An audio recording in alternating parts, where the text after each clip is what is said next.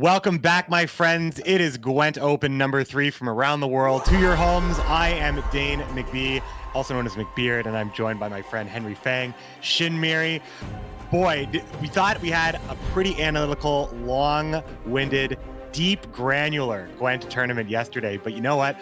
The more I thought about these matchups, the more excited I got about it this morning. Shinmiri, are you ready for day 2 of Gwent Open 3? We saw some great games yesterday, McBeard, and I'm ready for more today. We've got some great players, 4 of the best players in the Gwent scene right now, dueling it out for a total prize pool of $21,000. But before we get to that, let us remind you what you can get simply for watching the tournament today through Twitch drops. Through the Twitch drops here, you are keg bound if you watch for 4 hours. Again, you have to link your GOG account and your Twitch account. And if you watch the broadcast, shame on you if you're only watching today, but believe me, you have a lot to see. 4 hours for Master Mirror Keg, 8 hours for the Walter Veritas avatar. Hopefully I can get mine as well. I've been here, I have proof. All right, we have 4 final players heading into the semifinals, all 4 of them fighting for the big ticket. Here they are. They both made a little bit of money already, as you can see, based on their match stakes and their win performance. We have Demarcation taking on Tailbot. Tailbot already had to knock out Wong ID as well, so he has had to beat both defending champions as far as Gwent Open 1 and 2 just to have a chance to win this one. Saying Tailbot's had a hard road through the past couple of opens is an understatement. For the second half of the match, it'll be Cams and Poisound. These are more of the rookie end. Poisound really impressing people yesterday, and Cams having one of the best sets, 5-game sets, fighting through some really bad luck, and ultimately taking Shaggy out in a 3-2. And he's going to be taking on Poisound, who 3-0'd his opponent Dan Roy yesterday. Yeah, use hashtag Gwent Open to tweet about the event and give us your thoughts. Let us know who you think is the favorite to take this tournament. And reminder that this tournament will be run in the online format. Players and casters are connecting from homes, and all matches will be played with a delay. Twitch Observer is once again fully operational, so make sure you guys take advantage of it. You can hover over those cards and check those graveyards and decks to follow along with all the action. Really awesome. Also, if you missed that action yesterday, again, I've already shamed you once, but we also got a highlight reel ready for you. So one more time, we'll take a look at the journey we're going to be taking today through the tournament. Here are the semifinals. These are the matches. Tailbot taking on Demarcation. Tailbot acting first on the blue coin, going first in games 1, 3, and 5. Cams on the blue side in his match against Poison, which would be semifinals number 2, cast by our friends Impetuous Panda and Jagras. Sounds pretty good, but if you missed the action yesterday, check out the highlights and we'll see you on the other side.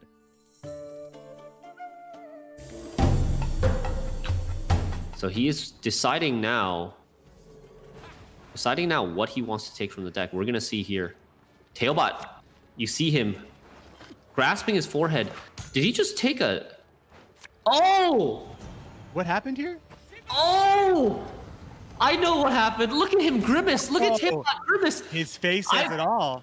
I've done this exact mistake before. That's a lot of points. We're up 31, 32 points. So green. So green, he can't be seen. A final poison won't be enough green, and it looks like Tailbot's going to knock out the defending champion in Wong ID. Tailbot's going to advance to the semifinals. Shinmiri. Now that was a wild series. Wow. Okay. Well played by both players. Tailbot. 48-24 with. Nah, it's not close. Well, I mean, it's kind of close, Charlie. Let's not get too confident now. That was a 2-point. Right, because you've got the 2 extra points also from the Sentinel. True. Yep. Ooh, 18-point play. Yeah, that's gonna be enough, I think. Denying the boosts for the final Scytheman. Here comes the Sentinel, queen of the day. Reynard down to 6 as well. Look at all those 6s. Burner Nation, 18 points to 26 with a Scytheman and a click, and bleeds. Oh, it's so close. So the Sheer in the end hitting for 3. Scytheman comes down. The boat comes in as well, and he takes it for 2 points. Demarcation wins the series. He survives the burnination.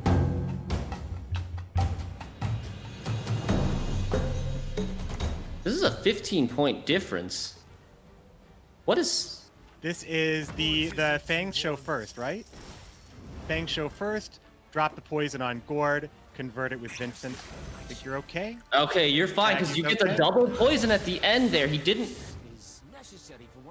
Okay, yeah. Oh man, even that part, that made me hold my breath for a second. Like that. Me too. Oh my goodness. Yeah, it's coming down to the final game. We saw the last series between the Demarcation and Losslyn go to game number 5, or technically game number 6. Getting points. Okay. There's the Redanian. There's the final shot, and the Crappy Heat Wave. 27-3. 24 Shaggy points. will show us how close it was, but unfortunately it came down. Man, what a series, my friend. Well played. Look at Shaggy giving look, the Shaggy round of got some applause. respect right there. You basically are throwing away the crow's eye and then winning with a 1 point worm. You know, just add insult to injury. Hey, look, the bomb heaver's back. That's a great draw to get there, and the squirrel looks like it's going to go bye-bye. The amphibious assault was drawn regardless, so the squirrel's not going to be very useful at that point, and Blue has forfeited. But when you play him, both the Seductress's boost. yeah, so maybe a 10-point play in the end, plus the bleed. But yeah, in the end, with the coins that are left and the Street Urchins, Poison will take this. It'll be a 3-0 sweep. There you go, my friends. That is how we got here today. One more time, let's explain the prize pool, Shinmiri. There is an extra 11,000 USD being added to the pool. And later today, we're going to reveal a new set of goodies that are coming to the shop to contribute to GWENT Open number 4 prize pool as well. Yeah, thank you very much for all your support for GWENT Esports. And this time around, we won't have too many leaks for you because there's not an expansion coming, but just before the final match today, we will reveal to you some very important changes coming in the next update in a few days. Make sure not to miss the video with Austri and Birza right before the grand finals. Now, perhaps you have seen these floating around the internet. There are a number of abilities. The story goes, there are a number of abilities that were playing 2 cards in 1 turn, and we wanted to see a little bit different actions from these cards. So you can see here 14 leaders have been targeted for changes, and I'm sure that's not all the patch will be bringing. So join Austri and Birza right before the finals. But before that, we got 2 amazing semifinal sets getting ready. So first of all, let's talk. If you haven't caught up with either of these players, I want to know what they're thinking, and I think we had a chat with them just before we got started here today. Tailbot and Demarcation talking about the match to come. We'll see you on the other side for some Gwent.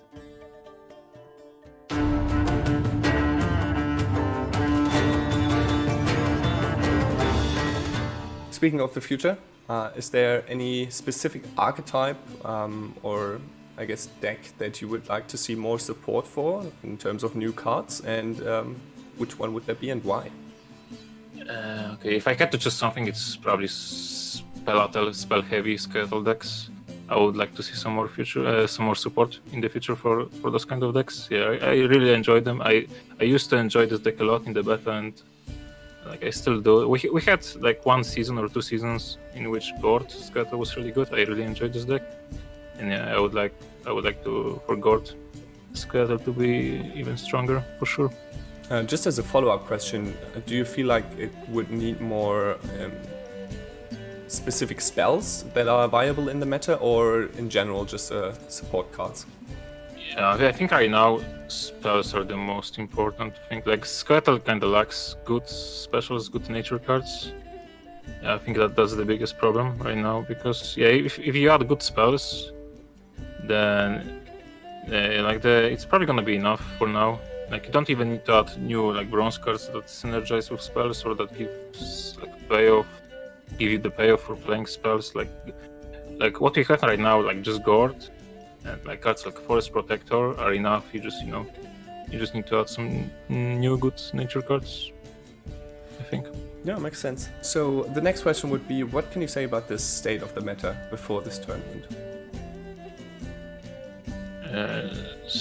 I think meta before this tournament is quite balanced. Like every faction is viable right now, and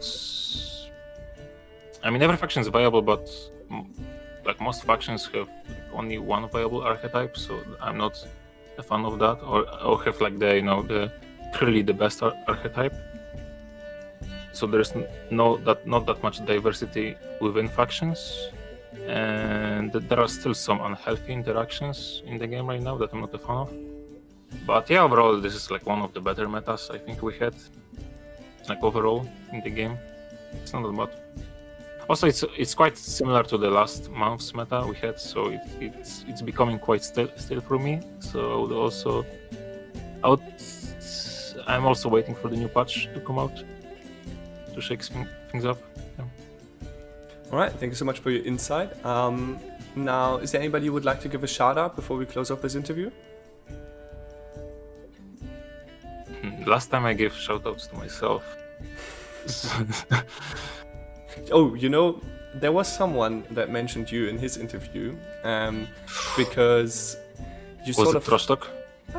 Not really. It was more of him acknowledging that you fuel the fire inside of him, because I don't know if you remember, you probably do, but back in the day, there was someone you didn't really know who he was.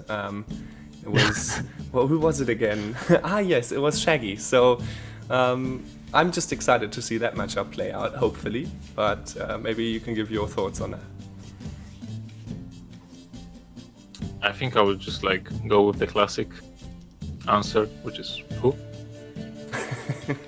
There we have it. All right, thank you so much for the interview, and good luck in your games.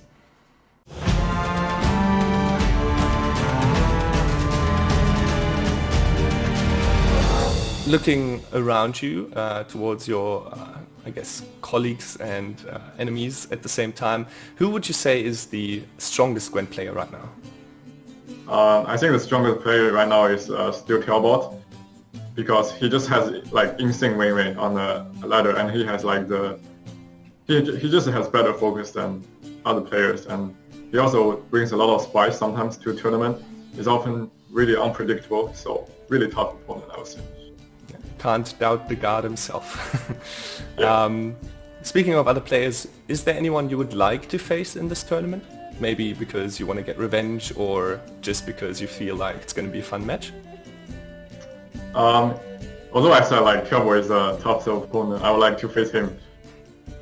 I think the reason being, I think the match against him will be really fun, both for the audience and for me. So other than that, there's no like really particular reason. It just feels good to play against him.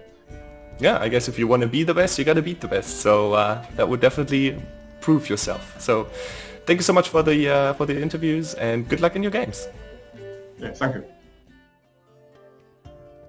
Another game with Talbot, another game that could be fitting of a finals right away. Let's take a look at the decks, the weapons that these players are brandishing in this one. First decks we're going to be talking about is Demarcation's decks. So Demarcation bringing Hidden Cache, Uprising, Patricidal Fury, and Imperial Formation. We've seen a lot of Hidden Cache show up in the tournament yesterday, obviously, and today as well. Hidden Cache being that Syndicate breakthrough. We didn't see hardly any Syndicate until the most recent buff.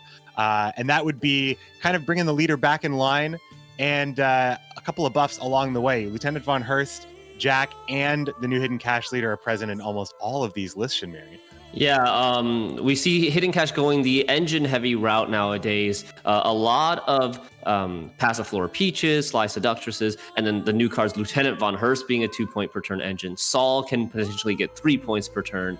And then Imki, another one, big threat. And Jacques Philippa for the finishers. Very powerful deck. Demarcation bringing pretty standard lists for the rest of his lineup. Uprising, Devotion, Skellige, Devotion, list that we are mostly familiar with and love to see on the ladder. And then finally, I think Nilfgaard list is a little bit less common these days. We did see some of this last patch. This is a Devotion Masquerade Ball with Imperial Enforcers and Fergus for that heavy spy synergy. Also known as Single Ball, Soldier's Ball, perhaps, Spy's Ball. You know, that's kind of a little bit more of an interesting way to put the deck together here, because the poison is still very important. You don't see morale here or anything like that. But Imperial Formation actually showing up. We saw a lot of tactical decision previously, so Imperial Formation is in the mix for our casts. And then Tailbot on the other side, his lists aren't well, I guess they are. They're wildly different. Patricidal Fury stands pretty clearly similar, but from there you have the Shiru Scoia'tael, which has been pretty popular in this list, as well as the Pincer Maneuver, which is similar to other Northern Realms lists, but does run that particular leader for pressure, and then of course Double Ball Tactical Decision. So far, Tailbot's Pincer Maneuver has done him well, other than the little misclick that he had yesterday. But I wonder if this is one of those situations like Challenger 5, I believe, where, do you remember Challenger 5, Tailbot was the only person to bring Wildcard as the Syndicate leader. And we asked him, like, why did you bring Wildcard? Everybody else is playing like a different leader. And he was like, because Wildcard is the best, or Cleaver is the best, obviously.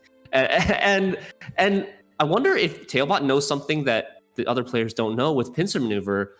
He told me that Pincer Maneuver is just there for consistency, and Northern Realms is already strong enough when it draws his cards to win against most other decks. He doesn't feel like he needs to greed. He doesn't feel like he needs to high roll his draws with Uprising in order to beat the rest of the field, and he just wants to make sure he doesn't miss that crucial hold.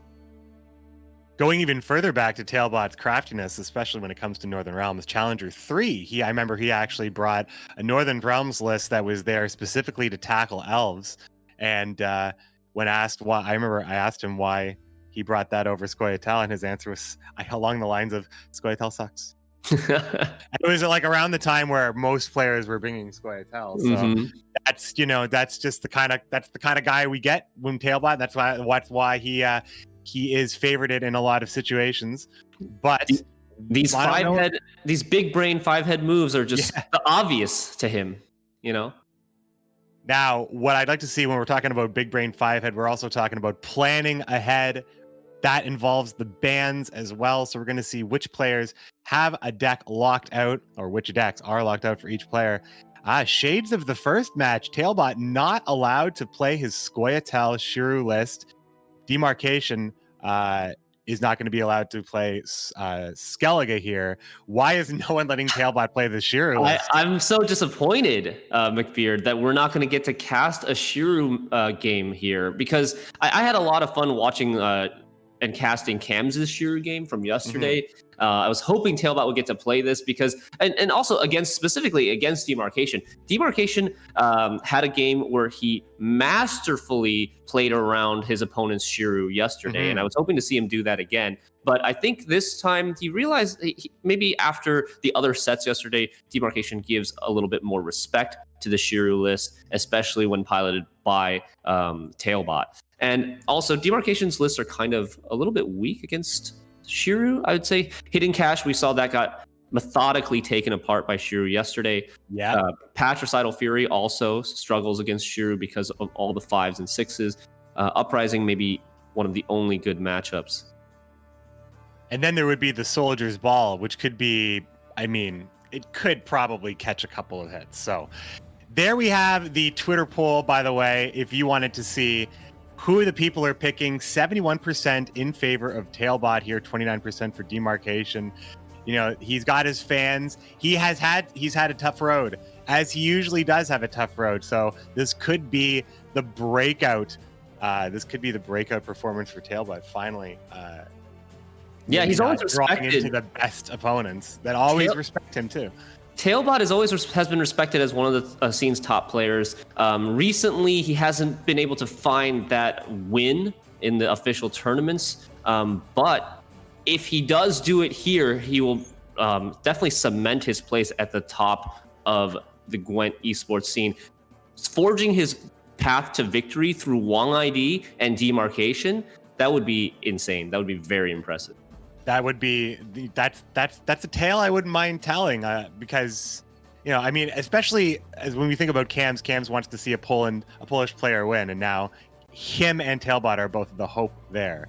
So depending on where you're coming from or who you're rooting for, you got a great set of Gwent coming up today, as well as new leader reveals from Berja and Austri right before the finals, of which we will determine who will be in it right now as the players get ready and get locked into the game here.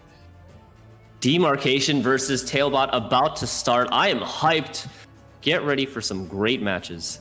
Yeah, I don't think I'm leaving my chair today. I'm between this match and the match coming up after this too. Cams and Poison, I know it's going to be awesome. Poison also being one of the players that brought monsters, Fruits of his Gith. All the decks were posted, I believe, on the Play Gwent Twitter or the Gwent Masters Twitter. You should be following them both if you haven't followed us on socials. Play Gwent, at Play Gwent and at Gwent Masters. Those are the places where you're going to get the best Gwent news and the best updates from the competitive scene, as well as a lot of other goodies like awesome player profiles and, of course, the deck lists that I mentioned right there. So who do you think, or what do you think these players are going to bring on the first game? Demarcation on blue, Tailbot on red, I believe. Demarcation on blue. So I would probably imagine that he would feel the safest. He can't play Patricidal Fury. He may feel safest just taking Uprising in, which may prompt Tailbot to counter with Skellige, perhaps. I mean, Skellige on red is pretty rough to deal with, but so is Double Ball. You can go either way. We're just showing Demarcation's decks on the screen one more time here as we let players, just making sure everything's in the game and working here. We have some spectators as well. We want to make sure that the experience is perfect. But as you can see, the options here for Demarcation's opening here: Hidden Cache, Uprising, Patricidal Fury, and Imperial Formation, all of which would have to deal with either Double Ball or Patricidal Fury. So Tailbot on the red coin, probably feeling good about his list here. Yeah, Tailbot, we expected Tailbot to bring Double Ball on red coin as the first game number 1 yesterday versus Wong ID, and he actually didn't, right? I believe he switched it up and brought, what did he bring? Was it Northern Realms? It would have been Northern Realms at the time. I think he got the quick win with Skellige. We're seeing Tailbot's list on the screen now. So yeah, probably the double Masquerade Ball, especially if you were to go against Northern Realms, who does not really have the Purify to deal with the poison as easily. It might be the best option, but you never can tell. Never can tell. As the games are, I think we're about to get started here. I wanted to note that Demarcation's Hidden Cache and Uprising, they're both playing Crystal Skull Stratagem. So they would be fine decks to lead off with on blue coin against a presumptuous Double Ball, because the Crystal Skull Stratagem that boosts by 4 and gives an allied unit Veil, it's a really nice counter and annoyance for these poison-heavy decks. You can see how much Demarcation likes Crystal Skull still as well. Three decks here, kind of as that blue coin protection against would probably be the most bothersome thing in locks and poison. Yeah, so being changed to apply the Veil and 4 points instead of 3. The recent change actually made it a much better counter against poison, because you can. Now, when you use it on a poisoned unit, your opponent can't simply just go, oh, I have poison number 2 and number 3, and now the 4 points from Crystal Skull also get poisoned. So those 4 points from your stratagem kind of worthless. Here we go, my friends. All right, game number 1 starting up right now. And once again, we see Tailbot. We see Tailbot choosing not to lead off with Double Ball on red. Leading off with Skellige. I think he did this last series as well, going for the win with Skellige first, and he is going to go up against the Hidden Cache here. So Syndicate versus Skellige, not what I thought it would be. Mulligans coming together here. Philippa does provide demarcation with possibly the tempo required to defend and not fall behind on points. Tailbot is draw. He has a very bronze hand as well. Demarcation getting rid of that bomb heaver, not knowing that he's not going to need it versus Skellige in round 1. There's quite a couple poisons in his hand. Now, Tailbot's list not running Grimace, I believe, so there will be no Purify. That is correct. No Grimace. Specific cards that Tailbot likes in his Skellige deck here are Wild Boar of the Sea, Madman Lugos, and Donar as well, with the War of Clans pickup on one of the many 7 to 8 bronze point cards that come out of the graveyard later, as well as Herald the Cripple. These are all things that all line up for Skellige. Lots of points. Lots of points can be put out very, very quickly, short round or long. The Peaches, considering you're looking for the Flying Redanian, you don't want to spend any more money. It is going to be the Sea Jackal, however, which leads me to believe. I think he's going to pass after this turn. Then he gets the Redanian, yeah. Yeah. So he is up at 22. He's up 16 points. Demarcation up 16 points right now. Tailbot. Notes. He's playing this really well. He's playing this really well. Yeah. Yeah. This is good stuff. Splitting up the rounds also helps with things like Hemdall and Wild Boar of the Sea. If you go into too long of a round 3, Tailbot's going to get a lot of damage from Hemdall and Wild Boar of the Sea. Tailbot needs to commit something right now. He's got a pretty, the Stunning Blow is obviously just too slow, and everything else is pretty high commitment. Donar doesn't get full value. The War of Clans isn't ready yet. Maybe he just War of Clans. Was Invader played? He has Oncrite Warrior in his graveyard. Hemdall, the time has come for Tailbot. He's had enough. He wants to pull ahead in points, but he is going to have to deal with the Flying Redanian on a pass here, potentially. Wow, Hemdall on 2 units. You don't see that very often. Tailbot must be feeling a little bit uncomfortable to take a Hemdall on 2 units. Demarcation gonna have to process this a little bit, probably as surprised as us at the commitment here. He does have 20 points on the pass. Tailbot may be valuing his removal tools more so than something like Hemdall that can't really be used to remove an engine, whereas every other card in his hand, bar the Wild Boar of the Sea, which is a big finisher, can be used to remove an engine. Adriano the Mink. Oh, no, it's... That was the tribute. The tribute for Jack.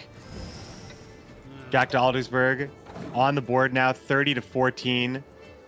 Demarcation maybe making a read. Tailbot, you need to play Hemdall now. Well, we need to play this turn. And we need to play next turn if you're playing Hemdall now. Yeah, maybe sensing weakness. Yeah, just a little bit of weakness here now. He does have strong cards. Wild Boar of the Sea could be doing so much better. Unfortunately, shields and armor and nothing is damaged. That's not really good for Tailbot at all. And there's not a great way to get that Bloodthirst on the board without using leader. And even then, you're just removing the unit you gave your opponent. So where does he get the damage? Demarcation just has such a solidified board right now against everything Tailbot could be doing. Yeah, maybe I'm thinking War of Clans into Oncrite Warrior, get 2 additional Bloodthirst by hitting different units to set up for the Wild Boar, to set up for the Donar next turn, maybe even for the Champion's Charge. It is coming down the wire here. Is he gonna get to target? Okay, he gets the Jacques. That's fine. I think, yeah, that's good too. Either the Jacques or the Sea Jackal both of them would have been put into damaged range. Now there's Demarcation can spend the coins to heal him up, but then he won't get the Flying Redanian. He can still he can spend 2 coins. If he plays a card, he can spend 2 coins and then he'll get the Flying Redanian on his pass. On his pass next turn, yeah. So he could play the Peaches just to make another engine that's pretty deadly. Adriano combined with the Passiflora. Is he thinking about Heatwave? He might be thinking about Heat Wave. I Wave think on Hemdall for the fact that he didn't play his Peaches 2 turns ago tells me that he's trying to save his Blind Eye tag for round 3. He's probably too late to play the Peaches now. Well, let's see. He is spending a lot of money. He is taking the Heat Wave. Hemdall can't stand the heat. 30-9 on this bleed. Demarcation has been relentless. A strong board against Wild Boar of the Sea, who loses no less than, I mean, you could say it loses 1, 2, 3, 4 on anything armored and shielded. This is that's 6. Sorry, yeah, 6. This is being really well played by Demarcation. You know how we were saying that he could spend 2 coins? I mean, Demarcation does the math and sees that he can actually spend 4 coins on that turn, because he doesn't need to get Flying Redanian out on the turn that he passes. He only needs Flying Redanian to come out before Tailbot passes. So Tailbot's going to play a card here. He's not going to get ahead because he's 21 points behind. Then Demarcation passes, goes to 5 coins. Tailbot's going to have to play another card, and then it will go back to Demarcation's turn where he will get up to 7 coins. And the Flying Redanian will come out right before Tailbot wants to pass. Leader wouldn't have gotten him ahead there. He would have had the between Champion's Charge on Sea Jackal and the Arnulf points. It probably wouldn't have, but it was a difference of how many points there? 21 points? Yeah, 21 before the donor was played. Yeah. It's close, but it's not enough. Okay, Wild Boar of the Sea, how many points is that getting right now? It's not even that much. No. It's like 10 points. 10 points on the unit, 10 points, 11 points. It's 11 points, yeah. There's the pass. There's 5 coins.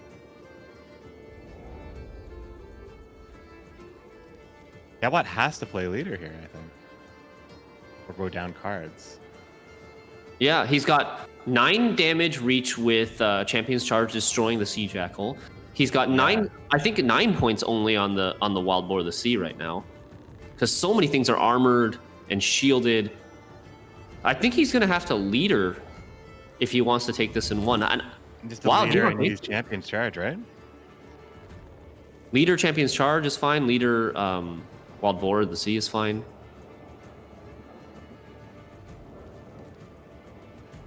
Unfortunately, leaders... well, we don't forget about the 3 points coming from Flying Radiant. I guess not anymore, now that the Imki is killed from the Champion's Charge. So Tailbot now is going to be playing his card here. He's keeping the leader. So that is the choice. Okay. Keeping the leader. This is going to be very interesting. Wow, Demarcation getting card advantage in round 2 through his push, as well as double Last Say against Skellige, which is a very reactive deck that wants to damage your side of the board. And of course, the Passiflora could very easily be open for business. I think Oniromancy's in there as well. To still find it. There it is. Oniromancy. So the card is finally in Demarcation's hand. 2 would appear to be 1 at least very easy mulligan on the Ransacker. However, I mean, left in the deck here. In Demarcation's deck, there's Passiflora. Von Hurst still a threat. Von Hurst is a good one, yeah. Von Hurst is probably the only other really worthwhile card to grab, though. It's been a pretty... Kalkstein won't help, unless you wanted to get rid of the Veil, but... Yeah, Von Hurst was the other really good one here, but the important thing is the old double Last Say. The Eagle of Gwent. That's right. The Blood Eagle of Gwent. Not even just the Blood Eagle. Eagle of Gwent versus the Blood Eagle of Gwent is maybe what we see here. Yeah, that's... Unfortunately, Tailbot no access. Eagles! Unfortunately, Tailbot no access to Blood Eagle in this game, but he does have a pretty good hand. Svalbard Totem, proactive play, Harold the Cripple, and Madman Lugos, 2 of the big golds in this deck. I wouldn't it's the tango in the twisted world, the clash of the Eagles. I'm done. The totem for the Tailbot. Yeah, so this double Last Say thing, it's actually almost like not that great in a sense, because the Sly Seductresses that are going to spawn off of the scenario and the Adriano, you need your opponent to be playing cards True. to actually boost them. And Tailbot is going to be done playing cards so fast that those Seductresses aren't going to get that much engine. What a Wii Smart this is. Your Slice Seductresses don't boost if you don't have any cards. Wow, how close is this going to be? I mean, Tailbot does have a decent hand. When your 4 provision cards are unpoisonable 7 strength units, you can do much worse, I think, as far as top decks. And of course, the leader. The leader represents a lot. Yeah, These Seductresses need to get to work. Leader also gives him a lot of damage reach with Madman Lugos, at least 6 damage, being able to kill an engine. Tailbot deciding now if it's time to rise and shine. You lazy bastards. Because you'll sleep when you're dead. I think Herald is looking to start his reign of terror as soon as possible, especially now, because before the bonded ability that could be triggering, Herald is a 2-card play. So if you want to limit exactly how many buffs you're giving your Slice Seductress, you'd want to play your 2 cards now. Yeah. Before you're buffing 2. Oh. Here comes Arnjolf as well. It's going to be Arnjolf first into Madman Lugos just to get rid of that engine as quickly as possible. All right. Big points here for Tailbot.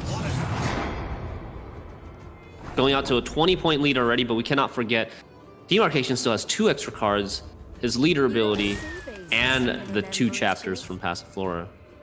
Leader ability right here. Wait, the leader ability was used already. Demarcation's leader ability is still available, I believe. It's kind of subtle. You can't. It's hard to tell. But they just got the horde. He just got the horde with 2 coins. Yeah. Oh, because hidden cash. Everybody. All right. There's the on-crate Raiders not proccing any Slice Seductresses whatsoever. 38 points from Tailbot's side. 3 points. So many options still left for Demarcation. Does he just have it? He had the math done in the Shira matchup. Didn't seem to show any concern, but he is thinking a bit this one. Now, Demarcation doesn't have any spenders. This could be a big problem for him.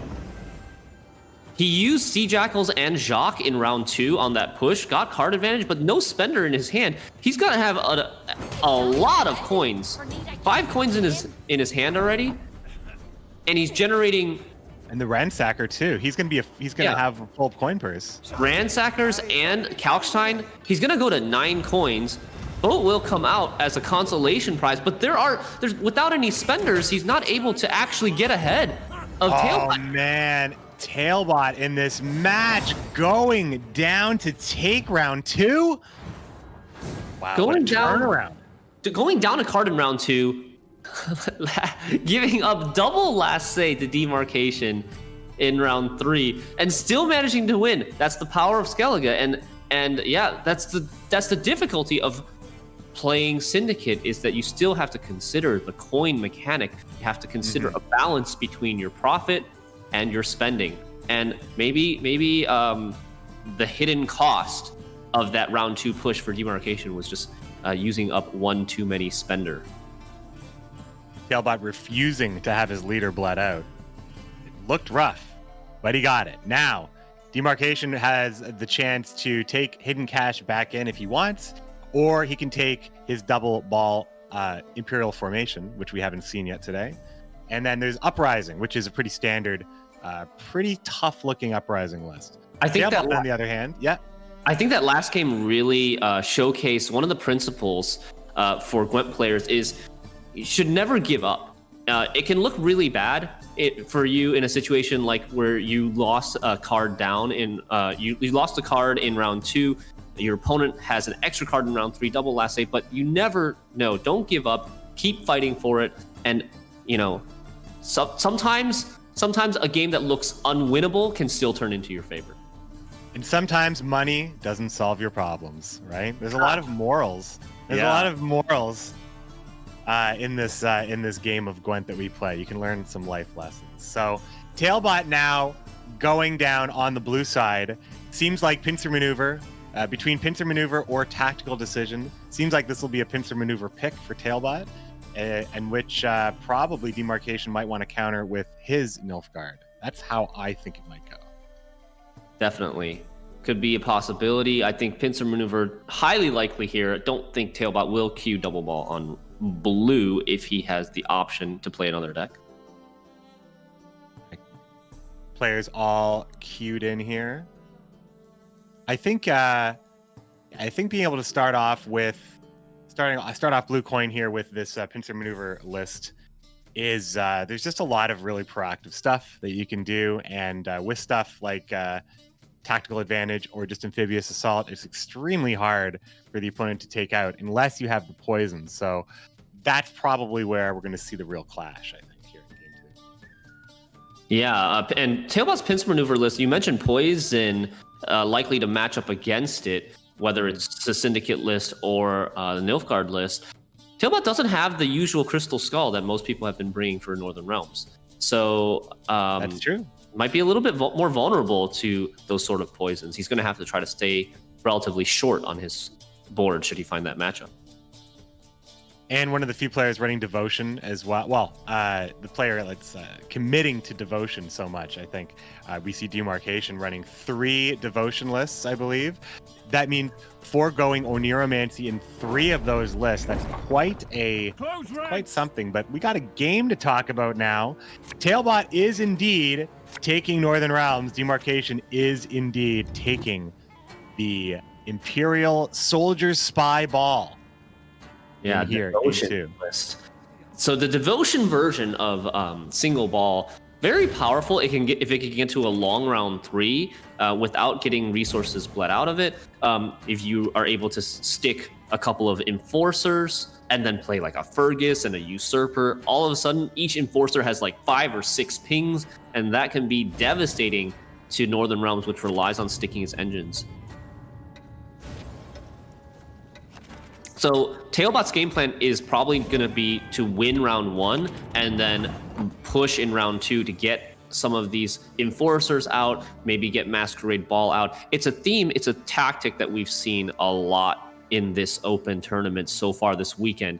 He's got such a good hand to do it as well. He's got Adalia, he's got Anna, he's got Drummer for Adalia and Anna, respectively. The tactical advantage, of course, helps. The Tridem hooking up that point machine between Anna or Drummer, constant boosting.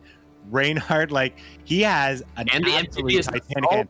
And the Amphibious Assault, just in case he wasn't happy with his 2 Drummers and all of his great cards. He could also still get more out from this. So winning round 1, it's how he wins round 1, I think, is what Tailbot's going to have to do here. It's like you said, it is looking really good for Tailbot right now with this hand. Demarcation, on the other hand, 1 poison, a couple of soldiers, the tortoises. He's got 1 enforcer, but only really 1 spy that he's willing to commit in this round. Maybe not the pressure hand you want, right? Yeah, not the pressure hand you want, not the hand that you're likely to win round 1 with.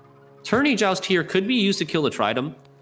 Likely that Tridem will be an engine, will turn out to be an engine. And if you don't kill this Tridem, you're probably not going to get to kill anything, because Drummer will come down with either with a boost on the tactical advantage, and then once the Drummer sticks, it's going to boost all the other stuff out of 4 damage removal range as well. Yeah, I think the Tridem Infantry, much like the Magni Division, the Tridem Infantry, these are 4-point cards that your opponent, doesn't want to spend removal on. They're just these little annoying things that your opponent might get a ton of value on. You might get to counter it, but sometimes you just really don't want to spend the removal on it. And Tridem Infantry specifically represents a little bit more of a dangerous engine than the Magni. Yeah, I feel you there, McBeard. The Tridem Infantry, it never feels great to spend removal on Tridem Infantry, but you have to evaluate what else can your 4 damage Tourney Joust actually do. Okay, so I guess you can kill a Drummer with a Tourney Joust. Without the tactical advantage buff, Drummer is vulnerable to it. And I think the reason Tailbot didn't boost it is because he's scared of poison. We can see that Demarcation only has 1 poison in his hand, so there wasn't really a threat for Tailbot, or a punish for Tailbot if he chooses to boost that drummer, but Tailbot doesn't know that. I feel like Demarcation has now said, I had a Joust. I didn't use it on Tridom, but I used it on Drummer. But I only had one Joust. So Tailbot can now, because he has the double Drummer in hand, Tailbot can now play Anna Drummer. Drummer would then survive because the Joust wouldn't immediately remove its shield. And then he's got a really devastating setup for Anna, which he can boost up with Tactical. And that is just that's just a lot to deal with. Instead, it looks like he's just going to go ahead and give the boost. Oh, no, sorry. I thought he picked Mad Charge right there.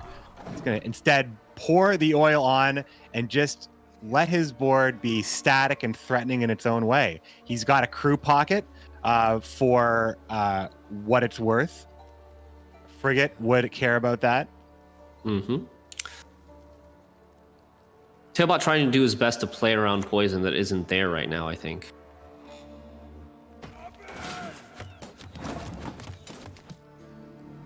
You play against double ball so much, the single ball kind of can throw you off because the single ball doesn't actually run that many poisons. Yeah, they would have to have like a big boatload to commit potentially.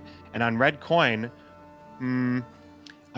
single ball, like ball is whatever round you play ball in, it's really so good. That's why people are trying to find ways to play it in more than one round. The temptation of playing it, you see Passiflora sometimes in round one, in some cases.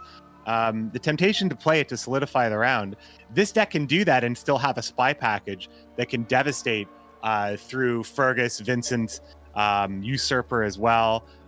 Brathens, of course, and all that protection from Fion. So I think Tailbot not seeing poison or any sort of hint towards it is going to protect this one. There is potential for second tourney Joust, although...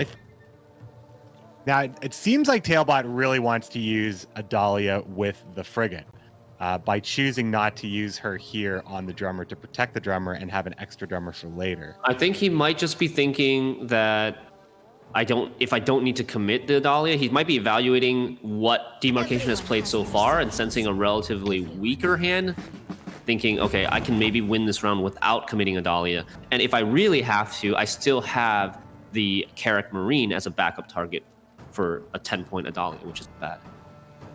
Anna into Tactical next to the Tridom does create quite an engine. Tailbot does not have an easy way to tear that down at this point. I think if he made a play like that, he would see that.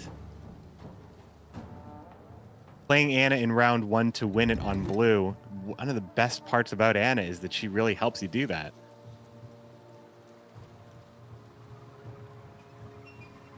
Yeah, and you got to think that Anna is probably going to get answered in round 3 anyways, if you try to save her for round 3 with either a lock. Oh, look at this. The boost on John Natalis. Instead, he's going to Amphibious Assault out a Scytheman. That's going to be a ton of points. Yeah, that would be a potential option for Tailbot to finish off this round. Choosing very carefully not to boost the Tridom. Normally you see Drummer and Anna boosting Tridom, but Tailbot's still carefully playing around poison. If he had played the Anna next to the Tridom, that Tridom would have ended up going really tall, potentially hitting the armor, the last armor off of the Tortoise, going even taller, and giving Demarcation the potential for a very juicy tall removal poison.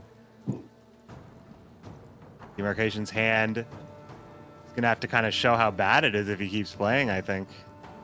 This is a lot of points to overcome. 3 points per turn for Tailbot right now, already with a 13-point lead. Demarcation getting 1 point to turn off the copied drummer, and we see the pass. It's got to be the pass. Tailbot gets it done without playing Adalia, without playing AA, without playing anything like Reynard. He committed a little bit, but not a lot, really. Did he commit anything? I mean, he did so well, honestly. Like, he didn't have to do anything over the top. He didn't have to protect his drummers. He didn't have to protect his Tridoms. It just kind of all came together, and Demarcation's hand spoke for itself. Yeah, it was just like the story of last game, winning round 1 with a 7 provision gold commitment. First with Saul for Demarcation in the last game, and now with Anna Stranger for Tailbot. And look at Tailbot's hand here. This is a really good hand to push round 2. Oh, yeah. You've got your Anseus Viraxis combo. You've got a great target for a Dahlia to copy. You have your first Amphibious Assault. Now Defender. Donmir. Yeah, I was about to say, and Pincer for Donmir, but no, let's just draw Donmir for an immediate poison protection on anything that's about to die. Donmir, of course, is in the Vincent zone, but so are so many things in this list, of course. Probably a protected frigate, probably you have Viraxis as well. Tailbot has to decide this bleed. Where do you set up? You probably just want to get a frigate on the board first, whether that's by playing the frigate itself or copying it with a Dahlia. Chooses to go just play the frigate. Copying with a Dahlia protects it from damage 5 damage that isn't there, and it makes it vulnerable to Vincent. I think that's the thought process. Although if you bait a Vincent on a copied frigate, I think you're happy. Yeah, I feel like the best option now for a Dahlia. I mean, it's not that the Carrick Marine being copied, that's a good card to copy, especially if you can somehow you save those charges, those 4-point boosts, then Anseus can do anything. And then when Viraxis touchdowns, he does it again. So it's definitely fine to do that. You don't if you have 2 boats, it's very slow to play that second boat. It is as well. So it also has the danger of filling up your entire board, preventing you from pushing deep in this round, which you want to do. First poison's coming down here. Scurvy on the ships. A problem that I see with Demarcation's hand is he has the Enforcers and Fergus here, which is great, but he doesn't have the Ramon. And his best Ramon targets are all in hand. 2 Enforcers and the second Tortoise, the first one being played in round 1. If he's forced to play these soldiers in this round, Demarcation's not really gonna have anything good to copy with Ramon should he draw it in round 3. And those would be like, he doesn't want to overcommit, so he kind of wants to spend those bronze cards if he can get away with it. Yeah. So that ultimately kind of can spell a disaster later.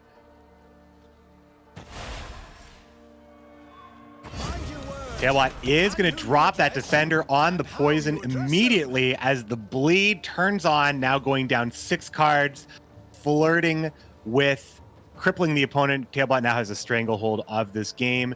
Demarcation's hand, he's going to have to start playing cards. Will Tailbot smell blood and go for it, or will he find a lead he's satisfied with? This hand is bonkers for Tailbot.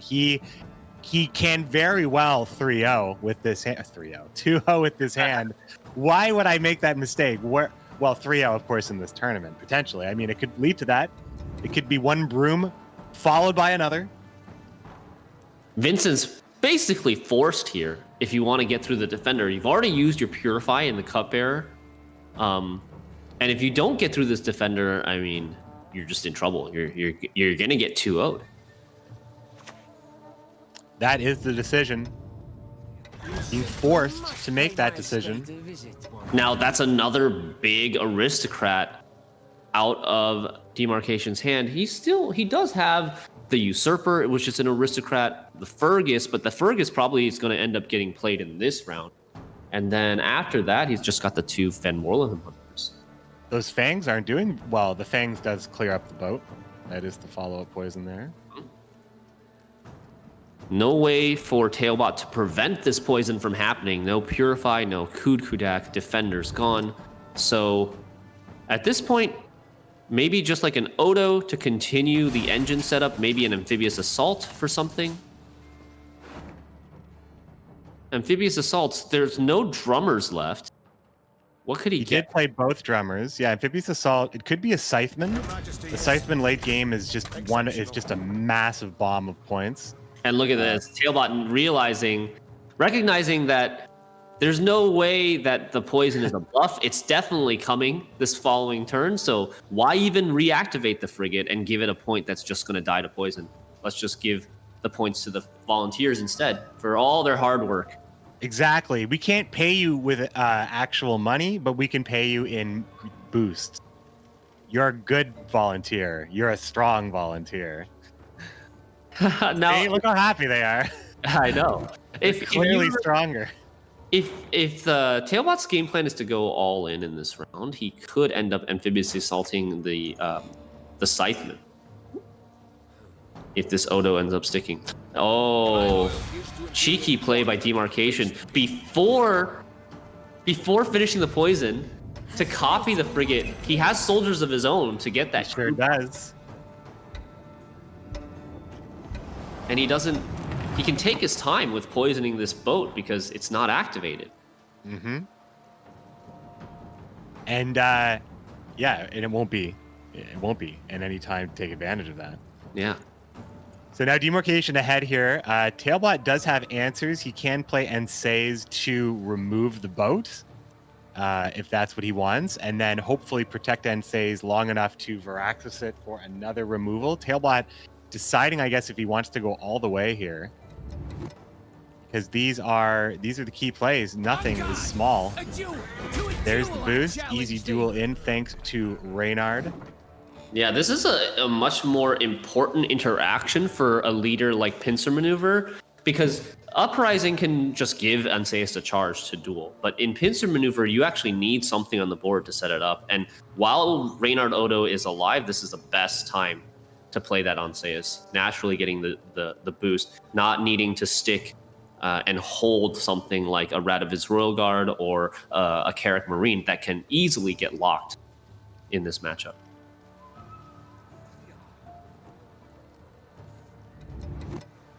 Demarcation probably looking to clear up this poison at this point. He can finish the poison, but he can finish the poison anytime. He also does need to start setting up his Enforcer engines if he is afraid of this round getting out of hand.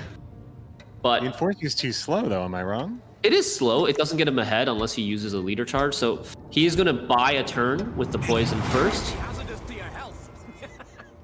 See how Tailbot responds. Demarcation is ahead here with card advantage, but I don't think that he'll be able to hold it, because at some point he will have to play these 4 tempo Imperial Enforcers, and Tailbot will have the chance to pass. It's possible Tailbot can still do something with Pincer and Amphibious Assault to create just a devastating Scytheman drop. If he is expecting that there are no more like tall removal, he could just go for like just a massive points plan, boost his whole board, get the Scytheman out with Amphibious Assault. But I mean,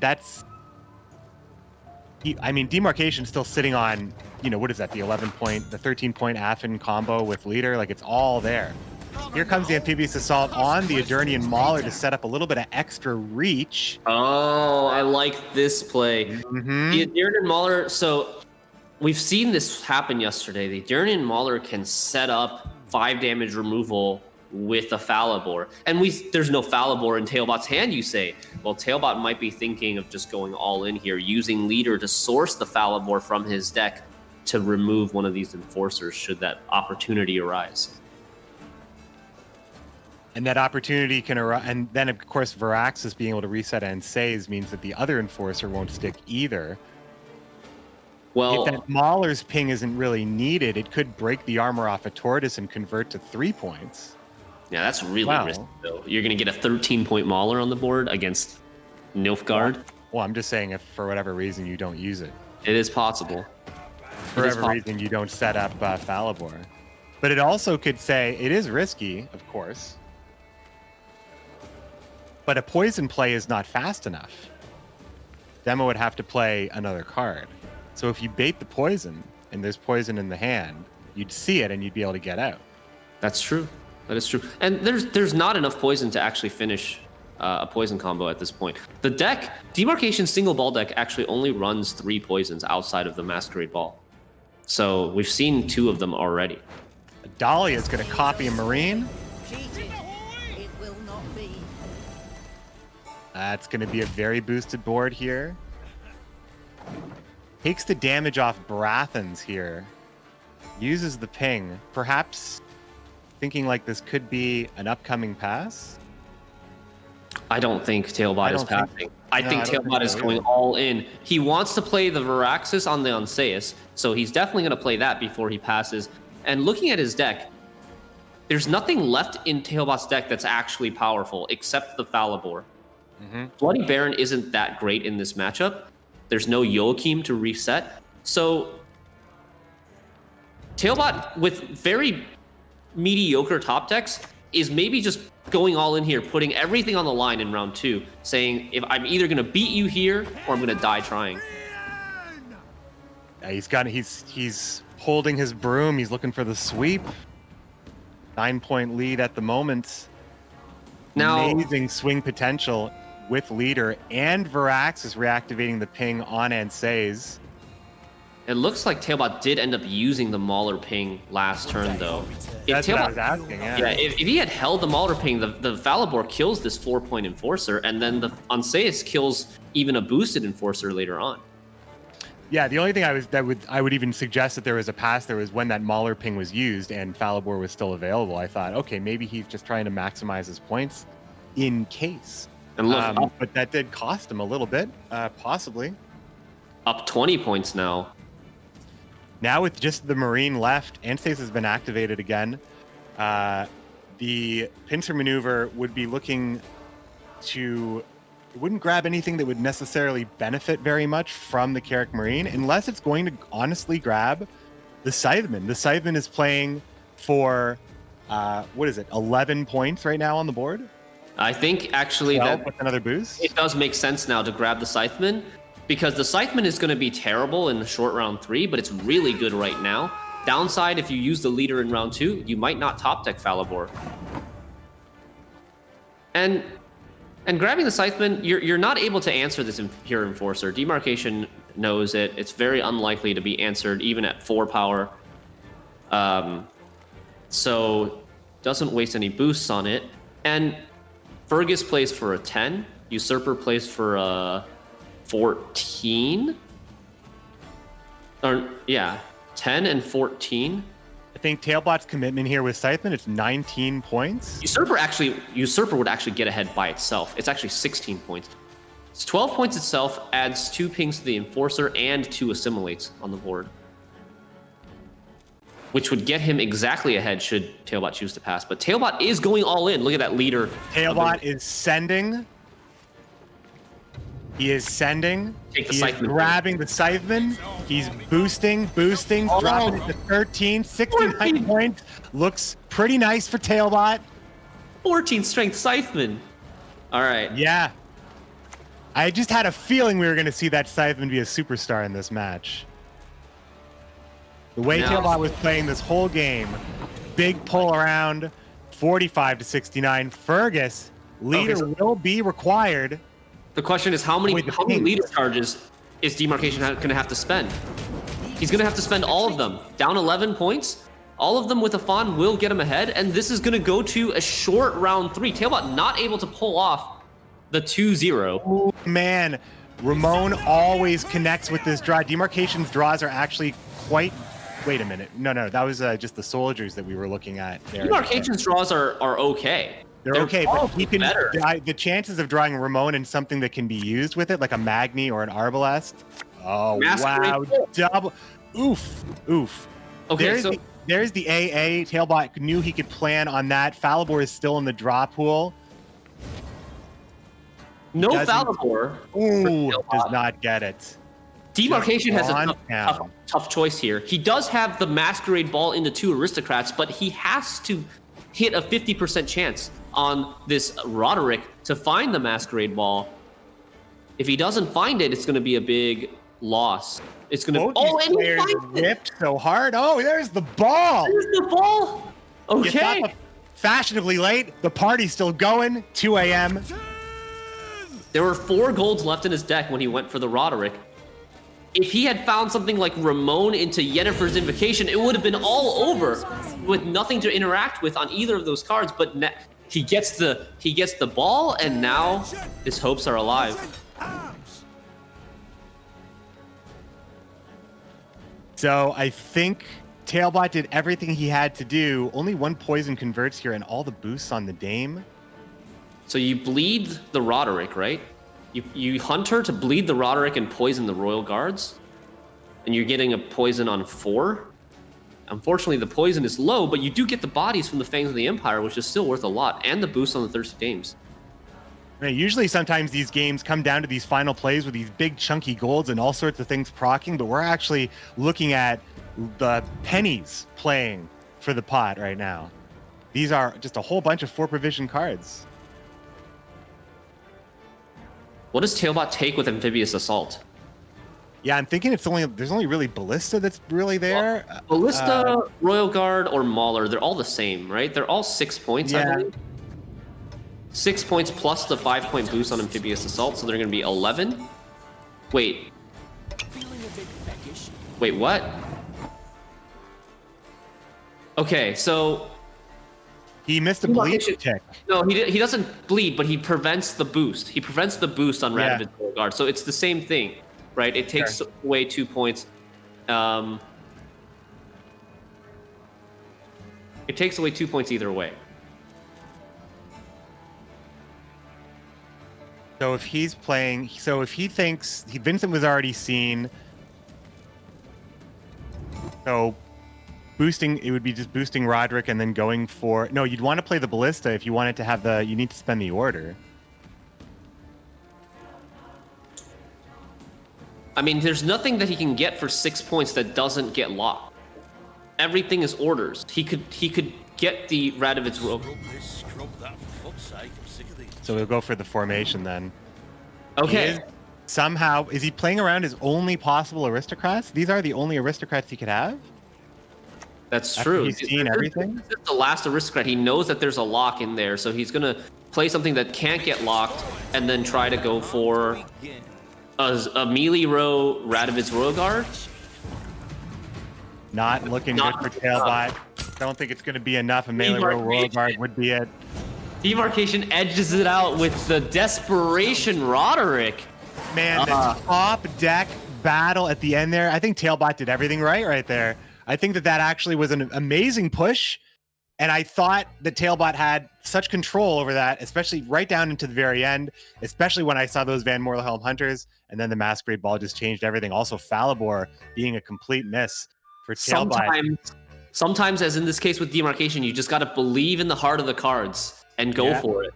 I think Tailbot might have been able to 2-0 if he ended up going with the plan that I was talking about, holding the charge on the Mauler to combine with a Falibor to kill one of those 2 enforcers and then on Seius to kill the other one.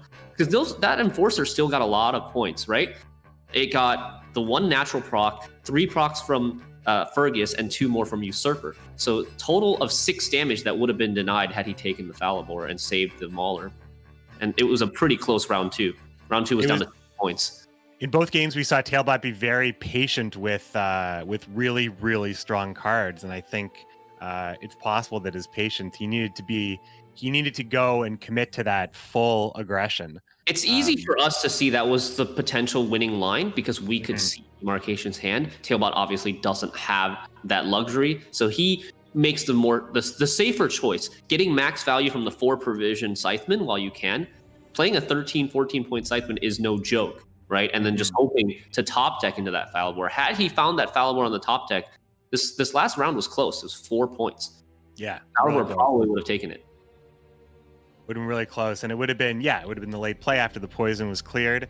I guess we'll never know, but we will be seeing still quite a bit more Northern Realms. Both players still have Northern Realms available to them, either Pincer or Uprising between them, Tailbot and Demarcation respectively. Tailbot still needs to win with the double ball, and Demarcation still needs to win with his hidden cash, if I'm not mistaken. Tailbot back on red coin now. And after getting his Skellige through, Tailbot's definitely going to queue up double ball here on red coin. Demarcation likely knows that. And he has hidden cash and single ball left. Probably going in. So going in here. You cue the hidden Going in cache. red coin here. Hidden- Yeah, Hidden cache is the deck that has the artifact removal, has the heat wave, has the bomb heaver. You definitely take hidden cache versus double ball as Demarc. maybe Tailbot tries a little switcheroo Maybe. in that case, because that does weaken a lot of strategies. You know exactly what you're playing around in that case. Yeah, I mean, Northern Realms does have a great matchup against hidden cache. Maybe you just like. Well, it depends on what level of thinking these players are on. If you can catch I think them. it's a pretty high level.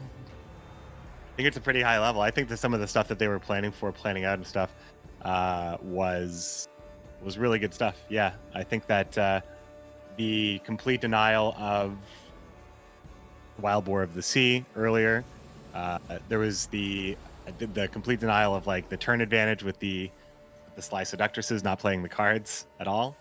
So yeah, and then finally the minor decisions when playing the leaders and grabbing those 4-point cards.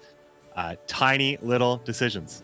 So far we've seen 2 games and 2 round 2 pushes with short round 3s in both games. I think we're going to see a lot more of that today. This meta just lends itself to it. Decks being either devotion or scenario means that devotion decks can't answer scenarios, and so you got to use that round 2 push, that pass. Like Panda was saying a lot yesterday. Passing is the answer to everything. It can answer everything. Whereas removes all the enemies from the board. yeah. So you got to use that to your advantage in a 3-round game like. Yeah, the round 2 control, the round 2 bleed. The leaders are so strong, right? Patricidal Fury, Uprising, even Pincer Maneuver, and Imperial Formation. In all of these cases, these are leaders that completely just can dominate a short round. And if those leaders are left standing on the red coin side, you're looking to get blown out. Hidden cache is a little bit different. You just have to manage your coins a little bit better. As we will see Demarcation start to manage those coins, bringing Syndicate and the artifact removal up against Tailbot's double ball once again. Just like you called it. Just like you drew it up, Shinmiri. All right. We've got this matchup. We've got Heaver and Oniromancy into potentially Heat Wave for Demarcation, should he need it against double ball. No Masquerade Ball yet in Tailbot's hand. No ball, no access to ball. Other than the YOLO Roderick, but I don't think we're going to see that. Hey, it worked for Demarcation. In round 3. And when there was no other choice. Yeah. More mulligan for each player here. So Demarcation happy to have the passive flora ready. Demarcation taking a similar approach that we saw Cams take in this same matchup yesterday.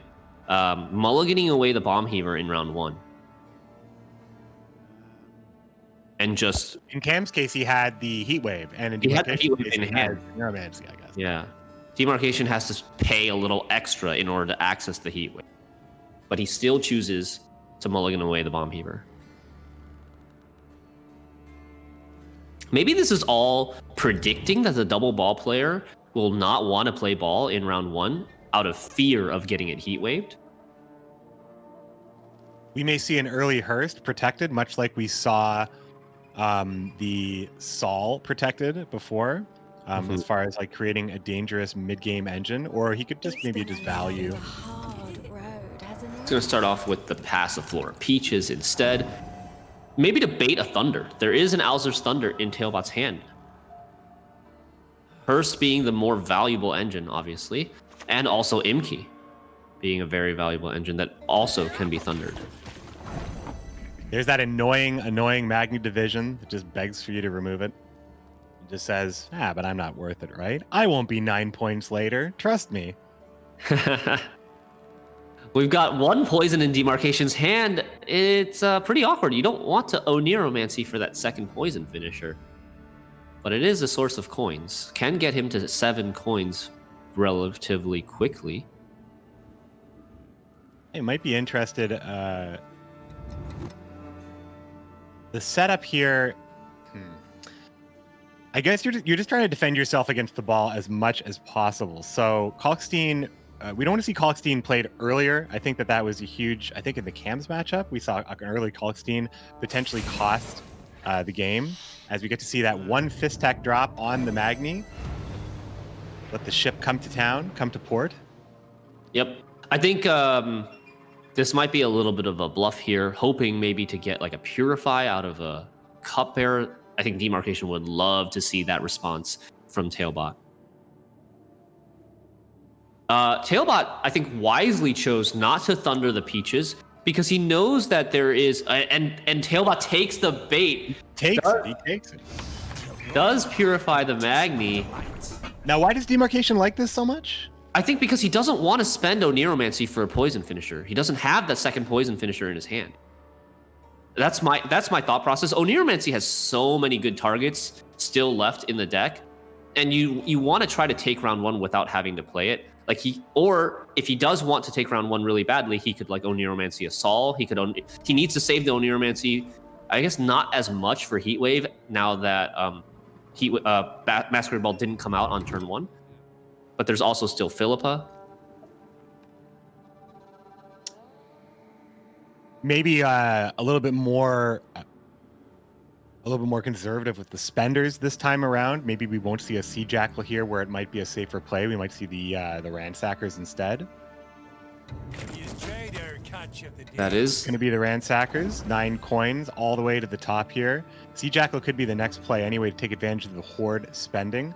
But Demarcation does not want to get caught with a full bag of coins at the end of the game. He wants all the loot. Oh dear.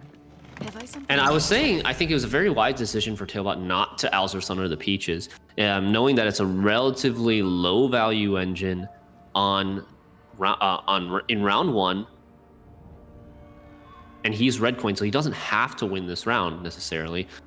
Alzur Thunder so much bigger impact against something like Lieutenant Von Hurst and Imki that are engines that actually don't grow tall, whereas Peaches is an engine that grows tall, so you can still you answer its full value just by poison. But if you try to poison a Hurst, or if you try to poison an Imki, they're still going to get value outside of the strength that you actually remove from. The Hurst is here, dropping down, potentially getting protected here by the Crystal Skull, much like it does offer that ultimate protection. There's the Veil. Hurst will be just fine. No poison, but he does give that extra point to the Thirsty Dame as they take every advantage. Yeah, getting boosted from the Veil application. And now Hurst is vulnerable to Vincent, though. That's the downside. But is it a downside for Vincent to come down in round one? Not necessarily. I think maybe Demarcation's fine with that, but with no ball played in this round, Tailbot could potentially just Asir the Vincent back into the deck and get to use him again. You could also argue that you could Yenvo this. It is going to be the Vincent. And now Tailbot has taken the lead. Taking the lead on even cards. It's the first time we've cast a game where it's come down to an even card situation like this, where Demarcation now can just simply play down. Demarcation has coins, has 9 coins in the bank. Could potentially Sea Jackal to make some use of these coins. Could potentially Oniromancy into a Philippa, steal something valuable like either the game or the Magni division. Yeah, Oniromancy into a Philippa would be, I mean, that is probably at this point the biggest tempo you can hope for. Everything else is build around, except for I guess you could also go for the Sea Jackal, but the Sea Jackal is just anything can get Yenvoed here, so you don't want to just build tall at this point. It is going to be Philippa. Going to go for the Thirsty Dame. Yeah, wants to get more use out of that engine. Can he actually get points from the Thirsty Dame? Demarcation? I don't think so, right? There's no status application on his side? There, in this collection of hands, there would not be. But anything that would give a self buff or anything like that would have. So you're suggesting that the Magni was the better choice here? I mean, he has to keep. I do. Yeah. Because he only needs Horde 2 for the Peaches. Mm-hmm. So if he had taken the 7-point Magni, he would have gotten Horde 2 anyways. The Magni's always ticking per turn for Tailbot, whereas the Thirsty Dame, it's probably got higher potential for growth, but also doesn't grow naturally. And just the fact that the Magnet Vision being a bigger target gives him more tempo, which is kind of what he needs right now to not lose on even cards. Yeah, that may have been. It may have been. Oh, look at this! He's getting the Dame back. Of course, he's getting the Dame back. This is an interaction that we did not see coming, but taking the Dame allows Tailbot to copy the Dame with Brothans, whereas copying the Magnet Division, while still good, because he would still have an empty row, I don't think it is as devastating.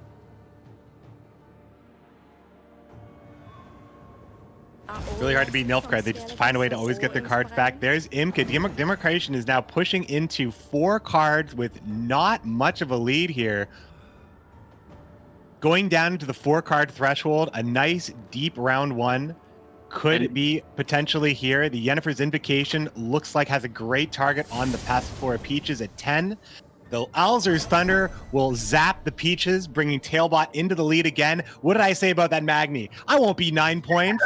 Don't look at me. Look somewhere else. Yeah, the Alzur's Thunder hitting and killing the Imki is so much more impactful than killing this Peaches earlier, right? Because he's, like you said, he's still got poisons, he's still got Invocation for this tall Peaches.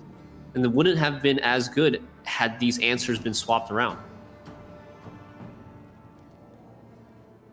And the Thunder's able to keep Tailbot ahead on even cards, now past that 4-card threshold. Should Tailbot end up taking this round on even cards, he could dry pass for double Last Say in round 3 without using Masquerade Ball at all. If Demarcation wanted to go the distance, he does have Passiflora and 2 Blind Eyes. He does have a Spender on the board now. That is likely going... Well, that can be taken, though. But that Spender can be taken. Passiflora coming out as the 3rd to last card, and as well as Adriano the Mink, you're not going to get much value for that. Well, the alternative is losing on even. Yeah. Or not, potentially. This would still get Tailbot ahead. Oh no, this still gets it because of the Thirsty Dame and the Magni. Right. Statuses. Oh, it's so perfect for Tailbot right here. By 2, Magni boost by 1. Crippling decision here. Demarcation has got himself into some hot water.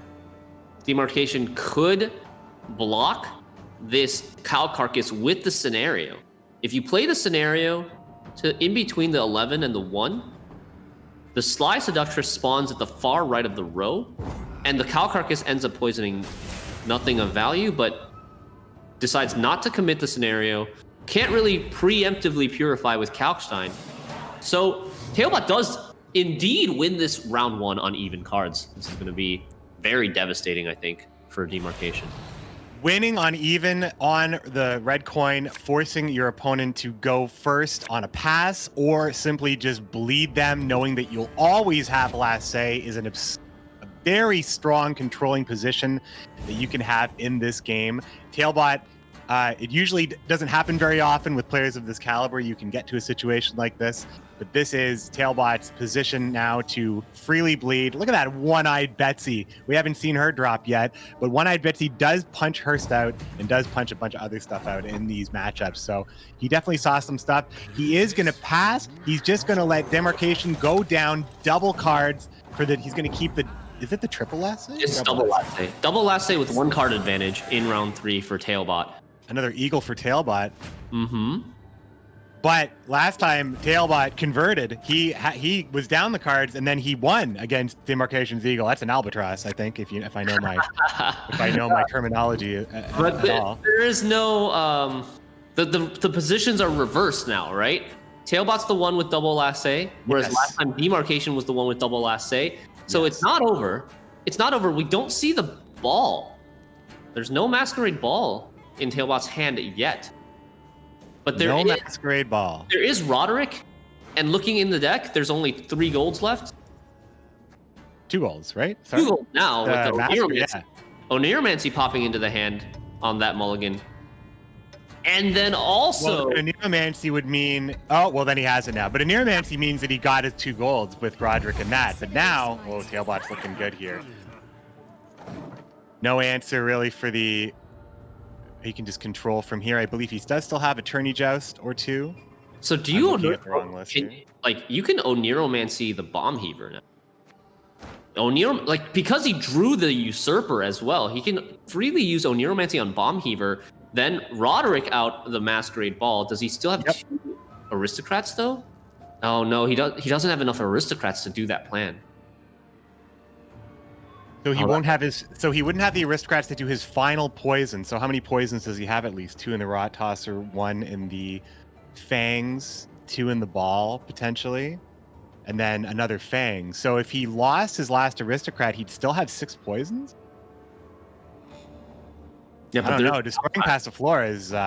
You have to consider the Kalkstein that still hasn't been played yet on Demarcation's side. One-eyed Betsy. So that's the choice being made by Tailbot here. Not answering the scenario, just answering the engine instead. I mean, that is a big part of it. If you can't take out the scenario, you can at least block a lot of the other points through control. I remember one of the big arguments against scenario is that there is a binary nature to it. It's really hard to stop it, but it does create a lot of points that you can interact with in a lot of cases. So Tailbot's going to take that route as the Peaches, both of them. Pair of Peaches come down here, start off the Horde triggers. This Demarcation's only chance, get these engines developed. But he's got to play against a lot of poison. Yennefer's Invocation.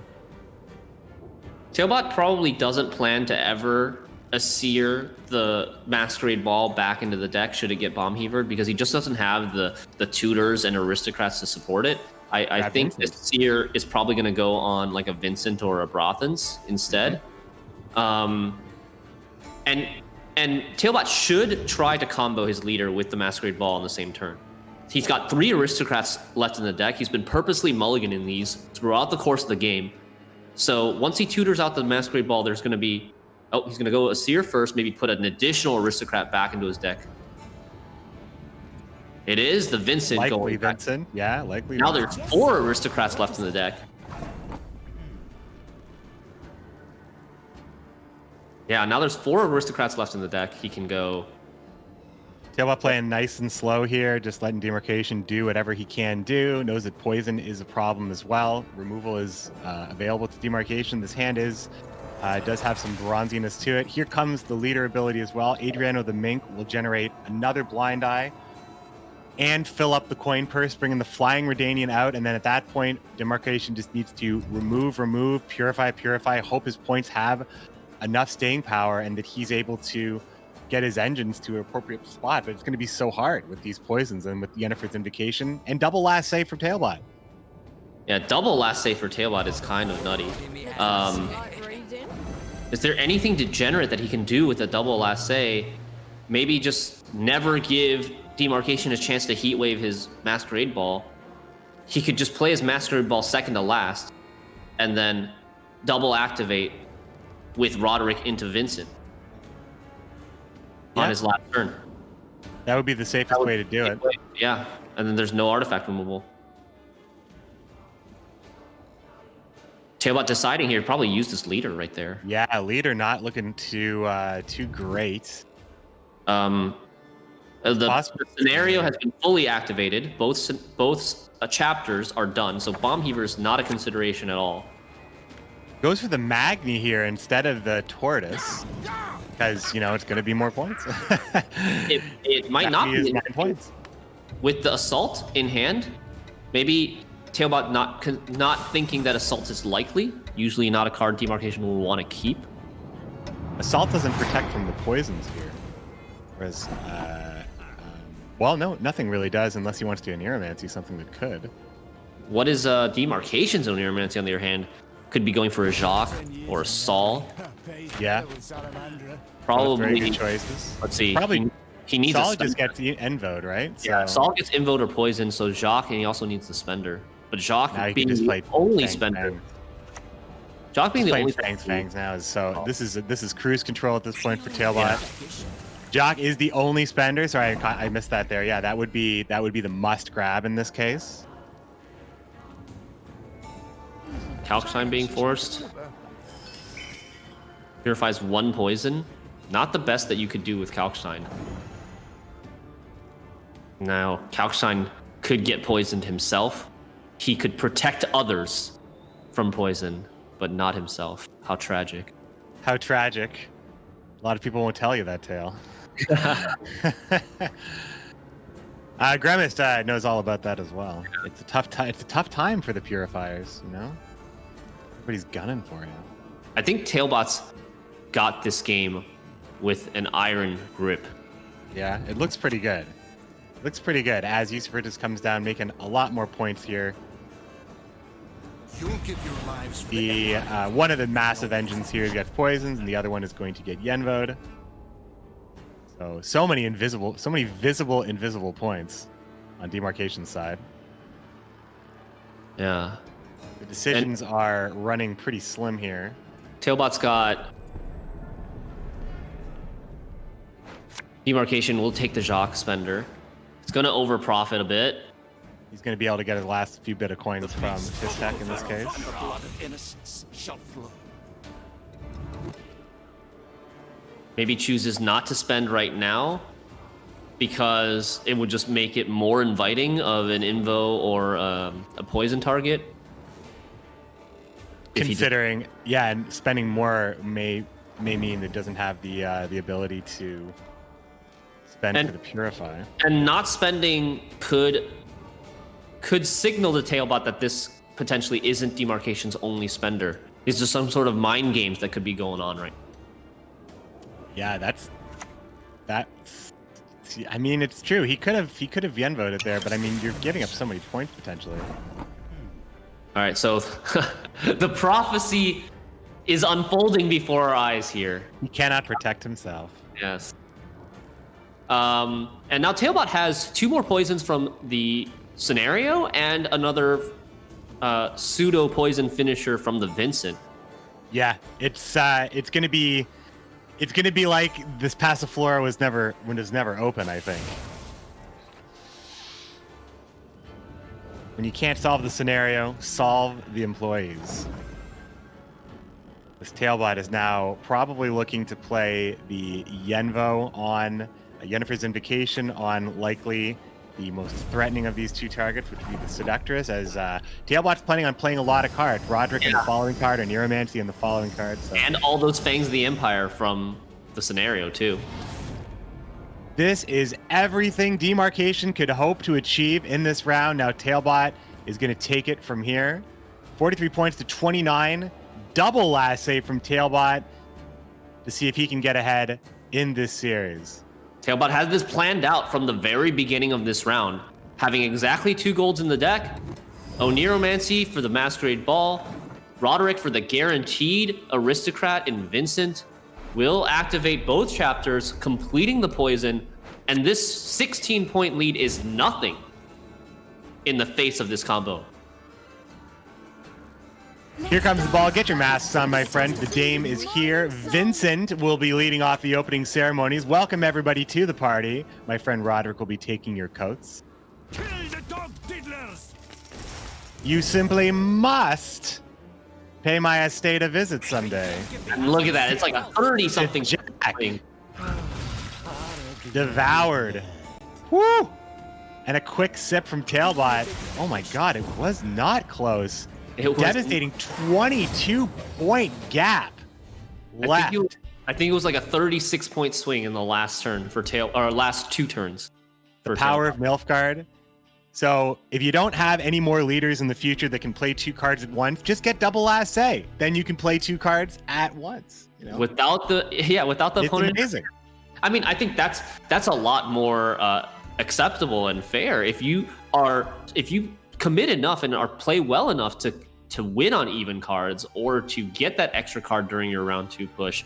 Then by all means, you deserve that double last say and you deserve the ability to combo uninterrupted.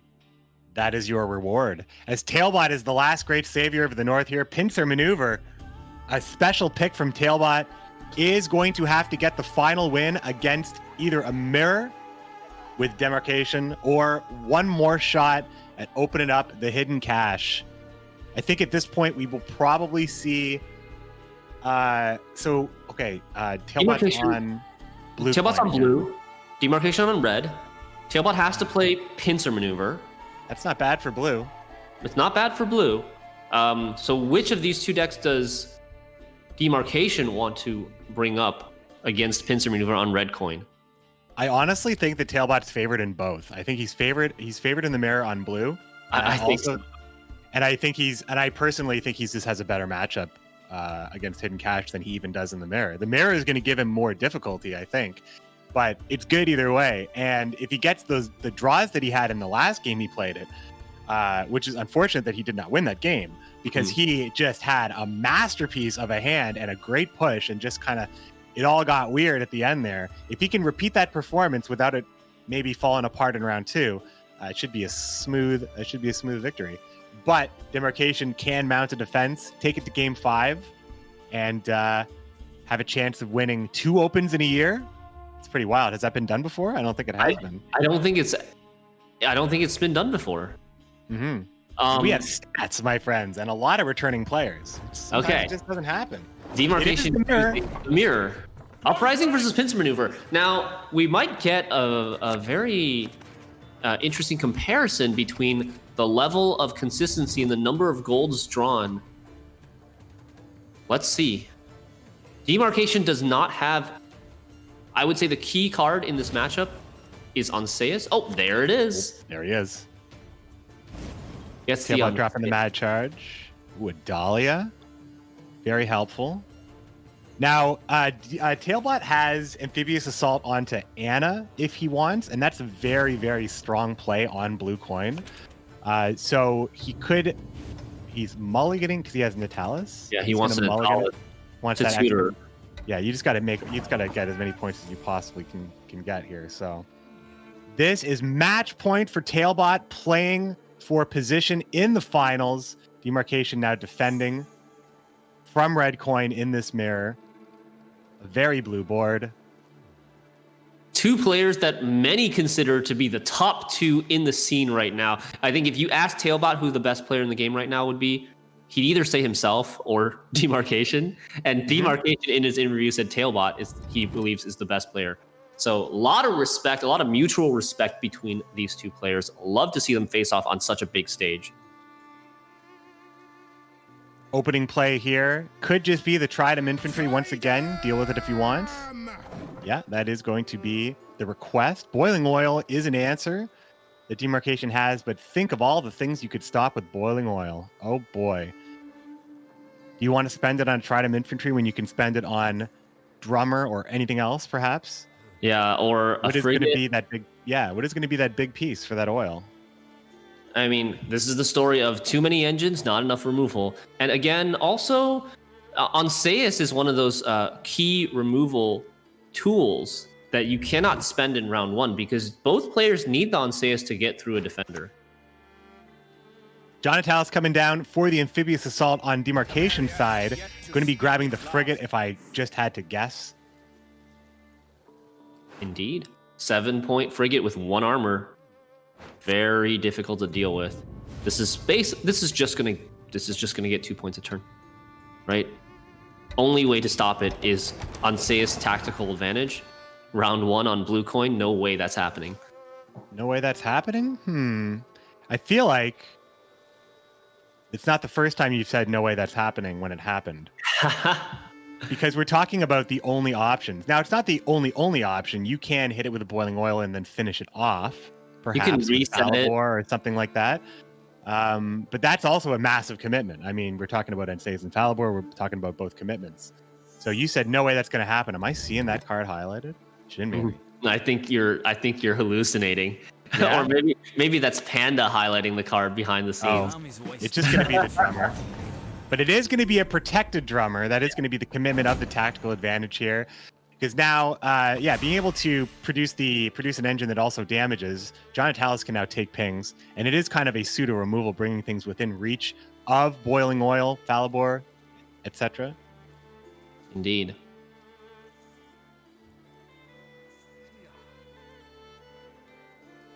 Demarcation now does have a board primed for manufacturing volunteers. The drummer would continue to make things very nice. He also has Anna, drummer, and the Tridem infantry, so he can kind of set up that assembly line for sheer value.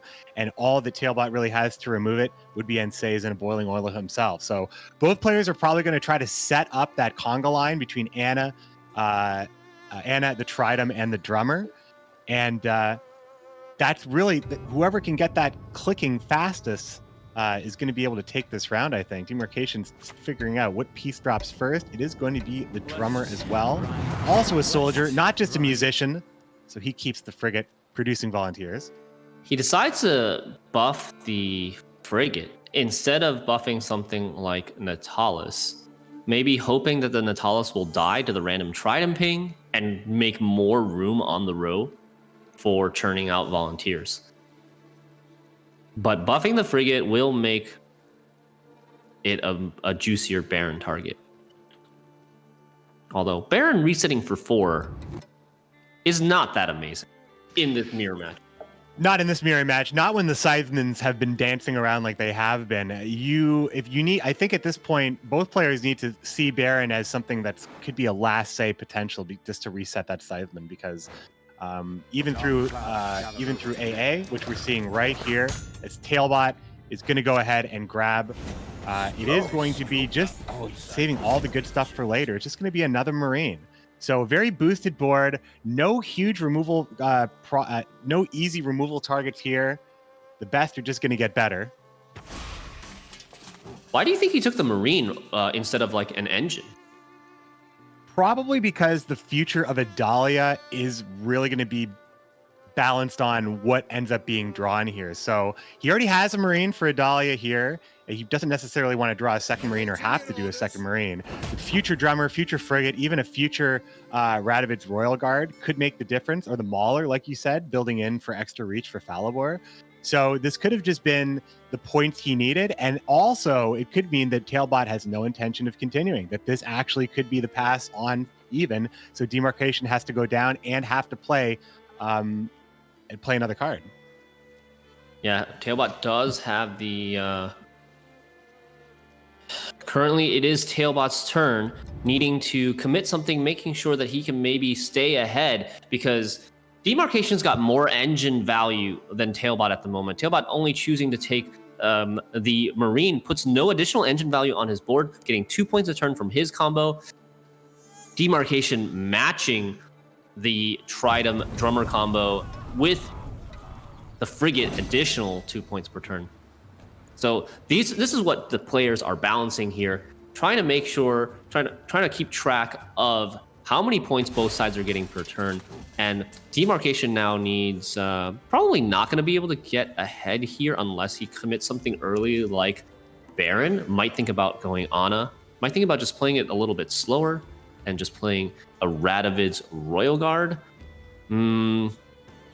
There is also more boost on Tailbot's side, but no way to source that Scytheman at the moment. How are these players going to continue this line of play? I feel like Demarcation has more garbage to play. Yeah, definitely. That's one way of putting it. Which is good for him, because he gets to stay in the round and still contest round 1 without committing as much as Tailbot would need to, should Tailbot want to continue. I mean, the difficulty is if you want to go for the big boost strategy at any point, Baron beats you there. So that's the round you're probably going to lose. Either player. Both players are holding Baron. Both players are potentially setting up for some big points like that. The access isn't really there only for Tailbot, but what Tailbot has is, once again, the power to pass. Okay. And he does. Decides to take the pass. Feels like his hand is too good to keep going. But it's a relatively early pass in the mirror. So Demarcation's going to have 5 cards at the end of this round. Goes up to 8 in round 2. An 8-card round 2 with first say for Demarcation could spell disaster for Tailbot. The longer round 2 is, the more powerful the first say player gets. Because they're going to stick their engine first, and then they're going to answer any engines that the second player will try to stick with something like Anseus, with Veraxis into Anseus. Mhm, Meanwhile, their first engine is just rolling, chugging along, you know, spitting out the points. But no Veraxis yet for Demarc. Both players have really good hands. Raxus in hand for both players. Wait, there is? Oh, it Yeah. is. No, both had it- players have a really good hand. I think Tailbot might have, depending on what this Radovid's Royal Guard turns into, I think he might have a defendable hand. He might be able to protect himself. A Dahlia could make a big difference. Being able to have an extra engine or perhaps an extra way to provide boost for Scytheman later. He's keeping those bronzes. Yeah, didn't he have another mulligan op? I guess he just wants to keep that Radovid's Royal Guard potentially. So what will we see Demarcation lead off with here? With this sort of hand, I fully expect him to push this round. Everything Demarcation commits here, he's not committing in round 3. These two hands are extremely similar. They're very Anseus, similar. Veraxis, second instance of Amphibious Assault on a Stranger, and Carrack Marine, and Baron. 6 cards are the same. 6 cards are the same, so Tailbot has 3 different cards. Yeah. Demarcation has 2 different cards. It's Boiling Oil and Reynard Odo for Demarcation versus Adalia Falibor and Radovid's Royal Guard. So basically, Tailbot has an extra gold. Would Tailbot be, if you were Tailbot, actually, you know, I think I already know the answer to this because he's already kind of done this earlier in the series, but Tailbot could use his leader to solidify the card advantage or hold the leader like he did in the Patricidal Fury game and just let the bleed take him to the dark depths and still pull it out. So I think we're going to see, and especially if this ends up kind of like that first game, and this ends up Tailbot making those decisions and ultimately winning, it will be coming full circle as just his gameplay in this series would be probably lauded for his temper in round 2.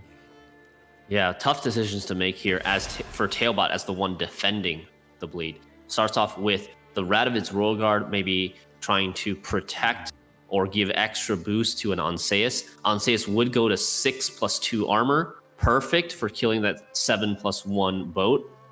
Gets maximum use of his armor, and then still stays healthy at 6 strength afterwards for potentially a Verax.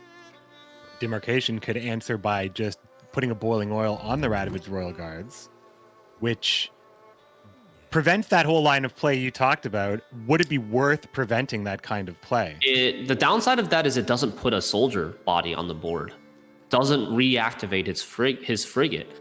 That is true.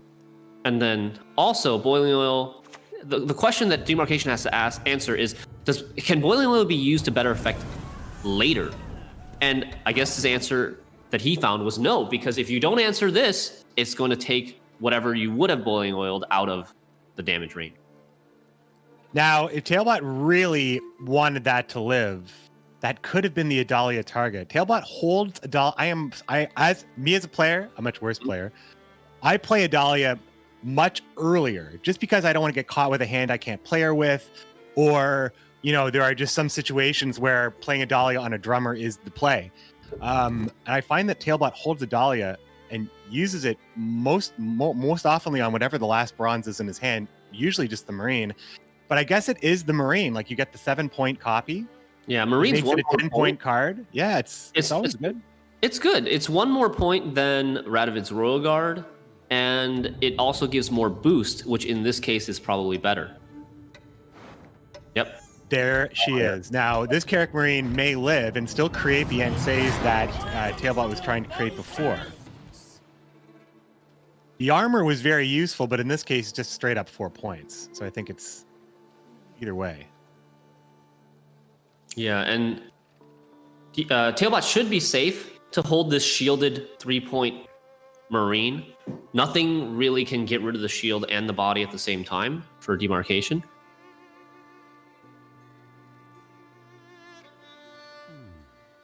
could be a really solid follow-up Anna play just to create a really annoying engine to deal with as Demarcation is trying to bleed. Then he'd start committing a lot of his removal, and Tailbot would be able to hold on to all of his. I expect Demarcation to drop Odo here, sets up the crew pocket, adds another engine to the board, and then we'll see Demarcation with 3 points a turn set up already, and Tailbot with nothing. Tailbot's going to try to equalize the points value per turn by playing something like Ana, but it's going to die to Anseus. And then Demarcation gets another 3 points a turn, while Tailbot gets 0. Then Tailbot's going to try to play another engine from Amphibious Assault, and that's going to die to the Viraxis Anseus. And this is why first say matters so much. Demarcation's going to get 3 points a turn for multiple turns here while he continues to answer all of Tailbot's threats. But Tailbot has leader ability. Yeah, that's the break serve here. Try to leader like a defender to kind of stop this plan from happening. We'll see. There's Anseus and the boost and the kill on the ship. Puts Tailbot back in the lead. Demarcation now needs 6 points to take it back. If he's interested in playing Anna, or if he's interested in playing the Carrack Marine, both of those things, I think the Anna right now with Reynard on the board would be the most annoying thing to deal with. However, it does create, it's going to be Anseus actually. Yeah, Tailbot decides not to let that game plan that I described play out. Takes the offensive with the Anseus, but now he gets his Anseus killed with Demarcation's Anseus, and Tailbot's Viraxis no longer represents removal, whereas Demarcation's Viraxis still represents removal. This is such a dangerous spot to be in for Tailbot. Anna is obviously a very strong engine, but the later it gets, the less dangerous she becomes for both players. Anna is not, well, yeah, Viraxis is, Anna needs to be dealt with. Anseus needs to be dealt with. So it could be something that links up Falibor. Falibor would then be able to knock out the Volunteer and Anseus together. Is Pincer Maneuver actually able to grab something that would do that? It would be... He's running out of time. Ballista. Oh, here comes... He's running out of time to play Pincer Maneuver. Yeah. I was thinking the possibility Tailbot could play Pincer Maneuver for Defender, to use his leader, protect his engine that he wants to play, and also get the card advantage at the same time. But he gives up leader, which is very crucial. Viraxis can come down here to eliminate Anna. Devastating at this point. He could also play an Anna of his own. I think playing your own Anna, getting 2 points a turn, and then waiting for Tailbot to boost his Anna before dueling.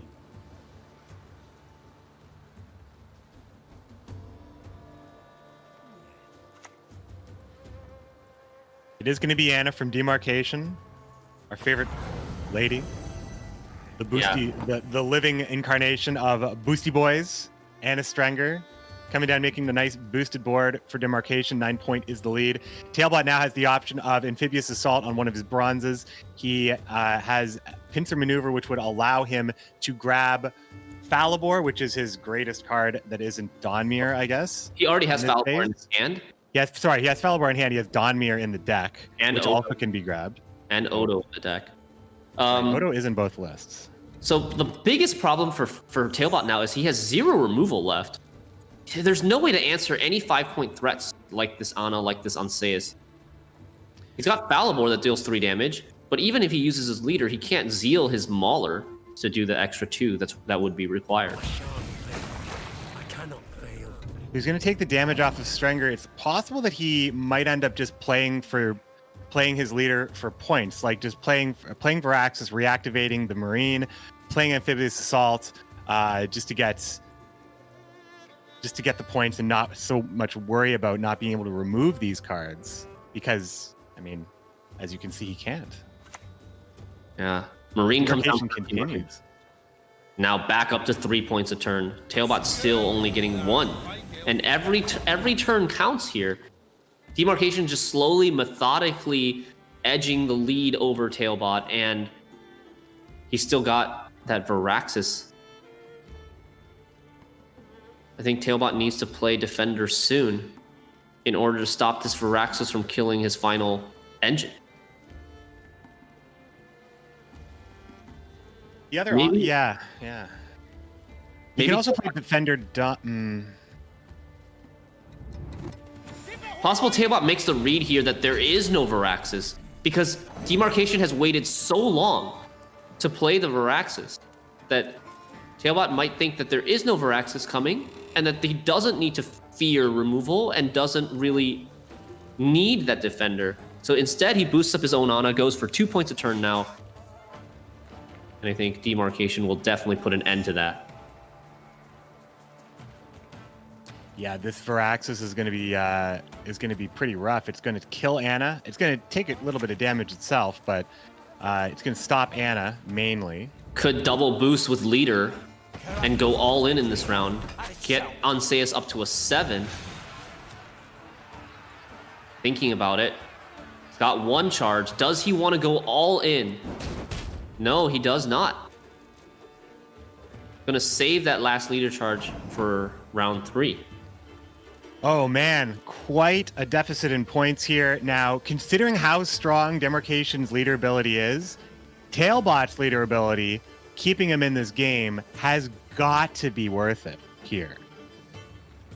Biggest points possible. Okay. Right now, the Baron, now we can see the Baron, obviously, but the Baron represents, Demarcation could go all the way, but if Tailbot plays Dawnmere right now, it blocks Baron. If he gets a read on that, Dawnmere and Amphibious Assault would be, or Dawnmere and Viraxis, I guess, because your best Viraxis targets are gone now, so you just play the 10-point Viraxis with Dawnmere. That is enough to get ahead. That's what, 17 points? And then I don't think Demarcation can take it back. And can take the other 2 cards away. Yeah, like you said, Viraxis not having any good targets in round 3 gets played now safely in the back row with formation at 7 strength. Nothing's going to kill this now, but Demarcation still has Baron. Does he want to play it? Best reset is only 1? All of these units are green, but they've all only been boosted once. So Baron looking rather lackluster. He would only be interested in doing it to make sure that he played the 8-point Scytheman. So you would go into it playing, the 7-point Baron, 8. It would be like a 16-point play, 16 or 17-point play if you hit. Yeah, it would be a lot. They're all boosted by 1. Yeah, it's a 16 But if Demarcation wanted to go all in this round, it would have been better to use his last leader charge on the previous turn. He is going for Baron. He is going for Baron. Will he use that leader charge? He does. Okay. So maybe he's using leader charge. A couple of points by not using the leader charge a turn earlier, I think, on say, bigger duel. This Baron for Tailbot is great. Absolutely massive. Yeah, 27 points. Hit back row. Then activate it. Or if he wants to bleed, I guess it doesn't make a huge difference. So the cards he activates the Marine, boosts Baron, resets AA. Is that enough? AA without leader is the question. 8 into Scytheman is going to be big. Got to do some math here. Fast, Tailbot. I think you can do it without leader. I mean, you got to play the Baron. That's definitely part of it. I think it's enough without leader. Baron back row, Amphibious Assault Scytheman, or he could leader. No, he's not going to leader. Baron back row. You can also double reset with Baron. That's true. Either way, it's going to be fine. Double reset with Baron. Second best reset will be Carrick Marine. Oh no, Reynard Odo actually. Yeah, that's 1 point better. He still needs 20. Oh man, these engines, like the Ana's still ticking here. Yeah, it's true. If he resets Ana, that's not. Yeah, it's not enough. He's gonna go with a double reset, and then 43. Got to play AA now too. He's gonna grab like a Mauler or something. He won't be able to play it though. This should be enough. Ana's not gonna tick anymore because this is his last card. Tailbot's gonna pass, and he's gonna take it by 2 with the Lyrian Scytheman. Okay, Leader intact for Tailbot. This is massive. This is massive. This bleed, First say with leader. Unbelievable. This bleed by demarcation ended up going a little bit too long. It was a valiant effort, but that last Baron play, we talked about it, right? Shinmir, you're like, I don't know. I think that was it. I think that might have been it, but the lackluster reset on that Baron. He would have been much happier to have like a Scytheman or a Falibor in that spot. Tailbot has Reynard and Donmir as his best cards still available, but he has Pinsir, so he has those cards. So if he wants the Radovich Royal Guards or the Drummer, I mean, the hand's pretty good. Demarcation also with Donmir, but nothing else. Tailbot basically playing with an extra card right now. Yeah, there's no way. I think Tailbot has this. The hand quality looks very similar. Even Tailbot's hand quality is probably better with the Frigate. Here comes Donmir, and then maybe just joined by Reynard. Why not? Or Frigate. Frigate gets 2 points first, and then Reynard, then Radovich Royal Guard last. Yeah, that's just a tidy 3 cards right there. Donmir of his own, but doesn't have any friends to go with it. Mind your words, he says. There's an easy Reynard pocket here. Big boosts for the defender and the ship. Demarcation's got 8 provisions left to spend. And a long way to go. Both of these are order cards too, so he actually loses the value on one of the orders. And that's going to be it, my friends. Tailbot is going to be taking a spot in the finals after knocking out the GWENT Open #1 champion, the GWENT Open #2 champion. May he actually become the GWENT Open #3 champion. What an awesome set by Tailbot. He played very well, especially against those bleeds in the first and last game. I think he's earned Demarcation's respect. Definitely, he already had it, and Tailbot making his way, securing a spot in the finals. I'm gonna get a chat with him to see what his thoughts are on that magnificent set we just witnessed. So, the tale of the day. We saw the quarterfinals had a hell of a series. We saw Tailbot's 1 and 3 also included a tie against Wangid. Wasteland's 3 and 2 also included a tie. Cams and Shaggy went the distance in 5, and Poisound asserted dominance in a 3-0 sweep. Now we see Tailbot taking out Demarcation to be in the finals, and we're going to find out who his opponent is going to be between Cams and Poisound. Both players have their own contingent. We know we have Team Nova, Poisound there, and Cam's Team Leviathan. I've seen a lot of really great support for both of these players. Jaggerus and Impetuous Panda will be taking us through that semifinals match shortly after Shinmiri has a chance to talk to Tailbot, whom I'm sure is... I can't wait to hear what he has to say about this. The navigation of those round 2s, just brilliant. Of course, you can...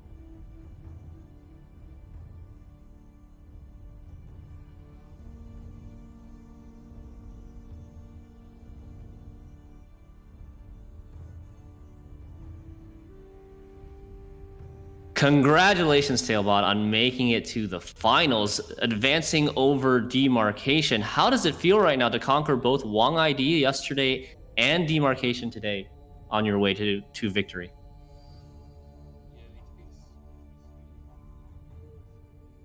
My revenge from Open 1 and Open 2, I lost to those players. Really amazing to get my revenge.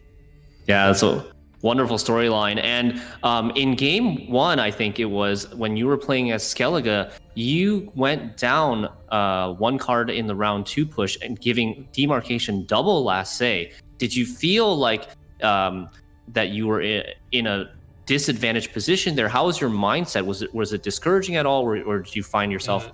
So what I could have done, I could have used my leader and go on even cards to the last round, but I really wanted to preserve my leader because I had Harald in my deck, Vabiorn and Blood Eagle. So if I don't top deck Harald, but I top deck like Blood Eagle or Vabiorn into Blood Eagle, then I really want to have leader so I can have guaranteed Blood Eagle into Harald. Otherwise it could like break, or I would not be able to get my Harald out of the deck. Really bad. And leader is just very good value anyway. Even if I cannot kill the Sirens, it's still like 8 points. Mm-hmm. Procs Herald as well, so like 9 points. So it's probably more value than the average card. Yeah, a So lot of probably synergy. card that I would keep to the last round. Yeah, that makes sense. A lot of synergy left for your leader in round 3. Well played and great I also mindset. have, Lugos in the deck, which is, which would be bricked if I don't have fielder. Yeah, and then I think in the following game, you were in the other position, pushing in round 2 with Northern Realms. One thing that McBeard and I were thinking, when you A8 out the Mauler, could you have saved that potentially for a combination with Falibor off of leader to kill an Enforcer? If I saved that charge and then went leader into Falibor to kill the Enforcer, then out to O demarcation. I think so too. My reasoning behind using it that round is because I thought that it's possible. I'm gonna be passing after that turn, so I just wanted to maximize the points. But like then he played, I think, Enforcer, Mm-hmm. which was like 4 points, and that made my Viraxas really good. So then I stayed in the round. But Well, really great to get an insight into the mind of Tail God. Congratulations on your victories. Hope you get some good rest for the finals, and see you later. And good luck with the rest of your games.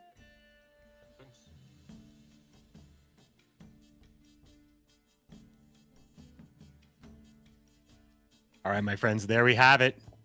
You heard from the man himself, Tailbot, and he is getting ready for the finals, and we are going to get ready for the finals as well. But first, we're going to get to see the matchup here coming up. Impetuous Panda and Jagras are going to take us through Cams versus Poisound. These two players have a lot to prove, and I am really excited. I'm going to sit right here, and I'm going to watch a lot of this set as well.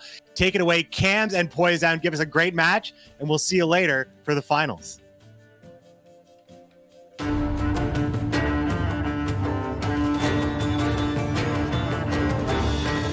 And which card in Gwent do you like the most in terms of mechanics and or flavor? Ves. Speaking of card mechanics, I really like Master Mirror, and he can transform one of the worst cards in our hand into one of the best, and as a result, tip the scale in our favor. Alright, awesome. And what can you say about the state of the meta before this tournament? Is it balanced right now? I've been playing Gwent since the beginning of open beta, and I can't remember a period where the meta was properly balanced as it is right now. Right now, you can play any of the 6 factions and get great results on the ladder. Because of that, it was difficult to prepare for this tournament, as a player could basically choose any deck. So generally speaking, the meta is balanced and the best decks are obviously the winning ones. Alright, great.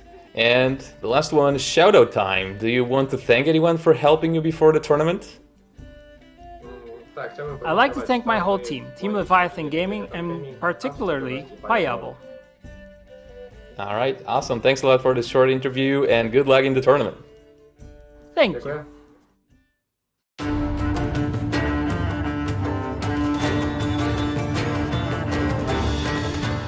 And which card in Gwent do you like the most in terms of mechanics or flavor? A card I enjoyed a lot that has came out recently is Viraxas, Prince Viraxas. I like the mechanic of giving an order charge back to a unit, and I think it's pretty interesting. So what can you say about the state of the meta before this tournament? Do you like it or do you not like it that much? The truth is I don't like the current meta that much. I think it's because I haven't gotten used to it yet. But other than that, I think it's pretty good. It's a solid meta, where all factions are competitive with each other, and it gives a lot of life to the game. For the last question, it's shout out time. Do you want to thank anyone at all for helping you prepare for this tournament? Yeah, basically I want to thank my entire team, Team Nova. My entire team has helped me and supported me a lot, too much I'd say. And for specific players, everyone that made it to the last qualifier. Akalauha, Windave, Frielkos. They've all helped me a lot. And the preparation has been excellent. Alright, thank you Pointon for those words and for that information. Thanks. Welcome back, ladies and gentlemen, to GWENT Open number 3, Day 2, second semi-final. My name is Jagras, and I'm joined, as always, by the impervious, the impeccable, impetuous Panda. Much better, Jagger. It's great to be back after a very long day yesterday. A great semi-final number 1 between two fantastic players in Demarcation and Tailbot. Tailbot finally maybe trying to win his first tournament this season.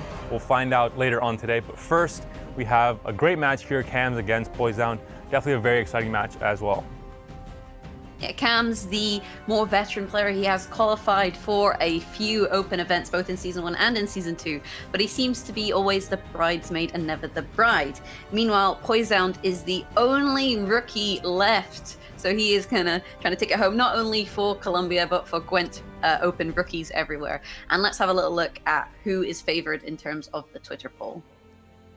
It's a close one, but Cams does edge ahead. He has been, I think, a relevant part of this community of the competitive scene for a bit longer. Even in Season 1 near the end, he was kind of that batch of new players with Piable and a few others that really started making a name for themselves.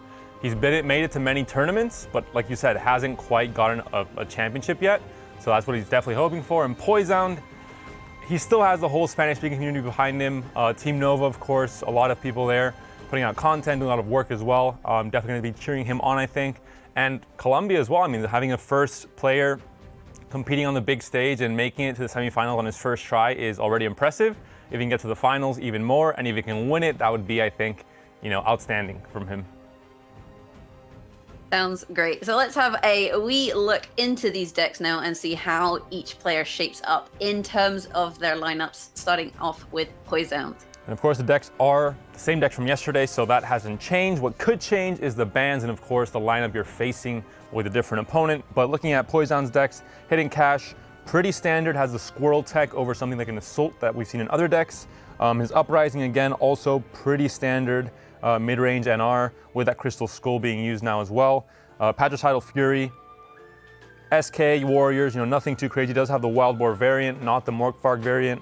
And what is kind of definitely not common in this tournament, at least, is this Monsters deck, Monsters faction, and more specifically the Ethereal Fruits of Yuggoth version.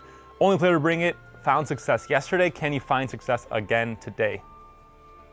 It's quite a spicy list when you consider the strategy with replaying Ethereal with Renew. It does mean you have to purify it, and there's plenty of purify in there. There is a Crow's Eye, and there are 2 Pellers. Not 1 Peller, but he is the MVP, the most valuable Peller, so let's just have 2 of him, basically. Now, if we have a look at Cam's list, it's a similar story. We've got Hidden Cash, we've got Patricidal Fury, we've got Uprising, although this is a slightly different version as you're running the scenario with Siege and the War Elephant. And then you've got this Precision Strike Shiru list.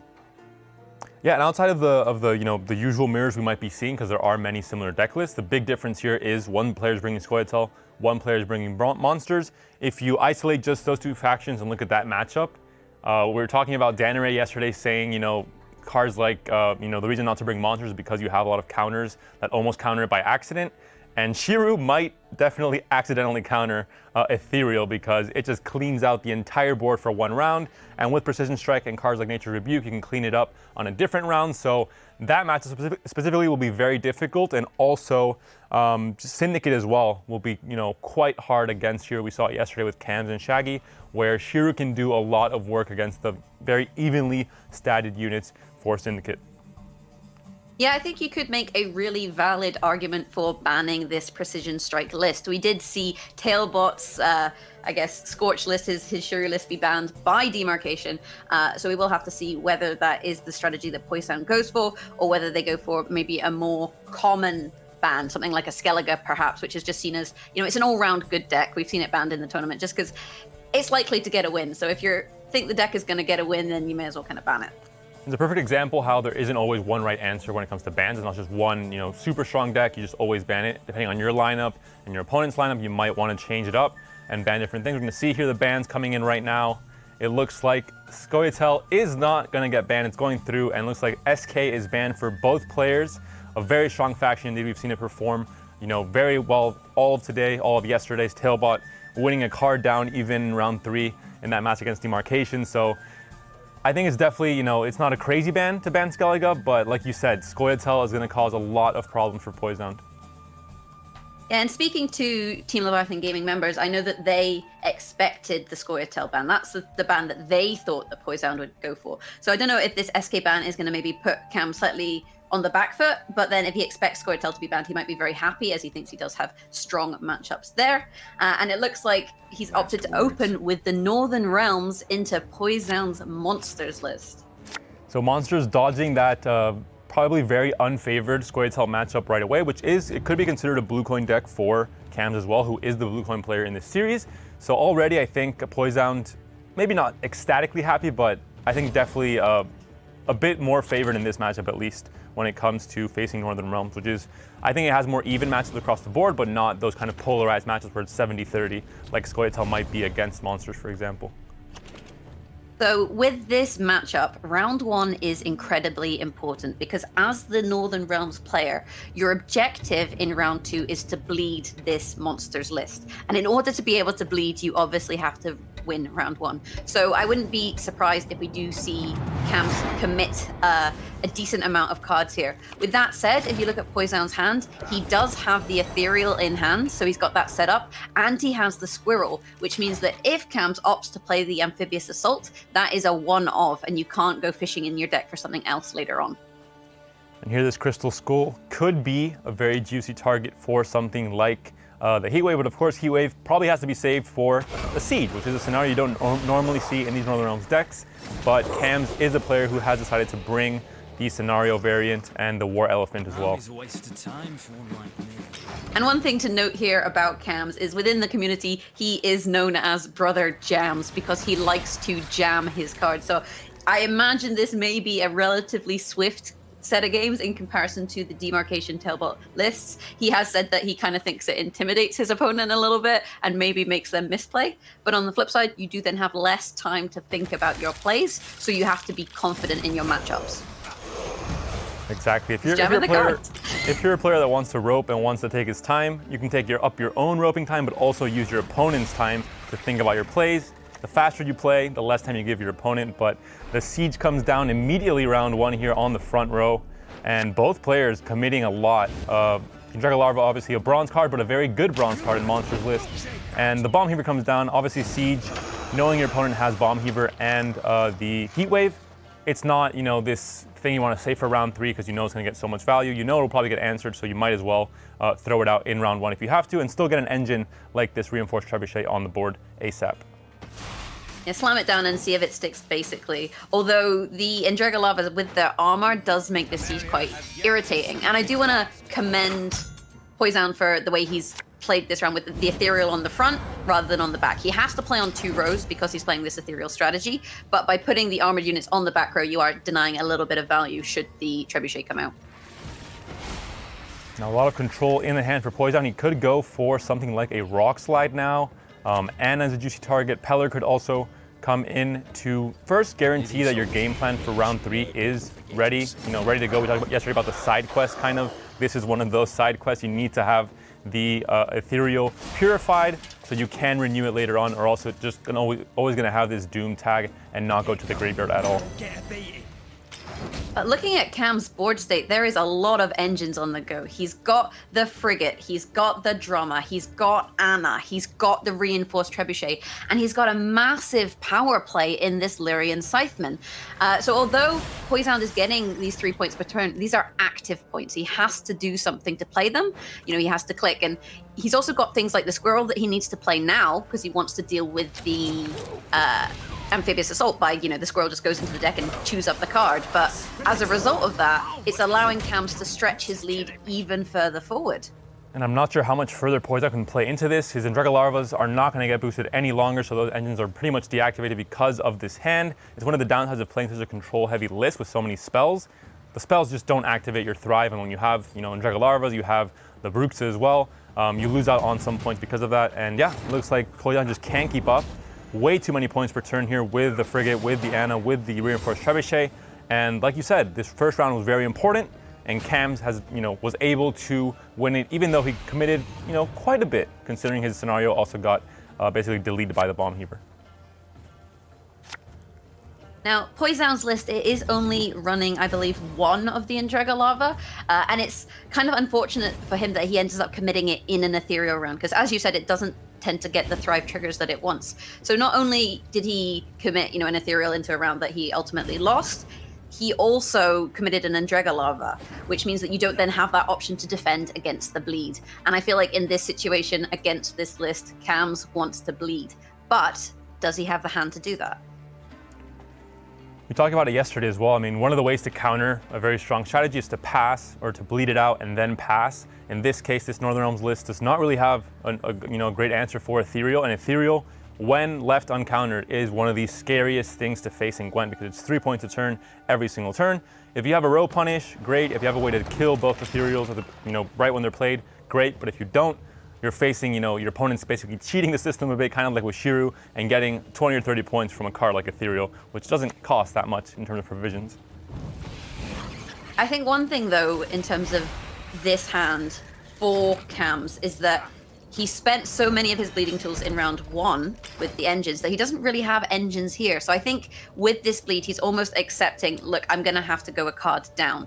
But I'm shortening the amount of time that my opponent can gain points from the Ethereal. So although you might think, oh, it's not always correct to bleed because you'll lose your card, sometimes it is correct to bleed even if you lose your card. Now, it looks like there is no Ethereal being played in this round, so Poison is gonna, this is a risky play. Does he have the points to take this round 2 and survive this bleed without committing the Ethereal? And is it even worth it? Because you're going to look at a very short round 3 where Ethereal, sure, it will still get a decent amount of points, but it won't, reach that upper limit that it normally does in a very long round 3 when it has, 8 or 9 or 10 cards being played. Yeah, so clearly opting at the moment to just boost up that Grinocora's fruit. But actually, when you use the Night Wraith like this, that was actually a fortunate ping there, killing that. But when you use the Night Wraith like this, by consuming it with the Ethereal, it then spawns more rats, so you don't have to use your fruit to feed the Ethereal. That is true. I still think it might, if he's going to play Ethereal, he's going to play at the start of the round, when he can still play it and get ahead and try and keep that card that way. If he doesn't play it at the beginning, I think it's a pretty good sign he's not going to play it. And that's where you get into kind of a risky situation where it's a deck kind of like with Shiru and Scoia'tael that you're putting a lot of your points into that basket of the Ethereal carrying you or the Shiru carrying you. When you don't have that, you have some control options, you have some points with the Chrome package, but overall you're going to be missing a lot of points when you don't play into that strategy. With the hand state, though, Cams is actually quite comfortable to commit these cards. This is the thing about this War Elephant strategy. You have a backup Veraxis target, and that is massive. We've seen a lot of matches where Ansays gets answered, and as a result of that, it's not very satisfying because then you're using your Veraxis on maybe a Baron with no targets or maybe just a Karak Marine, and it's just not as impactful as some of these bigger gold cards like the War Elephant. There's the War Elephant in hand, a card you don't usually see very much in Gwent. This past month, it's found a bit more of time in the spotlight, and Cam's definitely making sure it's on the big stage here at Gwent Open number 3. So Cams has to decide, is the round short enough? This is the question. If he doesn't feel like it's short enough, he'll play one more card. Look at the deck for Poison. He still has, quite a few goals. Albarn, of course, is kind of the big, fantastic point play or tempo swing in round 3. Goliath as well, still fantastic. Adav, you have dominance as well. And the Crones still haven't been played. Brewis not in hand, which makes it a bit more awkward. He could on Aeromancy Brewis if he wants, but it's already doomed, so you would be wasting a big card there. And you're still not safe. I mean, this round's not over. The other thing with this renew strategy that makes things a little bit tricky is you can play a unit with 9 or less provisions, which means you don't actually have to go for the Ethereal with it. You can instead use it with the Crones, because every Crone played benefits every other Crone. But actually we see Poison here opting to go now for the Renew onto the Ethereal, setting it up to eat some rats.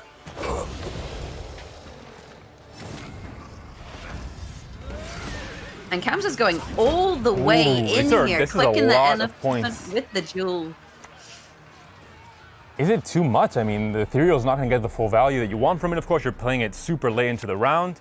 And this is what we talked about. It was a risky move not playing Ethereal at the start. It'll be the consume, like you mentioned, onto the Night Wraith, and the Ethereal will still get the value there, but I think it should be barely enough.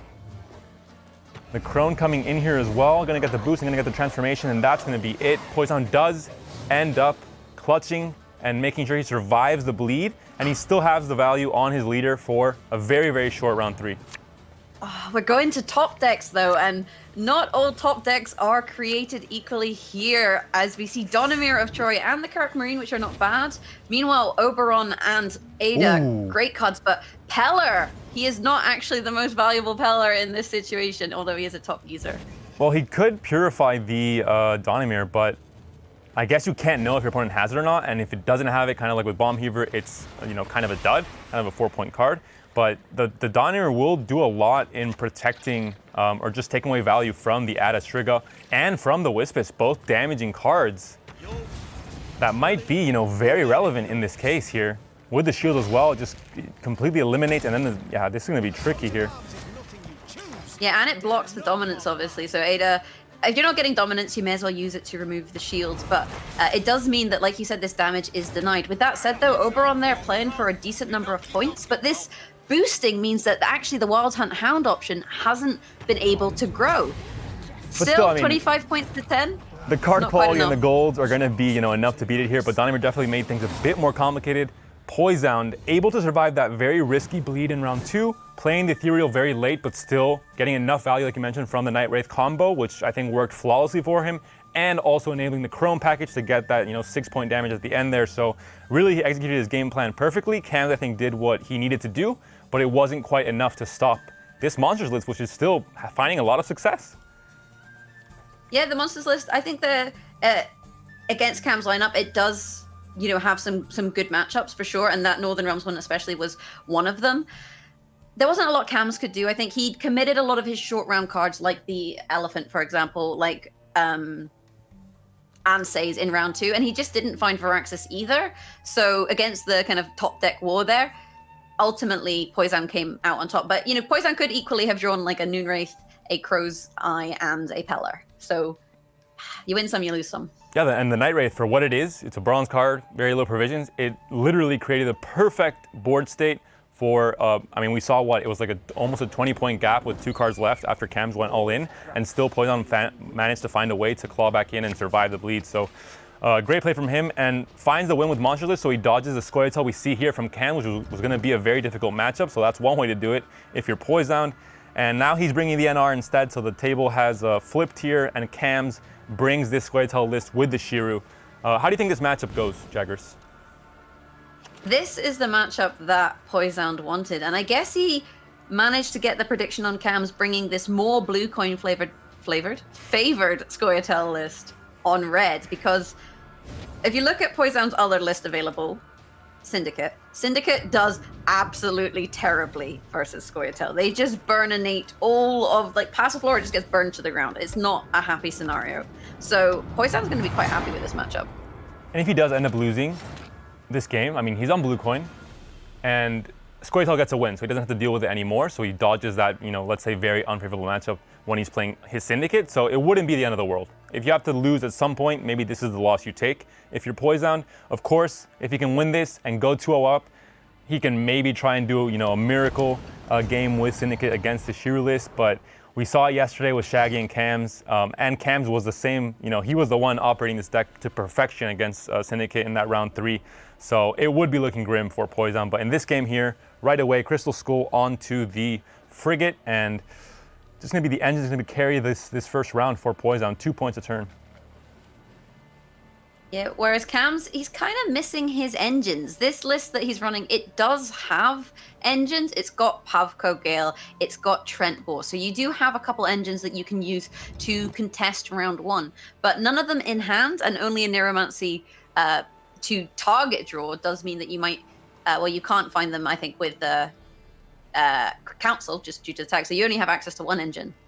Yeah, we'll make it quite a bit more difficult to fight for this round, but right away an Neuromancy is used. Of course, these Echo cards, you can use them, find something nice for round 1, and still find it again round 2, and right away Heatwave comes down.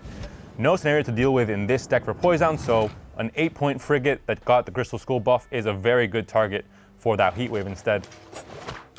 So it seems like instead of developing Cam's own engines, Cam's is just going to answer Poison's engines as efficiently as he can. He does have a lot of removal in this list. There are a lot of things like, for example, you've got damage on Dunker, you've got damage on the Duncanal Guardian, you've got damage on Nature's Rebuke. So you do have a lot of ways of controlling things, but unfortunately that Dunker swiftly removed there. And the Shiryu, like Demarcations had yesterday, takes a cheeky buff there in hand, goes up to 4, and all of a sudden that might mess up calculations later into the game. But the Dunker does get, deleted immediately with Boiling Oil. I would have maybe even expected Camps to try and just activate it right away because he maybe expects the Boiling Oil to be in hand for Poison. Cam's, though, realizing that he doesn't necessarily need to disable the frigate. He doesn't need to sink the ship. Instead, he can just kill the crew. There's a few ways you can disable a boat. One of them is sinking them. One of them is you kill the crew. And if there's no crew pocket, this Carrack frigate doesn't represent an engine. And because he killed the recruit there, and Poisoned, instead of playing a unit, played a special card, it gave Cam's that opening in order to be able to do this. Yeah, most of these engines that are 2 points per turn are fantastic, but they are conditional. They usually have something that you have to, have a unit on the side here to activate the ability. So in this case, like you said, you just delete the unit every turn, and you're playing a list that has a ton of control options with Rebuke, etc. You can definitely do that in most cases. Cam's, though, is starting to run out of answers. The Circle of Life obviously only has 3 reach, so not enough to deal with this Radovid's Royal Guard. But you have managed to delay Northern Realms engines for 5 cards, which is a pretty impressive feat.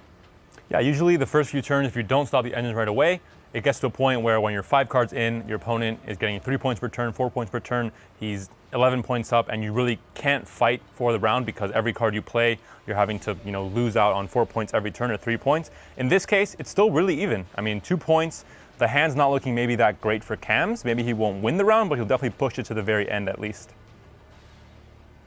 And Cam's, because he's in that red coin position, he can kind of afford to do that. He still has tempo options with something like a Novigradian Justice onto his dwarves, spawning a Friendo and pulling a dwarf out of the deck, like a Miner, for example, or the other Marauder for the bonded effect. So it's not even like he can't close this gap in a couple cards should he need to.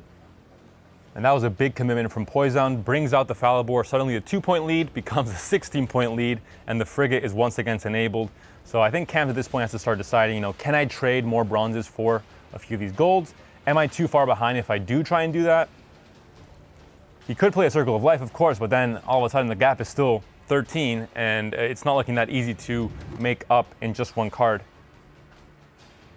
A Circle of Life is not a great tempo card. You're investing in your future, so not exactly what you want to do with that. And you have to do some maths here. You're thinking, if I play, say, Justice and the Marauder, that's going to give me a few points per turn. How much is that going to close the gap? Does my opponent have more options? And actually just playing the YOLO high roll Circle of Life there and getting the boost onto the Figus. I don't know if that's what he wanted there. And the gap is down to 12. He could still do it with a Novigradian Justice, I believe, and maybe a leader ping or 2. So it's not out of the question. Poison has to value how much he cares about winning this round. I think he should care quite a bit. Giving a Shiryu player control over round length can be dangerous for a long round 3, especially when you have a lot of units that might end up around the 6 to 7 point range. And the Shiryu has that sneaky buff, so it can go back into the deck and get pulled out with Council at 6, and then you're in a world of trouble. So Poison's opting to pass and just saying, no, I've committed enough to this. Can you make the points? And here comes the Novigradian Justice. The dwarves are coming out in force. Cams is deciding which dwarf he wants to go for, opting for the Marauder, doing the maths, and we'll see. I believe he does have to use maybe 1 leader charge. Yeah, he'll get 2 buffs from the passive pings plus that 1 ping from Precision Strike, and he'll win the round by a point. So in the end, Cams does have control over round length. I'm going to assume he's not going to try and bleed round 2. He's going to go for the longest round 3 possible and try and burn as many units as possible. Yeah. NR is a list that defends, it bleeds really well, and it defends a bleed really well. Syndicate and Northern Realms, those are the two decks that kind of do that. So it's not an easy list to bleed. Like, they can kind of bleed each other a little bit should you want to go down that route, but with something like the Scoia'tael deck, we see the very swift pass from Cams. He says, no, set up my Shiru. With that said, he did use 2 leader chargers in round 1, which makes the Shiru a little bit trickier to line up, as you don't have as many pings, and Poisounds can manipulate his own board with boosts. Yeah, you might think a leader ping is just 1 point, but it might be the difference between burning a 7-point unit down to 6 and burning it entirely or not. So each of those pings could end up equating to 7 points of value, basically. So it's tricky. This is a very combo-heavy deck, and when everything is in the correct synergy, you can suddenly get a ton of points. When everything's not going as exactly how you want it to go, you might suddenly not get any points at all. And like Shinamiri said yesterday, I think he put it in very clear words, you have to kind of cheat a lot of points with Shiru to win games with this Scoia'tael list. I think it's going to be interesting to see how these players utilize their defenders, because defenders make life difficult in both cases. And we can see one defender comes down and the other defender swiftly answers it. And maybe it's a case of, if I can't answer your defender straight away, then I'm going to wait and get my own defender set up. And this is a very, a different variant of Scoia'tael. It does have this defender, it does have 2, pretty hard to deal with engines if they're behind the defender. Popko, one of the best engines in the game, if protected in that range row. And NR historically just doesn't have a very easy way to deal with defenders. Not really any purifies, like a Gremish, for example, in Skellige. So it makes things a tiny bit more difficult. And obviously you're playing Devotion, so you don't have those natural answers with something like a Heatwave. Yeah, so here comes the Shiru, goes up to 6, and it should, I believe, be able to burn. Oh, can it burn? I was going to say, it can't quite burn Donomir because of the shield, actually. See, if he had one more leader charge, he could have set up the Donomir to also burn, gotten it down to 6. But actually, that shield meant that he could only use it to block that Amsays. But I do think that's very valuable because it massively impedes this Firaxis. So that was a very different way of using Shiru. Definitely not what we're expected to see, where the entire board ends up burning. But the Ansays was the only answer to this defender, to this Figus. And everything else is now, it just doesn't do damage. It's useless, basically. Is that going to be enough? It's pretty huge, though. Is having these engines unimpeded enough to win this round? Well, it's pretty huge because it means Poisound can't touch Cam's things. Now, every Gwent player hates it when your opponent touches your stuff. It's like, please, just listen, these are mine. And Cam's is basically free here to touch Cam's cards, not Cam's, Poisound's cards as much as he likes, because he has damage. Whereas Poisound, this defender is going to prove a problem, whereas Cam's can, he can get through that defender now. It's down to 5. 5 is very accessible for this Scoia'tael list. And once you do that, you do start to chip away at these engines. I mean, can he though? You have Yadalia into the Marine, you have another Marine, you have Roxas into Marine. This defender is going to get, a record amount of boosts. He's never had such a good day in his life. He's going to become the tallest unit possible, and Cams will continue just pegging at it, but it might just never die. There's a lot of boosts to have in this deck. It's going to keep on going. It's going to be rebuke into rebuke into rebuke. Those boosts, they're pretty nasty, and it maybe comes down to the Shiru not quite being enough. And there's Viraxis. There's another boost, but Viraxis played into the front row. He's the sacrifice. Like, I'll take it. I'll take the damage. Donimir, you have to survive. You have to protect our army. Oh dear, Donimir MVP. It turns out it wasn't the Peller after all. That Circle of Life is very unimpactful in this situation. 48 to 23. I don't know if Cams can even climb this hill. I thought he'd be able to get through the defender, but you're right. There's just too many Karak Marines. And when it comes to engines, sure, Pavko Gale is great and Treant are great, but Anna, I think, is, if left unattended, one of the strongest engines in the game, especially at her provision cost and how easy it is to enable her in this deck. The drummer as well, just continuing to go off every single turn. The Donimir is not going to stop growing. He can get hit every single turn. He's going to keep chugging along till the very end of this game. And this is where the difference in Squirtle lists becomes a bit more apparent, because if you just had the Heat Wave, you know, if we looked at the kind of more red coin favored lists, if you had the Heat Wave, then Donomir's no longer a problem, right? Whereas here, Donomir has been pretty massive. And Cams did opt to play this more blue favored Squirtle list on red in this scenario. But maybe he just feels like he rates his chances versus Syndicate, because if Poison gets through here, Syndicate is arguably the weak link in this lineup. And the Defender was just too much. I mean, if you decant it with the Defender, even if you don't use the Shiru when you did use it, if you try and go for, you know, a longer round Shiru, because you can't get past the Defender, you can't ping anything anyway. So the Gourd might be big, but I don't think it'll be big enough. Still a huge 13-point lead here for Poison, and takes game 2, 2-0 up in the series already. Some extremely fast games as well. He has to be very happy to be in this position right now. And Cams, he came back yesterday. Can he do it again? We'll have to wait and see. I think that because he had to use 2 leader charges in round 1 in order to cinch the round, that's what ultimately came back to burn him with Shiru in round 2. Because if he had 1 more leader charge, he could have burned both Ansei's and Donomir. And as soon as you burn them both, then you're free to just, you know, touch all of the stuff basically and interrupt the engines. But you're right. In the end, didn't have a way through the Defender, and that's why people run Donomir. We've seen him do very little, and just there we saw him do so much. Yeah, that's a very good point. I mean, if you get rid of the Donomir, then the game, I think, would be entirely different. It wouldn't be Donomir the card game, that's for sure, in that round 3. But yeah, maybe Poison just knew this when he passed, when he did. He knew that the opponent had to use a leader. He looked at all his cards, he said, okay, these are the max points he can get with Norvegarian Justice. He has to use a leader to get ahead here, but doesn't want to go a card down. And that was the key pass, maybe, to seal the deal and all the way later in round 3. But we see Poison bringing his final list. Of course, it is Syndicate, and Cams returns with a Squirtle list on the blue coin, like you mentioned before. So I suppose the saving grace here for Cams is Poison is on red. So he is playing this blue coin favored Syndicate list, but he only has 1 blue coin. So I would imagine if I was Cams, you play your Squirtle list here, you get your win, then you want to maybe go NR on red versus Syndicate on blue, and then if you can get to that point, then play your Syndicate in the mirror on blue, which will maybe give you an edge. But, you know, that's if you get through this Syndicate deck twice.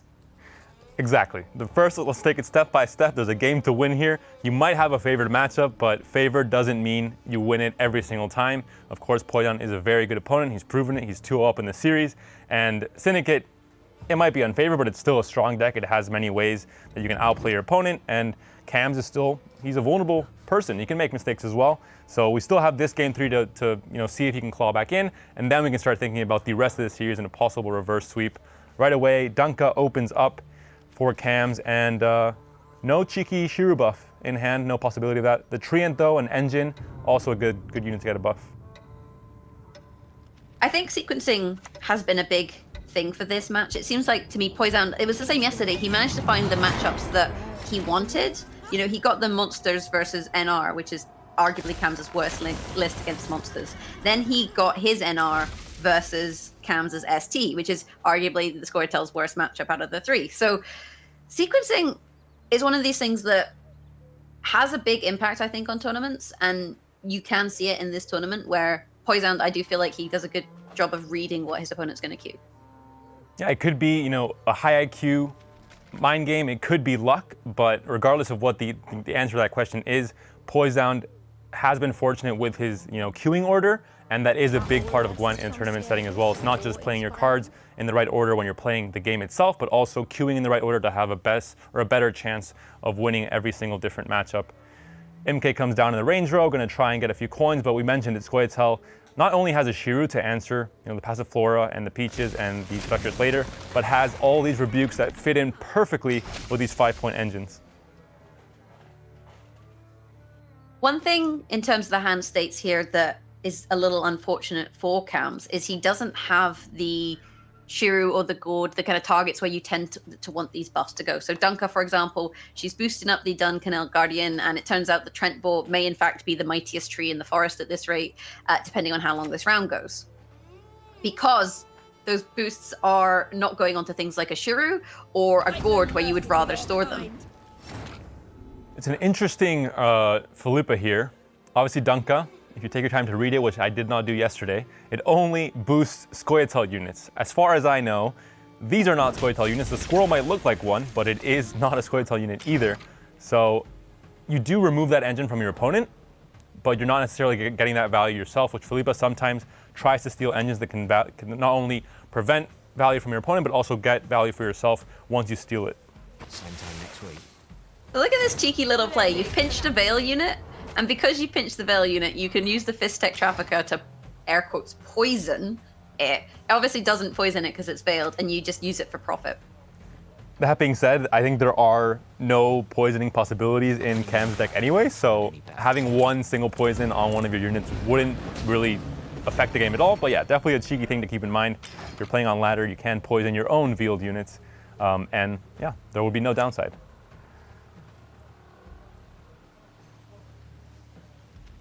Poisoned playing the soul there, 7 coins in the bank means that that soul is going to grow pretty big. And Cams, does he have an answer? I don't think he does. He's looking like he might be in trouble. This is a blue coin game here for Cams, and Poison is doing a pretty good job of keeping on par with his opponent. Saul's going to definitely do a big job helping out with that, and he's committing a lot here, but he's committing it to get a card back. They're already down to 3 cards. There's no passing shenanigans in round 2 to get your card back anyway. And this is looking troublesome for Cams when he's already 2-0 down in this series. Yeah, he's at a big risk here of losing his card. And I guess he, at the moment, not because of the Vitality pings, but he's got to be wary of that. But is Poison starting to run out of cards to play? That being said, yeah, there are no spenders. You have all these coins, but you don't have a spender on the board right now. Saul is getting a lot of points per turn, yes, but you have, like you said, a Passiflora you don't want to play in this round. He's going to try and see if he can just make it with the Peaches and the Squirrel. And Cams, of course, doesn't know what the last card is either, so going to be tight here. He could just, I mean, have to use the Council as well and can't play the Shiru later with the Council is going to be awkward as well, because then you lose that big play against the Passiflora in round 3, so... Now can he spend the Council? If you spend the Council, like you said, you don't have a good way of boosting Shiru. You'd have to rely on maybe drawing into it and a Circle of Life, or playing a Miner to get it to the point where you want it to be. And the board isn't even really set up for a good Shiru. Like, what are you can burn the Peaches, and then your dessert will be ruined. And the Squirrel. if you... Yeah, I guess if you went down to 4, but no, actually opting for Valve instead, but it's a risk. So you're using the Council, it's a big commitment, and it's not even necessarily going to guarantee you getting the card in this round, because you don't know what your opponent's last card is, and this isn't a big gap with Saul taking every turn. But if Poison spends Passiflora, then Cams doesn't even need Shiru, really. That is true. There's a pass from Cams, gets that last take of Vitality onto the, very muscular Cleaver's muscle, that's for sure. Both at 11 points. Passiflora's not even enough. Well, the Saul takes... It would be a tie. Oh no, it would tick twice. No, it would tick once, because Poison would pass. It would be a tie. Soul and Peaches, 4 points. So this Cams might have done it. I mean, he might have survived till the end here. He used the Council though, so he gets away from round 1, sure. But you don't have, he survived round 1. That's, obviously better than losing on even. But you use the Council. You can get you up to 5, thinning it out with Council. It doesn't have any hand buffs either. And Passiflora is still saved for Poison, so it's not like he's lost anything in this round 1. Other than Sal, which is fine to commit, I think, round 1. And there's a Bomb Heaver, so Passiflora at least can be dealt with that way. So maybe you don't have to burn everything if instead you have the Bomb Heaver to deal with it. So Cam's, I think, going to be pretty happy to at least have found that. He's also found a Forest Protector and Pavko, so not a bad set of cards to have. And if Do you bleed Syndicate? If Poison had any other card in round 1, it might have been game over, but having that Passiflora made things so awkward for him. The Bomb Heaver gets mulliganed. I mean, Poison doesn't have Blind Eyes at the moment. He's got access to 1, right? He's got 1 Blind Eye with the Neuromancy.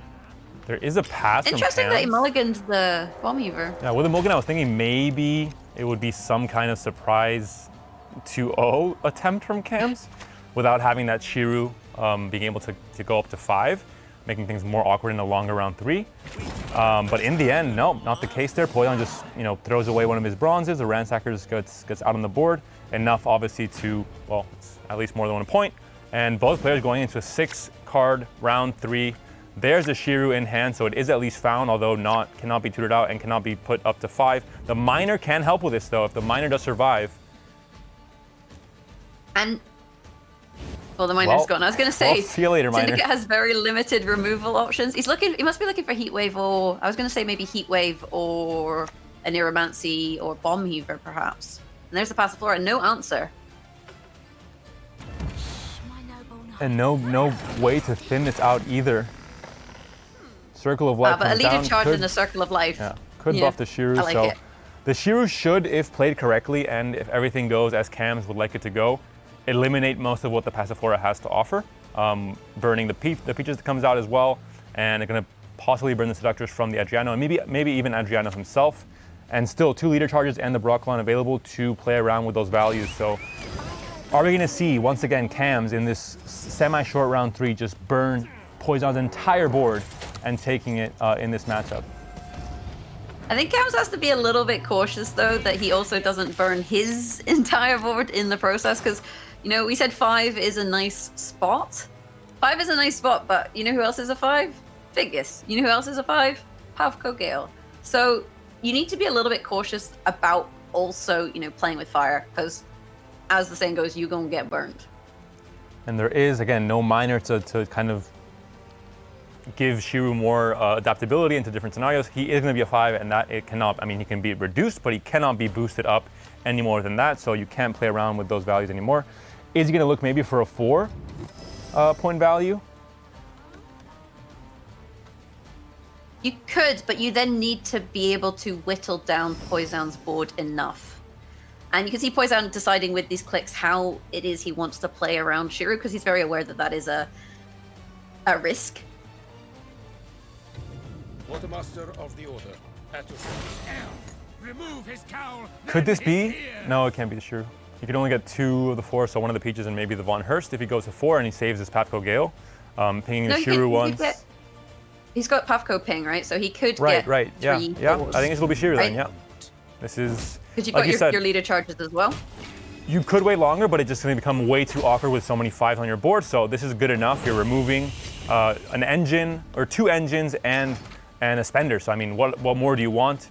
The game is pretty much tied once again, and now we resume with Adriano coming down on the board, and are these 3 cards from Poison enough to win it here, with Shiru having been used already? And the Pavko Gale is still on the board though, and Figus will come down soon as well. Plus, that Forest Protector does give you options to just deal with this last Seductress on top of that. And like you said, the Pavko Gale equates to 2 points a turn. The Herald is a 13-point play, and Figus in and of himself is, 7. So that's 20 points just in hand. But, Poison, he has money to spend. And he has the Jacques as well. It's a big play coming from a Neuromancy still. He has coins like you mentioned. It's going to be a close one, I think. There's 2 big power plays left for each player. The Figus now makes it, completely uninteractive on the board here for damage, but Syndicate, like you mentioned before, doesn't really have too much damage, so not too eventful. The Pavko is going to remain on the board anyway.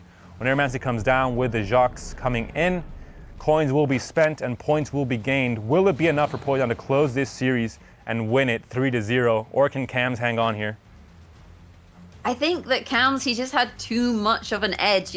Poison was at 13-21 going into this round. So yes, 21-32 seems pretty decent, but that big gourd is gonna bring Cams back into the set. 2 wins to Poison, 1 win to Cams. Poison still trying to find this win with Syndicate. And we mentioned it was a favorable matchup, so you could expect that win would happen. It did in the end, as we expected. But, only 4 points. It was pretty close at the end there. I think Cams, once again, displaying why Shiru is so strong, and definitely doing it in a masterful way where he's able to find the exact moment to play him. We mentioned him having a lot of 5s on his board as well. able to navigate through that, burned at 4 instead, and had that synergy with the Pathfinder Gale with his leader and the Brocklon Sentinel to set up the board in just 1 turn. I think that was a super hard fought win though for Cams. You know, Yep. he had the favored list, but just based on round 1, he having to commit that justice, it started to look a bit spooky. And you know, the scoreline at the end there, 30-34, it showed just how close that game ended up being. So now, as I predicted, we see Cams on Northern Realms on red versus Poison's Syndicate on blue, and this is Poison's only chance with Syndicate on blue. And while these mulligans happen, I'm going to quickly highlight the fact that if Poison had pretty much any other card other than the Passiflora in hand in that round 1 last game, that would have been a very different outcome, winning on even round 1 and having control over the round's length for 2 and 3. So it was a close one for Cams. I think once he looks back at that replay, he's going to see, I mean, he probably knows exactly what card was in hand once Poison passed, but still, very tight win there, and 2-1 up now for Poison. Cams slowly maybe trying to do again another comeback in this series as well. Are you advocating mulliganing the Passiflora, right? That's Panda's I'm advice. just saying, if he had any other card, he could have pushed all the way to 0 cards and had the tempo to win it there. He just needed 5 points, I believe, to go ahead, or 6, I believe. So Poison starting off by developing his engine. Lieutenant Von Hurst is on the board. Cams answers in turn. Karak Frigate, swiftly then a Peach, so just engines galore at the moment. Poison's hand though, he's got the Squirrel to deal with the Amphibious Assault, except there is no Amphibious Assault round 1. He's got the Bomb Heaver to deal with the Siege, and he's got the Heat Wave to deal with Donomir. So he does have a lot of the answers he needs to find in this matchup. And here we're seeing these engines, the Frigate, the Von Hurst, the Sol in some games. We're seeing why some of these decks almost prefer being on blue coin and why it's an advantage having this Crystal Skull, able to protect your engines and just make sure you get all this free value in round 1, able to push it all the way to the very end here, not commit too many goals. I mean, Von Hurst is, you know, an 8 provision card. That's not a lot of commitment for a very strong play for round 1. Sol, though, is incredibly susceptible to Bloody Baron, and Cams does have the Bloody Baron in hand here. So Poison has to be a little bit careful, being the blue coin player, that he doesn't end up in the situation like Cams was previously, where you could potentially lose on even. And there's a pass from Poison, says he's seen enough. The engines are still ticking here, so Cam has to take it into account, but he has some engines of his own, the Drummer, the Anna, the Frigate as well, so it should be a fairly easy play here for Cams. He's got to decide what he thinks his worst card is. Essentially, yes. Temple Guard. I like the Temple Guard choice. I think reserving damage, you know, like you might argue, oh, he should play the Ballista because it's kind of seen as, you know, you play 3 in 1 damage, 4 points in 1 turn, and then 2. But damage can be huge. 1 or 2 points of extra damage can be really, really beneficial, especially when you're trying to control some engines. So, you know, I like that play. Yeah, we've seen Tailbot a lot. When you don't have, you know, maybe that boiling oil, you have 1 boiling oil in your deck. Once you use that, you don't really have a great way in an R other than in Sace to remove threatful engines. But having those two card combos with something like a Ballista and a Falibor, or Mauler and a Falibor, does do wonders sometimes for your chances. Of course, Cams is playing a very different variant of NR. He has instead the Siege and the War Elephant, so no Falibor to be found here. Tailbot is the one that normally prefers Falibor and does a really good job of using that Mauler and Falibor removal combo. But those are not the draws you want in this deck, and that is a risk with Northern Realms. The Northern Realms list is very polarized. You have a lot of high provision cards, which means you also have a lot of low provision cards.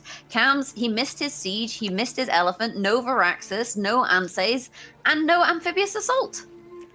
No Natalis to find it either. That's usually a pretty bad sign, Jagras. Let me tell you, in Gwent, you want to normally find your gold cards. If you don't find them, you're in a bit of a pickle, especially when you're trying to bleed your opponent. We talked about Amphibious Assault being one of the tools that really elevated NR to another level in this patch, being able to defend against bleeds or bleed yourself with a great, you know, tempo plus engine turn at the start of the round. When you're missing it, this engine is a lot weaker, and the tempo, your opponent's already a lot of points ahead. Of course, you can answer this Sol with Baron eventually, but still gonna have to commit that gold and might have a hard time dealing with other engines that Poison might play. Yeah, these draws for Cam's just really difficult. And now you have to kind of make a decision. Am I better to just play these bronzes and try and bleed my opponent? And I think in this situation, the answer is yes. Like, you need to just get some things out from Poisoned here. And, you know, if you can do that by playing a Ballista and maybe a Carrack Marine, for example, that's not too bad. Now, this could be a Heatwave target. It is looking great, but then you have Donimer you have to deal with as well. Of course, we have the Bomb Heaver for the Siege that is being played in this NR variant for Cam, so you do need to save that Bomb Heaver for later. You don't necessarily need the Heatwave. There is no double Siege shenanigans happening, thankfully, in Cam's deck. So you don't need to banish it, but I mean, this could be a good answer for the Frigate playing the Heatwave now, although then the Donimer would be unanswered later on. No, Kalkstein in hand for Poison does mean he can purify that is Monomir true. to his heart's content. So the Heatwave actually then it makes very a lot of juicy. sense. Yeah. I mean, you're staying ahead. You're going to keep your card. Cam's is already down to 6, so he's not on that magical 7 where you can just pass and go back up 3 cards to 10. And Poison just has to make sure to stay ahead now. That's the submission for this round 2. And it's all for me, Grog. I can't see Cam's getting out of this round with that hand and regaining his card, unless he gets maybe a massive Baron. Yeah, I was gonna say everything this Saul is getting. I think Poison has to make sure not to get tricked by the point differences, because all of a sudden in one turn, all those points might disappear. Your points are right now all in Saul. Until you play Adriano, of course, then things change a bit. I'd imagine the oil may come down, though, to answer this Seductress and allow Camps to kind of continue into this round a little bit. He took a risk, though. He floated the Marine. Apparently, Marines do float. And this is risky because of Philippa, right? I don't believe we've seen Philippa. And a Neuromancy, he has that in hand. So that's a tempting steal. At this point for Cams, do you just, take this card disadvantage and go to the next round? You can throw out, the Scytheman, the Ballista, because obviously Poison can't exactly just hero pass when your opponent still has leader and 2 cards left. But it's looking tough for him to get his card back. I mean, and at any point, if he tries to do any crazy tempo plays, Philippa can come out. Philippa can counter the Donimer even if it's up to 7 coins in the purse for Poison. So a lot of options for Poison, and I think he has to be in a pretty comfortable position right now.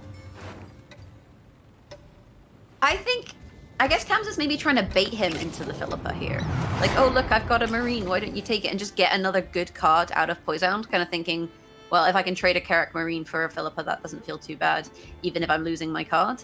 Poison, though, opting for the slower play and just getting rid of the squirrel here, playing some bad bronzes. And there's a Bloody Baron finally does come down. And we see some more bronzes and maybe low value cards in hand for Poison, but in this current situation and matchup, they're not low value at all, because you have Bomb Heaver for the Siege, you have the Kalkstein for the Defender, and suddenly you have to play, something like a Jox when you don't really want to, when you're so many points ahead still in round 2. Do you consider a hero pass here? I think this Saul is still ticking. Wait, no, Jaggers, are you sure? Are you sure about this? Yeah, I'm sure. The reason you don't is your opponent could be on Virax's Elephant.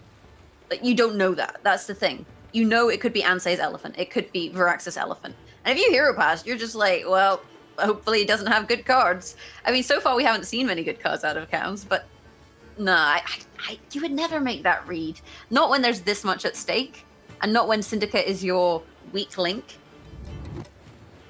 If Cams was bluffing, he's doing a very good job. He's playing very quickly without really counting points, so it's like he seems he's very sure of himself and definitely not in any risk of losing the game if he gets hero passed on. So I think Poison has to respect it, of course. I think both players aren't going to risk it to that degree. But it does feel bad for Poison having to play some of these, Jox or Neuromancy as well into a Ransacker, obviously thinning your deck out for later, but still missing out on that thinning ability for a Philippa or something. Mostly Philippa for round 3. This bleed is actually kind of glorious from Cams in this exact moment. And the reason is if Poison plays another card, Poison has to either commit his answer to Siege, his answer to Donimir, or Passiflora, which are all key round 3 cards. So if Cams goes one more card, he plays the Scytheman. Then, which he is doing, Poison has to kind of decide which of these he wants to throw away.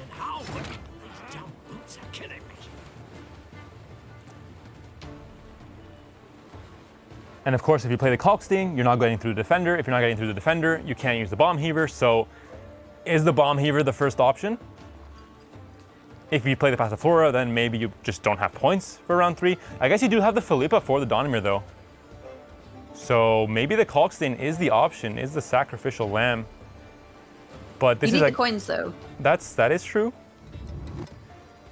Because the thing is, you can't pass. Like, Baron represents minus 16. So although there is a 20-point gap between leader Baron and the 2-point ping on the ballista, it would be more than enough. insanity. You're just giving away the round, regardless maybe of what Cams has in hand. So now, Poisound is in such an awkward position. What is his worst card? Watch your heads. Looks like it's Bomb Heaver. And now you pass as Cams. I don't think you could. Oh, I mean, I guess you could commit Donimir. Actually, no, you wouldn't get ahead. Would you get ahead? I don't even know. I guess maybe you could try and get ahead and get one more card out of your opponent, but then they would probably just play Kalkstein. Yeah, once Donimir is gone, then Kalkstein. Well, his only mission in life is to purify the Donimir. That's his job. You'd have to do the maths. I don't know how far ahead Cams would be if he plays Donimir now, resets the soul, and uses the damage from the ballista. I don't think he would be that far ahead. I do agree though, when you're 27 points behind, you have to make it up in one card. Here we You go. normally have to do the math. It looks like the math has been done by Cans, the human calculator. Donimir comes down, the Baron reset, and the ballista Scytheman. charges. Uh-oh. There's a time to reap, a time to sow. All of a sudden, that was a 30-something point swing, and Poison might not have been expecting that. He can use coins, of course. He does have the Jox as a spender still. He has his Sol with 16 bleeding, but still getting points per turn, depending on how many coins he does spend. You have to do the maths here, right? Kalkstein, and then you've got your Jacques. So you pay 1, you boost self by 1. So it's effectively 11 points. A drop of mercury solution. Kalkstein does also give you profit, though. So now you got to do your clicks. Bear in mind there's going to be a bleed as well. So this is where we do the maths. Well, the bleed and the horde effect from Sol should overcompensate depending on how much coins are used. But yeah, he should stay above 2, so that should be fine. He'll have to use quite a few coins here, but I think he will get out ahead with 1 card still in hand.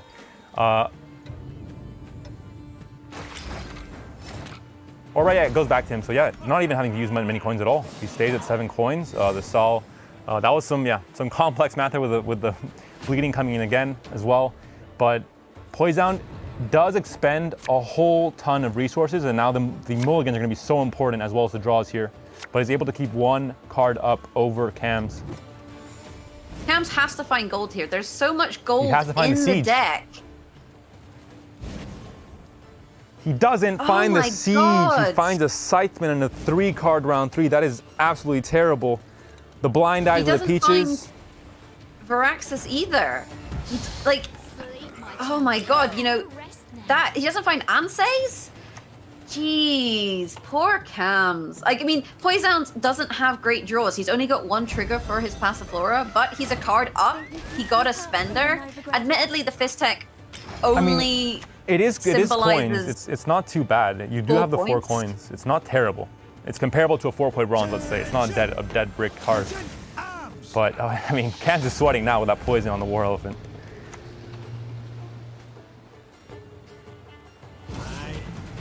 $25. Just a 3-point 22. lead, He and doesn't even need to Poison will click. take it. Oh. The card of the cards not helping out Cams in this game, and Poison will take the series in advance to the finals. 3-1 score for him. A very fast series, a very just rapid display of Gwent there. But in the end, Poison continuing to dominate his opponents and makes it all the way to the finals on his debut appearance in this Gwent Open number 3. Yep, and let's take a little look at the brackets before we jump into an interview. We'll be hearing from Poison in just a second with Jaggers as well, and I guess I'll be joining as well. But first, let's get a quick refresh of this bracket. We see Tailbot finally making to a final in this season 2. Could get his first championship win here, but Poison probably has something to say about that as well. A 3-0 win in quarterfinals against Stanare, a 3-1 win against Cams. 2 Polish players down. Can the third one go down as well in Tailbot? A full Polish lineup trying to stop Poison from his first tournament win here. And we'll be going to an interview now with Jaggers, Poison, and myself as a translator.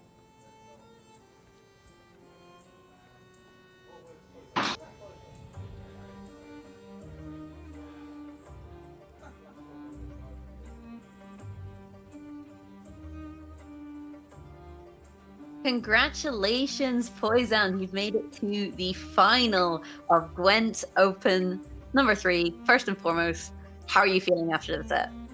Hola Poison, felicidades por llegar a la final de este torneo.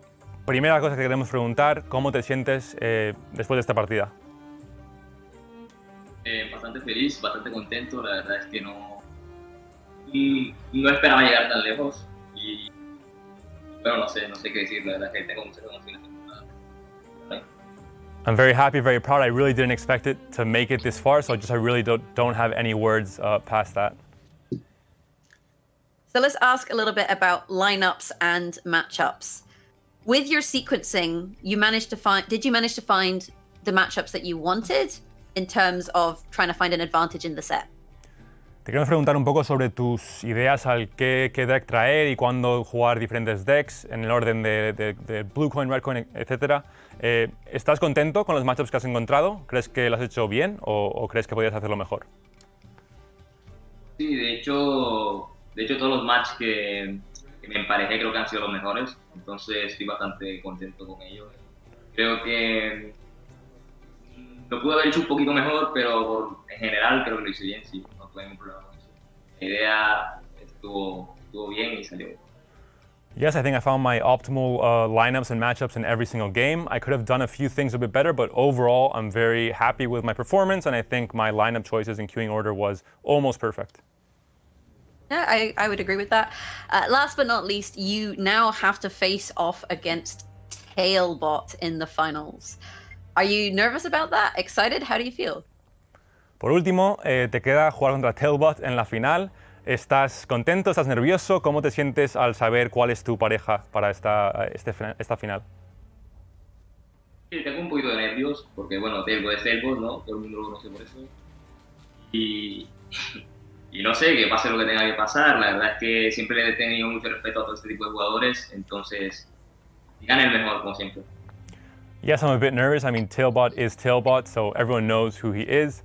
I think I'll just have to see what happens. I'll think, anything that happens, and just for the best player to win. Well, I think maybe everyone should know who Poison is now. Congratulations and good luck in the finals. Muchas gracias y muchas felicidades y suerte en la final. And this will be the prize pool split for the tournament. We've seen obviously 1,000 match stakes in the semifinals, so the prize pools are slowly rising for each of these players, and Poison and Tailbot have a great chance to not only have that extra 1,000 more for stake for the final, but also the bonus for the champion, another $1,000 to win here in Open number 3. Yeah, there is a lot of money still to be won, but like you said, you also get that ticket for GWENT Masters. So not only do you win prize money if you can come out as the champion, but you also punch your ticket to the GWENT Masters. And I think for someone like Poison especially, where you don't have as many crown points, so you don't have the option of qualifying that way, this is a big deal. But before we get to that, first and foremost, I gotta say a big thank you from myself and Impetuous Panda. That will be it from us for today. So lots of love for everyone watching. And I think we should get a lot of love going for CDPR because it is time. What time is it, Panda? It's leak season. I know a lot of you have been waiting for just this moment. We've seen some great Gwent, but now we want to see some great leaks as well.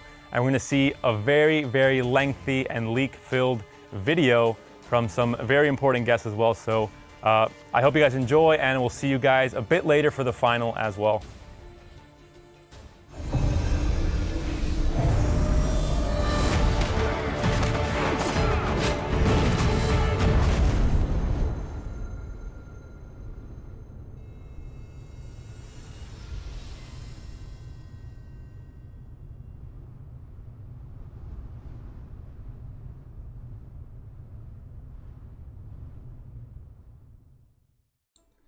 All right, welcome back. We are here with the developer update, and this time we don't have Jason, we have Ostre. Ostre, welcome back to the studio, home studio. How are you doing? Pretty great. It's good to be back. Hello, everyone. Yeah, we are here to talk about update 7.2. We're just before the finals of Open number 3. And 7.2 is coming on Tuesday, and I think we talked a little bit about it with Jason because there is a big overhaul coming to existing leader abilities.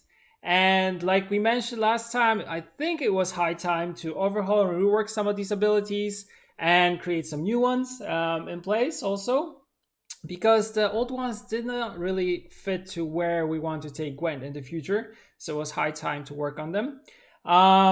So the total number of abilities still is the same. When it comes to your contracts, they have been changed. But if you have been, for example, completing some of this and kind of were in the middle, the ones that got reworked, they have new names, and those which were scrapped and were replaced with new ones. So the new ones will take place of the old ones. So they're just being retired, but you're not losing anything. Yeah, the progress is still there. Exactly. From an ability specific contract completion, like I said, everything stays the same, and we'll be going over them one by one once we go in the same format that we always do. So we'll be going faction by faction, and first I think we'll start with the leader abilities, then we'll talk about some of the changes. Of course, we'll only highlight some of them. Full patch notes will be available most likely on Tuesday. I don't think we'll get them in time to have them a day earlier, but we will see about that yet. And I think that is that for the kind of general introduction. I also want to touch upon the things that are considered general changes here. So we have small tweaks, like when you return to the play menu after the match you last played. So the last played game mode will remain selected. So this is for players who are complaining that they're queuing into ranks with their crazy seasonal deck, and so you won't have this problem anymore. That's one thing. There were some bugs related to progressing in contracts, and these were connected with Journey 1 and 2. So yeah, for example, there was not every series outfit was counting towards the progression, so this has been fixed. And then we fixed also a small problem that recently kind of surfaced, was the issue of acceptance of pro rank regulations in game setting.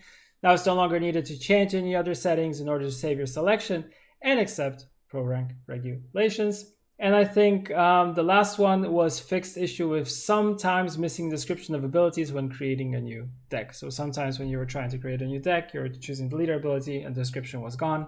So that has been fixed.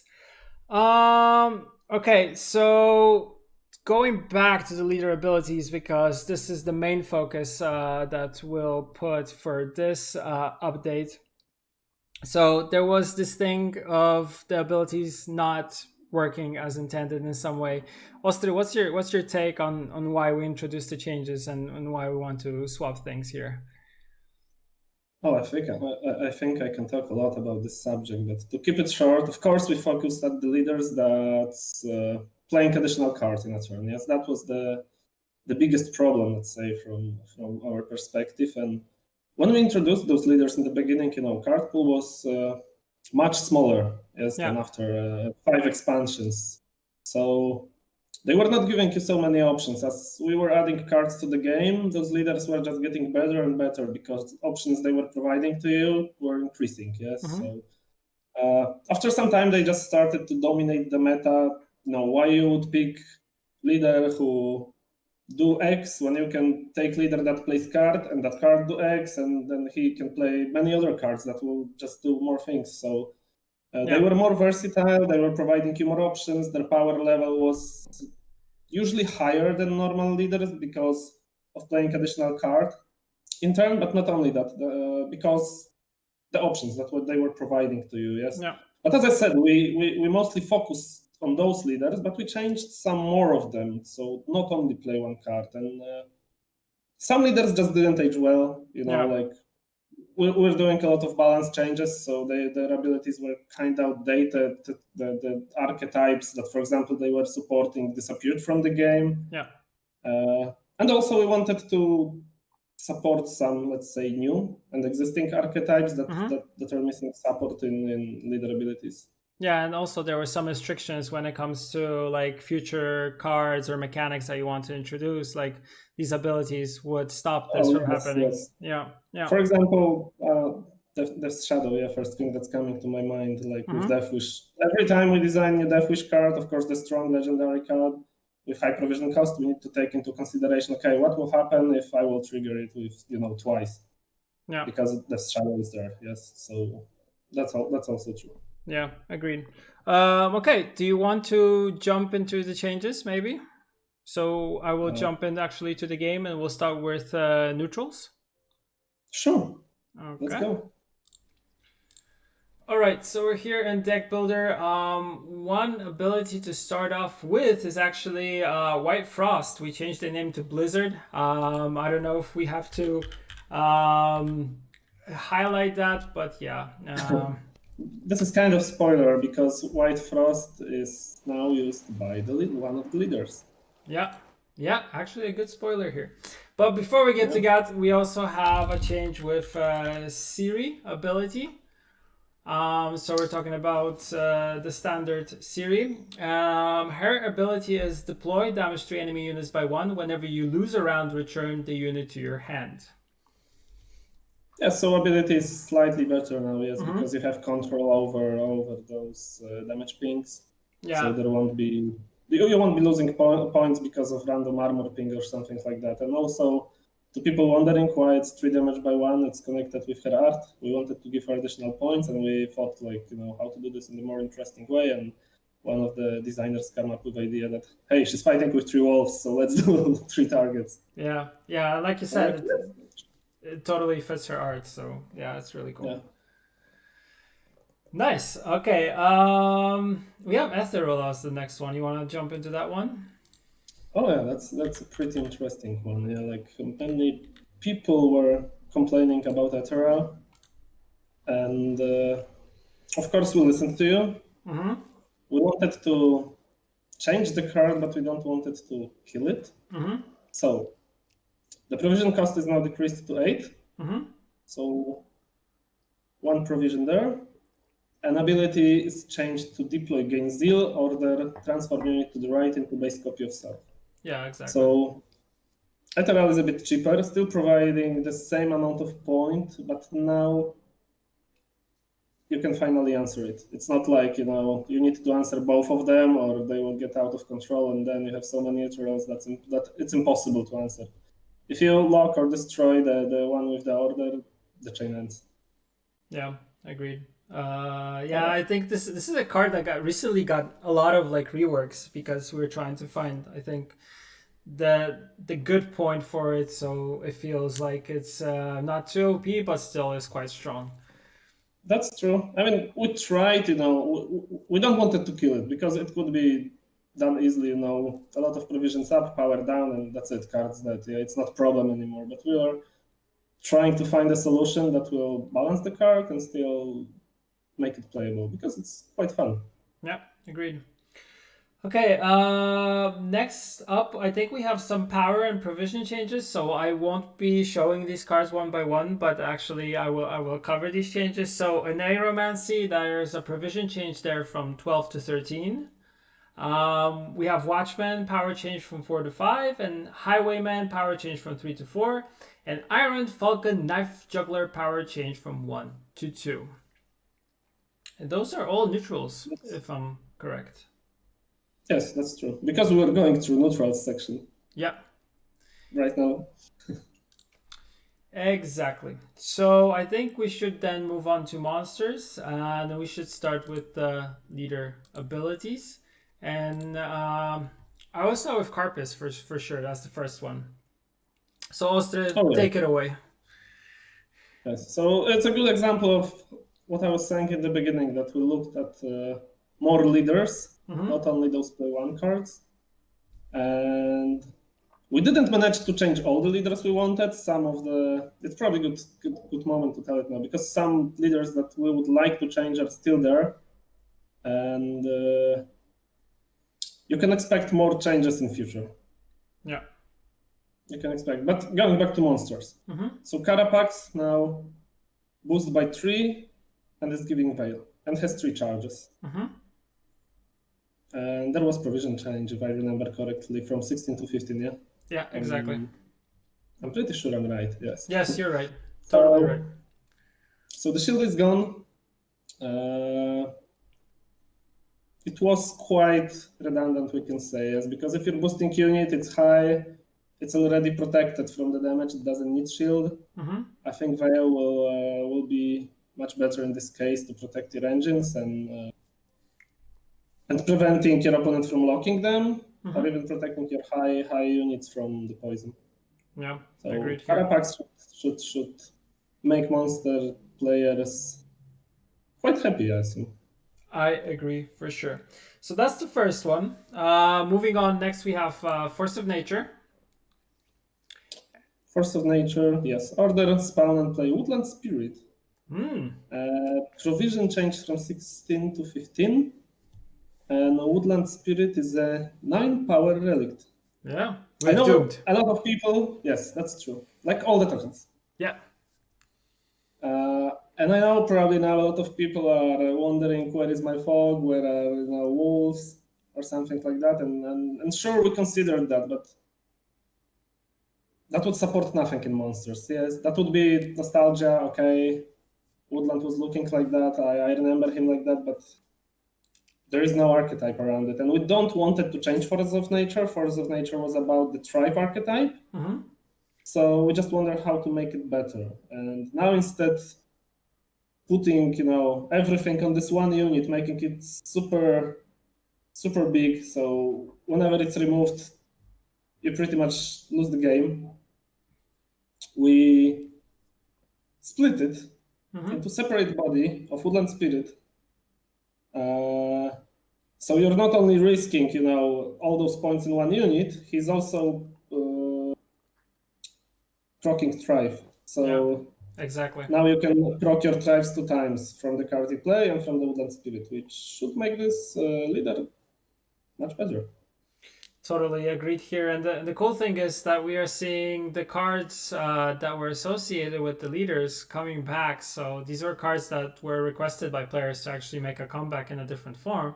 So they are actually coming back, and this is really, really cool, because I know a lot of players really like the arts of these let's say important and strong characters, so they are making a nice comeback.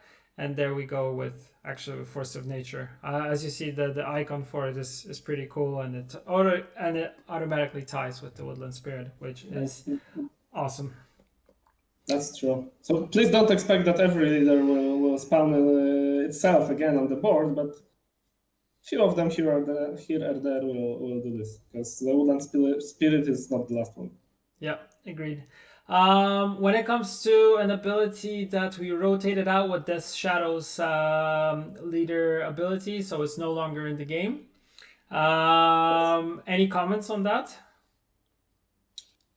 As I was mentioning Death Shadow in the beginning, when I was explaining why we changed these leaders. We also, of course, it's not play card, but let's say quite close to. It's limiting design space, it's the replay, and we really don't want a lot of replays in our game, like it's not fun to have your win condition 2 times. Yeah, agreed here.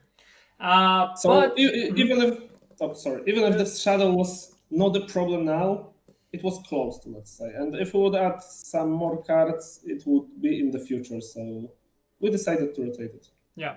But in its place, we have something called White Frost, which I think will make players happy. So what's up with White Frost? So White Frost is order. Move an enemy unit to the other row and spawn Frost on its row for 2 turns. Charge 2. And provision is 15. Nice. So as I mentioned in the beginning, we wanted to also support some, let's say, new or unsupported archetypes. In this case, it's White Frost. So Wild Hunt players should be happy. Lets you even summon a Winter Queen without any additional cards. Yeah, you can just cast Frost in both rows and she will come out. Yeah.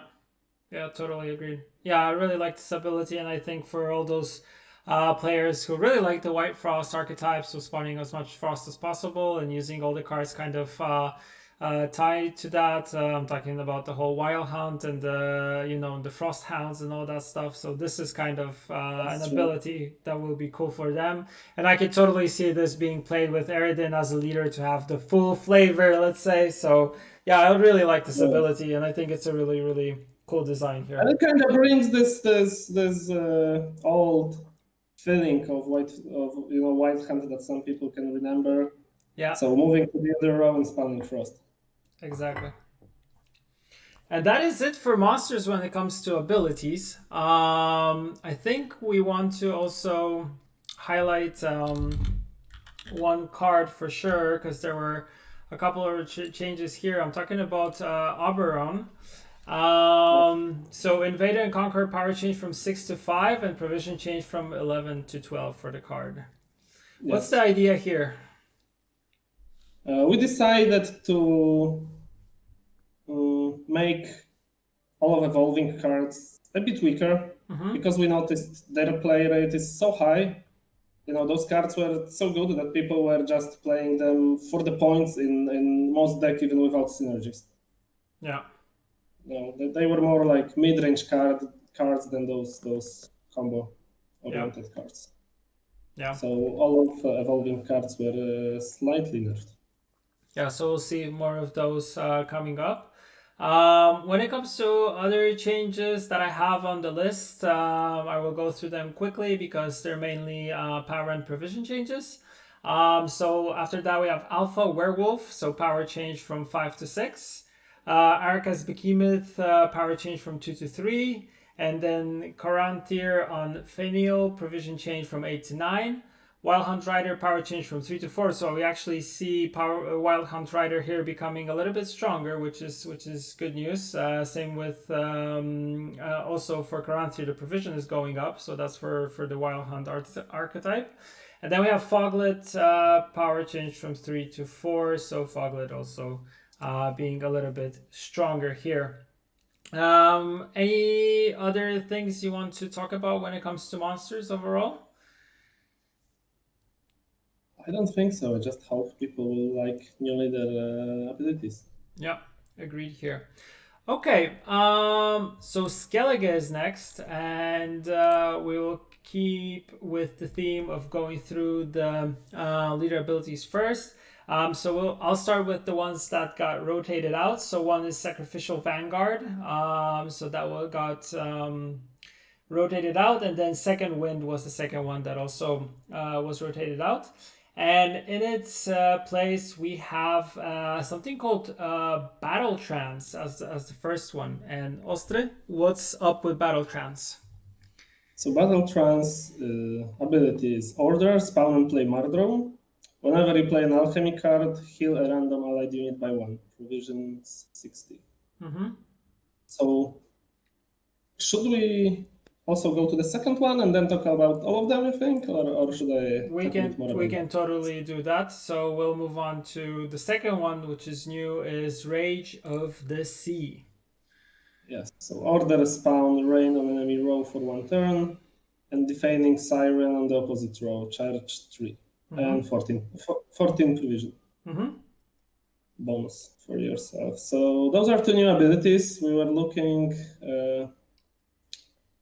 for something else, let's say, than just damage. Yeah? Skellige is mostly deal damage. Of course it works, but there are some archetypes that could use some love. For example, Druids and Alchemy. Yeah? There was not really good leader when we came to the conclusion with other designers that when we want to play Druids, Alchemy, there is no really good leader for us. Of course, some of them works better or worse, but something that would support the archetype. And we came with idea of Battle Trance. So it's not only strictly supporting, Druid and Alchemy. It's also work with Self-Wound, for example. Yes, it's new take because whenever you play Alchemy card, you heal a random unit by 1, so you can mix stuff here. We don't want those leaders also to be so straightforward that leader will tell you how to build your deck. Yeah. And I think it's pretty good ability. Of course, the healing is only on wounded units, so you don't need to worry that unit that doesn't lost any power will be healed by 1. You won't lose any points here. If there is only 1 wounded unit, it will be targeted by the ability. And going to the second one, Rage of the Sea. So this is kind of totally different take. It's as you see, we introduced second leader with the weather. First was White Frost, now it's the Rage of the Sea, and not only weather, because it's also spawning sirens, and sirens are beasts. Yeah. And this is maybe hinting something, to people that beasts are something we want to explore in Skellige. Yes, like people were asking for it for a long time. Of course, it won't happen now because we're not reworking entire factions for that, but you can for sure expect the support in the future expansions. Yeah. Cool. Yeah, I really like these 2 new abilities. They're really, really cool. So that's it when it comes to the leader abilities. So those are the changes. When it comes to other cards, I have Holger Blackhand. There's actually a change here. So would you want to talk about this ability? Yeah, I can jump really quick. So Holger gained deploy, damage a unit by 2. So he now gets 2 more points. He's damaging, If it's Skellige, I think the card will be much better now. Of course, the same as the Rage with the Sea, it's only a balance patch. We're not adding new cards to support ships and pirate archetype, yes, but cards should be much better, and this is also the thing we want to support somewhere in the future. Yeah. So that is that. Then we have another reworked ability. We have Rockfire Hunter. So pretty much the same, but works with beasts now. Yes, whenever you play a beast, the cooldown is reduced by 1. Exactly. Well, as I was mentioning with the Rage of the Sea, that beasts will slowly see some more love and synergies. And then one that was actually an interesting change for me was Angry Greatswords. So not only we have a power change and a big one, we also have ability change. So what's the ability now? Oh, this is great. I need to start with this is a great change. I was really impressed when I saw the proposition, and we were like, yes, this is cool. We need to do this. This fits Skellige perfectly, and this makes card just fine, balanced. Yeah, in its place. So right now it's deploy, damage self by 5. Whenever an enemy takes damage, heal self by 1. And great swords start with 10 power. Nice. So it's 10. Whenever you play it, it's 5, and then it works as the same as the old greatsword, but it's capped at 10. Yeah, it will heal. And I think this card fits Skellige in every way. It's damage. It deals damage to itself. It heals itself, and it's reacting to damage. Like pretty much everything you want. Yeah, that's amazing. Yeah, I really like this ability. Then we have Harald, and I will actually highlight him, Harald Uncrate, because it's another example of changes to the evolving cards. Correct. Yeah. So as I mentioned, all of them received nerfed provisions. Yeah. So provision changed from 11 to 12 for Uncrate, Warmonger, and the Cripple. In this crate, I wanted to say. And then from other changes, we have Uncrate Marauder, power change from 2 to 3. Turkvi Tursak, provision change from 11 to 10. Crown Messenger, power change from 3 to 4. Blood Eagle, provision change from 11 to 12. That will be an interesting one. Beard Up Brand, power change from 5 to 6. And then the last one is Tursak Skirmisher, power change from 3 to 4. That's it. That's it for Skellige. That's Skellige for you. Yep. All right. Then we move on to the Kingdom of the North, so the Northern Realms. So here we have mobilization change. I think we should start with this one. Okay, so mobilization is order, spawn a base copy of Bronze Allied Soldier on its row and boosted by 3. So we added one more point, we removed Zeal, and we removed we changed the ability so you don't need to play cards from the deck. You know, it was a bit limiting before because there was this bronze card and you have to keep it in your deck. When you wanted to bring the copy, it was sometimes, you know, your mulligan was bad because of that. So now it's much easier. Yes, you don't need to keep anything in deck. You just play it, you spawn a copy, boost it. Yeah, exactly. Another change is pincer maneuver. Oh yes, so let me take a deep breath, you know, for pincer maneuver change. So order, draw Northern Realm card of your choice, then shuffle a card from your hand back to your deck. If the drawn card was a unit, boosted by 5, and provisions 15. Yeah. So we still wanted, like the same as with Force of Nature and some other abilities, we wanted here to keep the spirit of the old pincer maneuver. So, you know, similar ability when you can fetch for something from your deck, but this time we, of course, removed the play card aspect. So you fix your hand and you boost unit by 5, which I think opens a lot of interesting options. Yes, like, or maybe I wanted to mention specific cards, but maybe I won't. Maybe I won't, because then they will be played immediately. Let people find out. Leave it to the players to figure it out. And then we have Vicious Slash, which you see is missing. It was rotated out, but in its place we have Shield Wall. And what's up with Shield Wall? This is a defensive ability, right? Oh yes, and this is people will probably see old Carapax in it. Like a lot of people were saying the shields should go to Northern Realms long time ago, and then we finally listened. So order, boost an allied unit by 2 and give it shield, charge 3, provisions 14. And I think this is a really strong ability, much stronger than we initially thought. It works not only with, of course, engines that Northern Realms as a faction has a lot. So it's kind of different approach, you know, when you can boost your unit and give it shield instead boosting it and giving it zeal. But it also opens shield archetype, I think, a bit, especially if you keep it as a finisher with King Ragnar.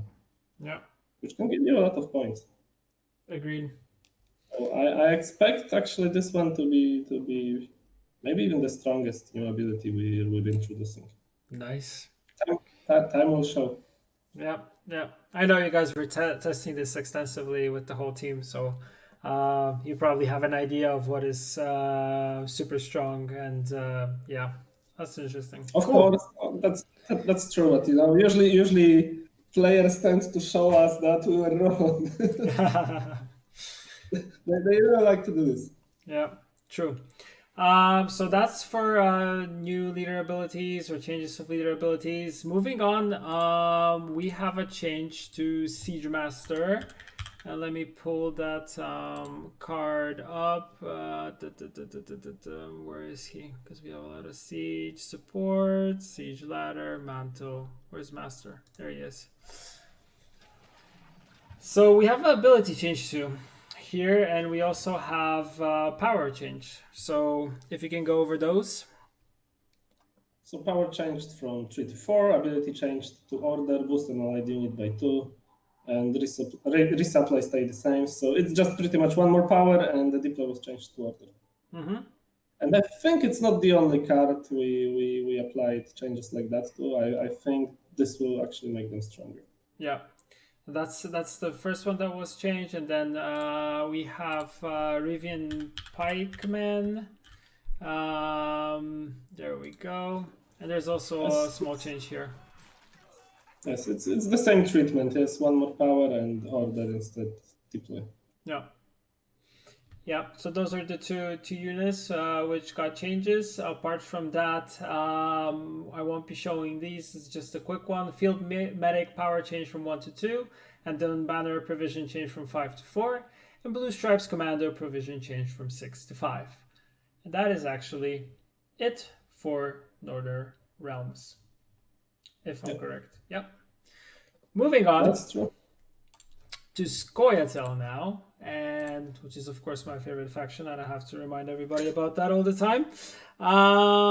So Call of Harmony, I think is the one we'll start with, and I'm happy about this one. Oh, this is really cool change. I really like this one. So Call of the Harmony now changed to order Spawn and Play Dana. And Dana is a 6-power relic that has a harmony. Nice. So she will not only trigger your harmonies, but she's a harmony engine herself. And she has cool art, so that's why we decided to put her on the board. Yeah. I think a lot of people will be happy about that. I agree. So that's the first one. As you can see, we rotated out Mystic Echo. So no more double water. Yes. Sadly.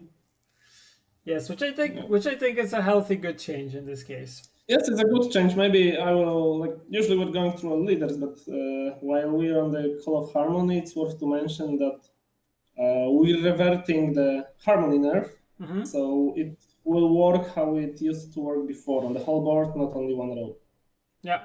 We're pretty sure that with the Mystic Echo was the offender here, not the Harmony itself. So with Mystic Echo gone, we can actually revert the nerf to the Harmony. Exactly. And make all the Harmony players happy. Yeah, and that makes a lot of change. And you a lot of sense. Exactly. Then we have a new leader ability. We have Nature's Gift. Yes.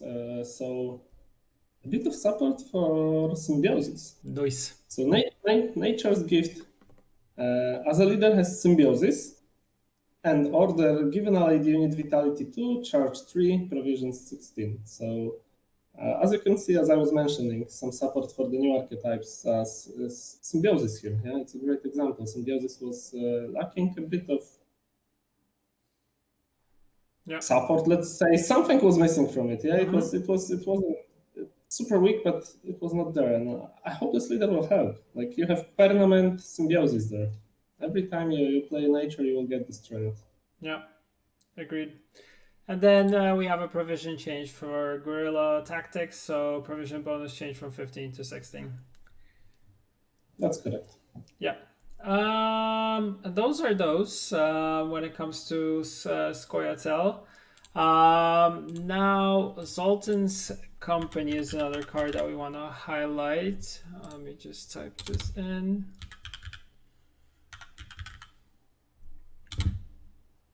Zoltan's Company, there we go.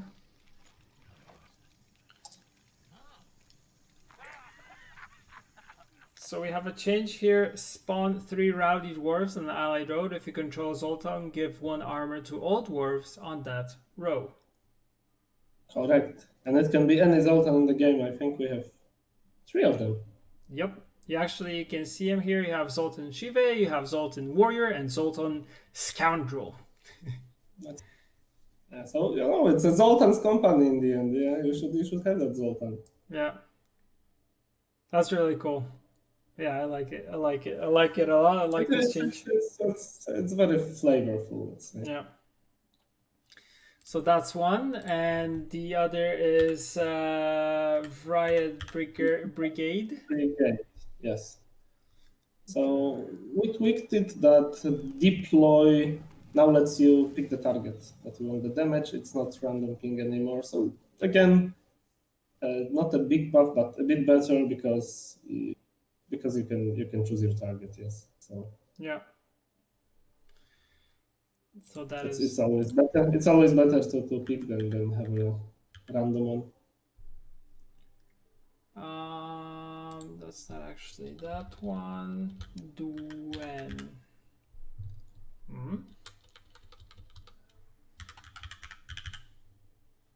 There we go. GWENT Canal Guardian. So yeah, for this one. Yeah, same as Northern Realms units. Yes, one more power and order instant deeply. Yeah. And then the last one, last change when it comes to an ability change is volunteers. That's correct. Mahakam volunteers. They got one more point, and now they don't need you to. They are not row restricted. Yeah, you just need to have a dwarf. Exactly. It doesn't matter where this dwarf is. Exactly. If you just control a dwarf, summon all copies. That's it. Yeah, and I think makes it a little bit more versatile here. For sure. And then things that I want to go through quickly is actually this one I don't have to be quick with. I can actually show it. Is change to 8th net. That's the change that reflects to the previous one. So a change of provision. Like you mentioned already, I think twice. So for the third time, we're changing the cards which evolve, of course. And 8th net is also another example. So a provision change from 11 to 12. And then super quickly, we have Doblathana Sentry, which has 1 armor additionally now. Dwarven Chariot, power change from 3 to 4. Doblathana Bomber, power change from 1 to 2. Dwarven Skirmisher, boost change from 1 to 2. And then Broccolon Sentinel, provision change from 5 to 4. And that rounds off Scoia'tael for us. All right. That went. So what's now? Well, the mighty empire of Nilfgaard is next, and your favorite one. And then I think we'll start with tactical decision ability change here. So tactical decision is not playing cards anymore from your deck. Now it's pounce and play Morvran. And Morvran, actually, I need to check his. This ability is more complicated, so let me open it. As I remember the rest, I cannot say this one. For Morvran, it's deployed. Yes. Draw up to 3 cards, then put the same number of cards on top of your deck. That's correct, and I have it on my screen right now, but you were faster. Yeah. So. It's still playing with 3 cards, but it in a bit different way, let's say, yes. And this ability opens a lot of new possibilities. That's probably would take too much time to speak about all of them. So again, players should find out how to use them leader themselves. But just to explain what up to 3 cards mean, if you will have less space in your hand. He won't fully utilize the ability. If you will have 9 cards, he will draw only 1, and then you will put 1 card at the top of the deck. If you will have 8 cards in your hand, which means only space for 2 cards, he will draw 2. But if you have 7 or less, he will draw 3 cards, and you will then put 3 cards at the top of your deck. Yeah, exactly. And he has 6 power. I don't remember if we mentioned that. Yeah, well, we didn't, but it's good that you mentioned that he's a human soldier token, and of course, is doomed like every other token. Speaking of abilities that got rotated out, so we rotated out strategic withdrawal leader ability, and I think that the change to tactical decision and rotating out strategic withdrawal actually tie together super nicely. And then we have a new leader ability, which is imprisonment.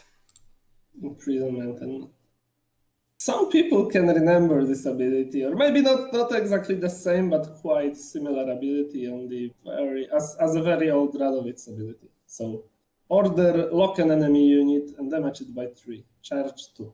Mm-hmm. So it's pretty straightforward.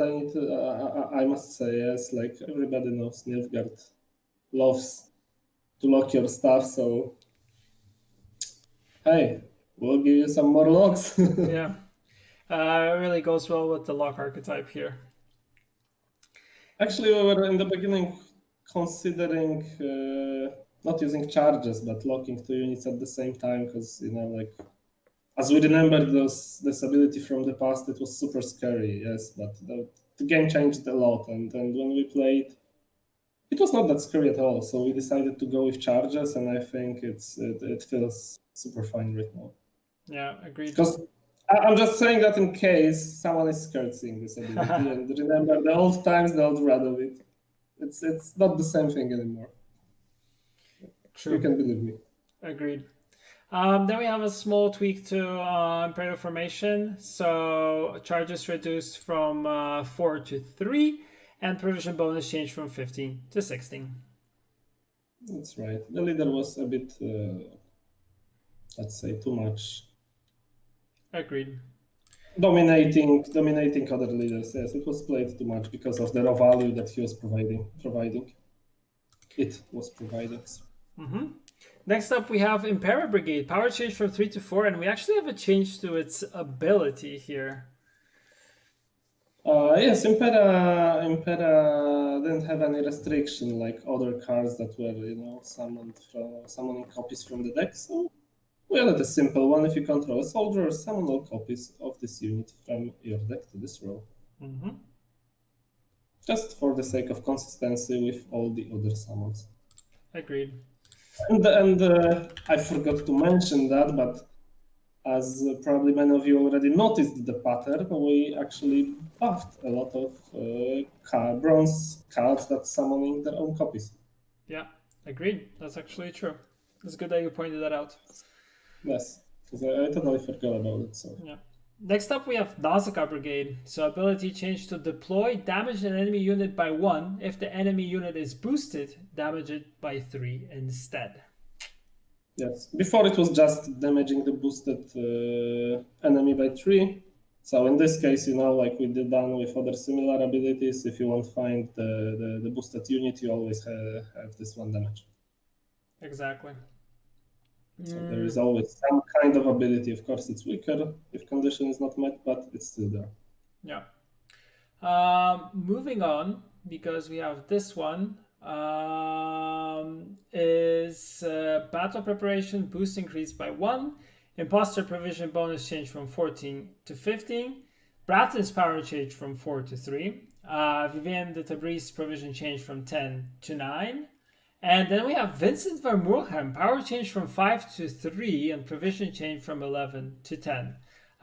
Question is why we didn't want to nerf a little bit more Vincent?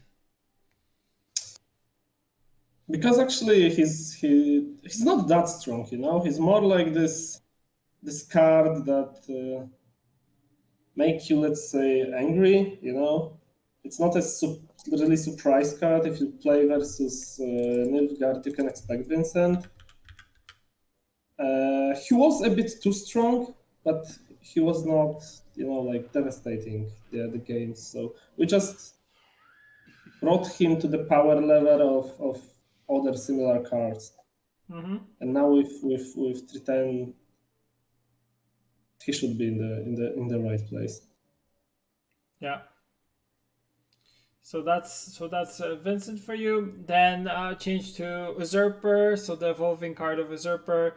Yeah, similar to other evolving cards, provision change from 11 to 12. Then we have Fionn van Garnel, power change from 2 to 1. Art Fen and Light Cavalry, power change from 2 to 3. Hunting Pack, power change from 3 to 4. And then added Siege Engine category to the following cards. That's Hefty Helg, Rod Tosser, Fire Scorpion, and Mangonel. And that's it. That's quite a lot of changes for Nilfgaard, I need to say. Usually, where there is balance patch, everybody got some changes, and Nilfgaard is like 2 cards. That's it. Yeah. And I think this time Nilfgaard got the most changes out of all the factions. Yeah, Something I agree. surprising. I agree. It got a lot of changes, so it's actually a super long list. So yeah, I'm also surprised because, like you mentioned, Nilfgaard normally doesn't get these many changes in one go. All right, we are left with Syndicate as the last one. And we'll start with the leader ability. So we rotated out wildcard leader ability from the game. And in this place, we have a new leader ability. We have Pirates Cove, which I already like. I already like the name. What's up with this one? So maybe first I will go with ability, and then I think everybody will understand why the name is the Pirates Cove. Yes. So order spawn a Sea Jackal on ally draw and then gain 4 coins. Provision bonus 15. So this one is kind of different, you can say, than other syndicate leaders. Yes, usually they're giving you just money. In this case, you're getting a spender. You don't need to worry, about having too many coins and not having a way to spend them. So if you're using Pirates Cove, you can play this Sea Jackal and just spend everything. Yeah. It's a bit different approach, let's say, to the syndicate leader. Yeah. That's an interesting one. Yeah, it's guaranteed spender on the leader. Yeah. Okay. Moving on. We have Sacred Flame. That's true. So again, a bit more love for Firesworn. Deploy spawn a Firesworn Zealot on both sides of this card. Order boost all allied Firesworn units by 1. Exactly. Nice. So, more boosts for Firesworn, yeah. Nice. Then we have the Borsodi brothers. Well, I think we'll start with Ewald. The 15 years in sewers, yeah. Exactly.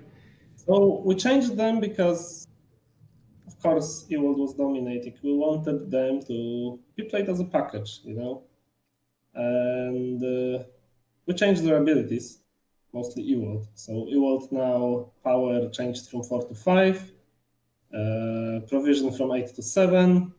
He's dealing 2 damage. If Horst is in your graveyard, he's doing 4 damage instead. And Horst got similar treatment. No power, only provisions from 8 to 7. And ability change to gain 3 coins. If Ewald is in your graveyard, gain 6 coins instead. So I think with these changes, the brothers can see some play together again, let's say, as a package, not only Sad Ewald alone, but his ability is actually not gone. Exactly. We moved it to our probably card with the favorite art in the whole Syndicate faction, so Horse and Freak Show. Yeah. Actually, I will... Yes, you can open it. Freak Show... Oh.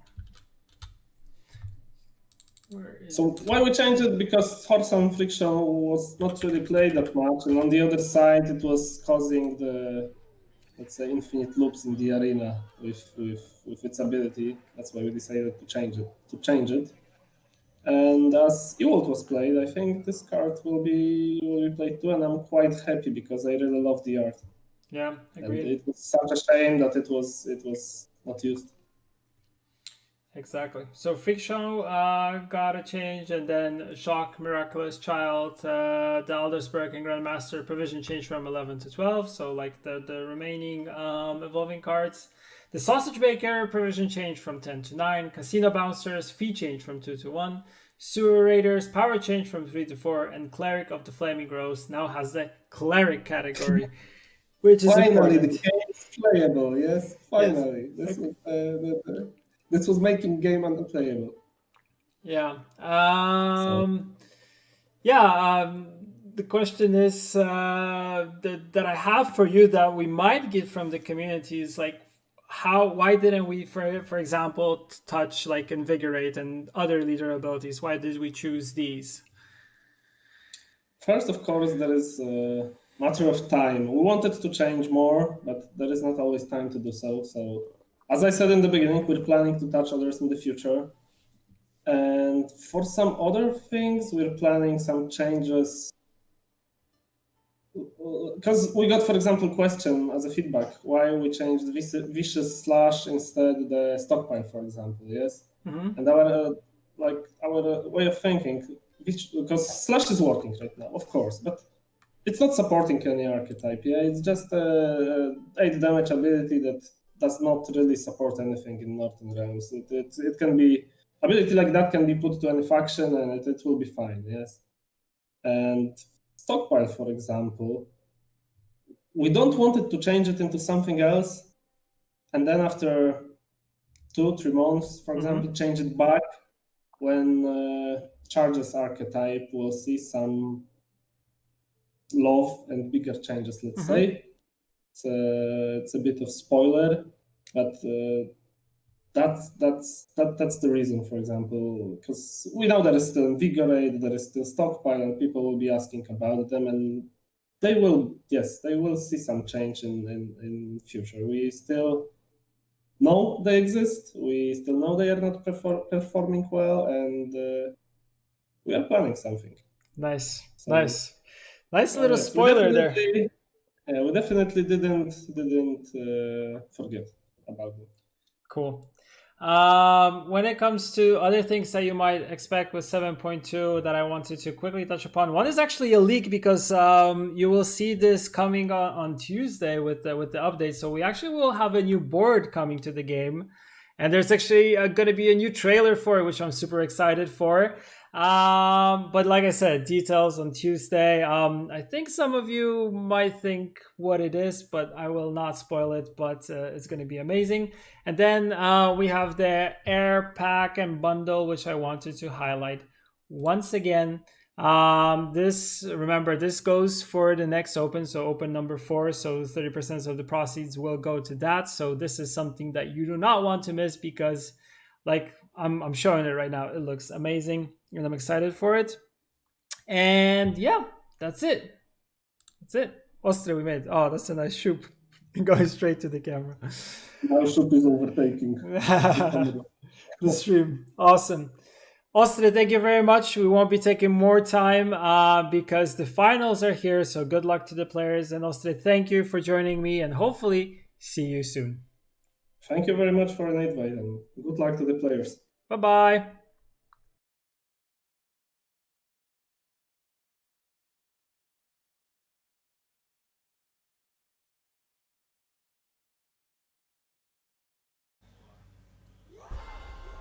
Wow, clearly a different world we are going to be walking into.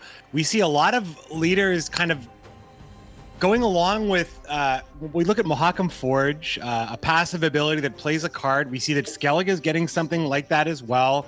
Playing a leader, much like Arnulf, we see that Scoia'tael and Monsters are getting that as well.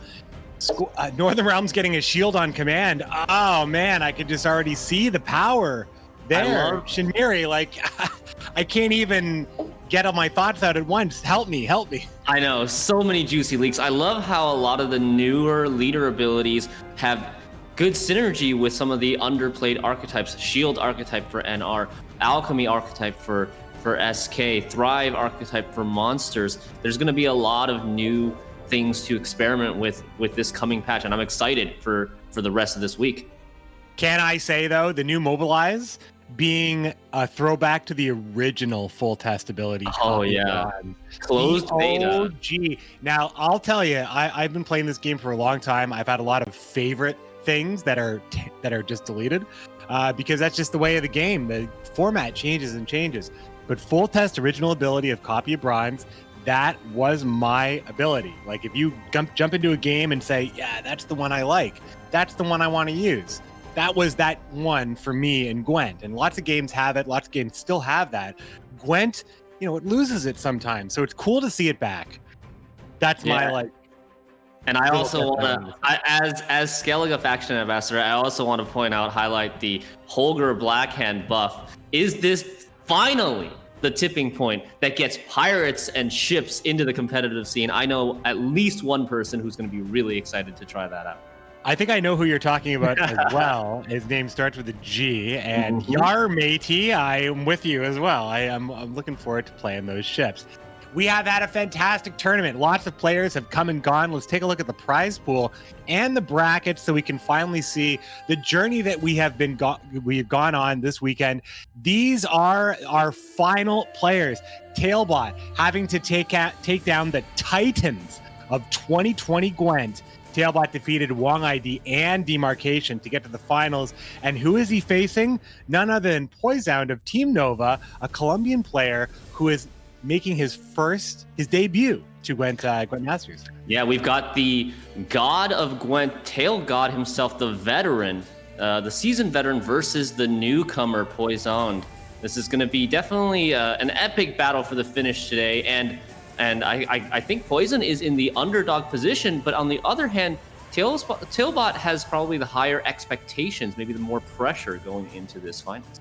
We can see on the bracket, Tailbot is on the top of the bracket. That means that he has flipped the coin blue. He will be going first in games 1, 3, and 5. Is that not correct? I think it's the other way around. I think at this point, the position of the bracket doesn't matter. They did flip a coin, and I believe I was told Poisoned will be blue in this finals. That would make sense. In the script, Poison's name is colored blue and Tailbot's name is colored red. So let's just go with that. So Tailbot, just like in the last series that we got to cast Shinmiri, Tailbot has the advantage of going second in games 1, 3, and 5, and Poison will have to go first in games 1, 3, and 5. We'll see how that matters as the opponents deliver their bands, select their decks, and go into what is the final set of the weekend. What a great Gwent Open this has been. Yeah, this has been really a pleasure to watch and cast. And here we see the ban screen. Do we have which decks they have banned? And it is Nilfgaard banned for Tailbot and Skellige banned for Poison. Tailbot being very consistent throughout this entire tournament, banning SK in every match. And this time, for the first time, we'll get to see Tailbot play his Shiru deck. He's got his own variation of Shiru. I would say this isn't too surprising, considering that the monsters list is probably more susceptible to the big removals of Vincent and the poisons, so that's probably better to look at. Now, speaking of which, Poison is the only player that brought a monsters list. We'll talk about those lists in just a second. We're looking at Tailbots right now for the finals. We want to talk, let's go right to the Squirtle list, Shinmiri, because this is the first time we've seen this deck played. It's been banned against him in every match. What is it about Tailbot's Squirtle list that makes it different than the others? Out of the ones that we've seen so far in this tournament, I think Tailbot is the only one to bring Geralt Professional. He might be one of two to bring Sheldon Skaggs. Geralt Professional, another tall removal, very flexible, works well with Precision Strike Leader as you can set something to a multiple of 3. So a little bit more control-oriented, a little bit more red coin-oriented with the additional forms of carryover from Dwarven Agitator onto the Sheldon Skaggs.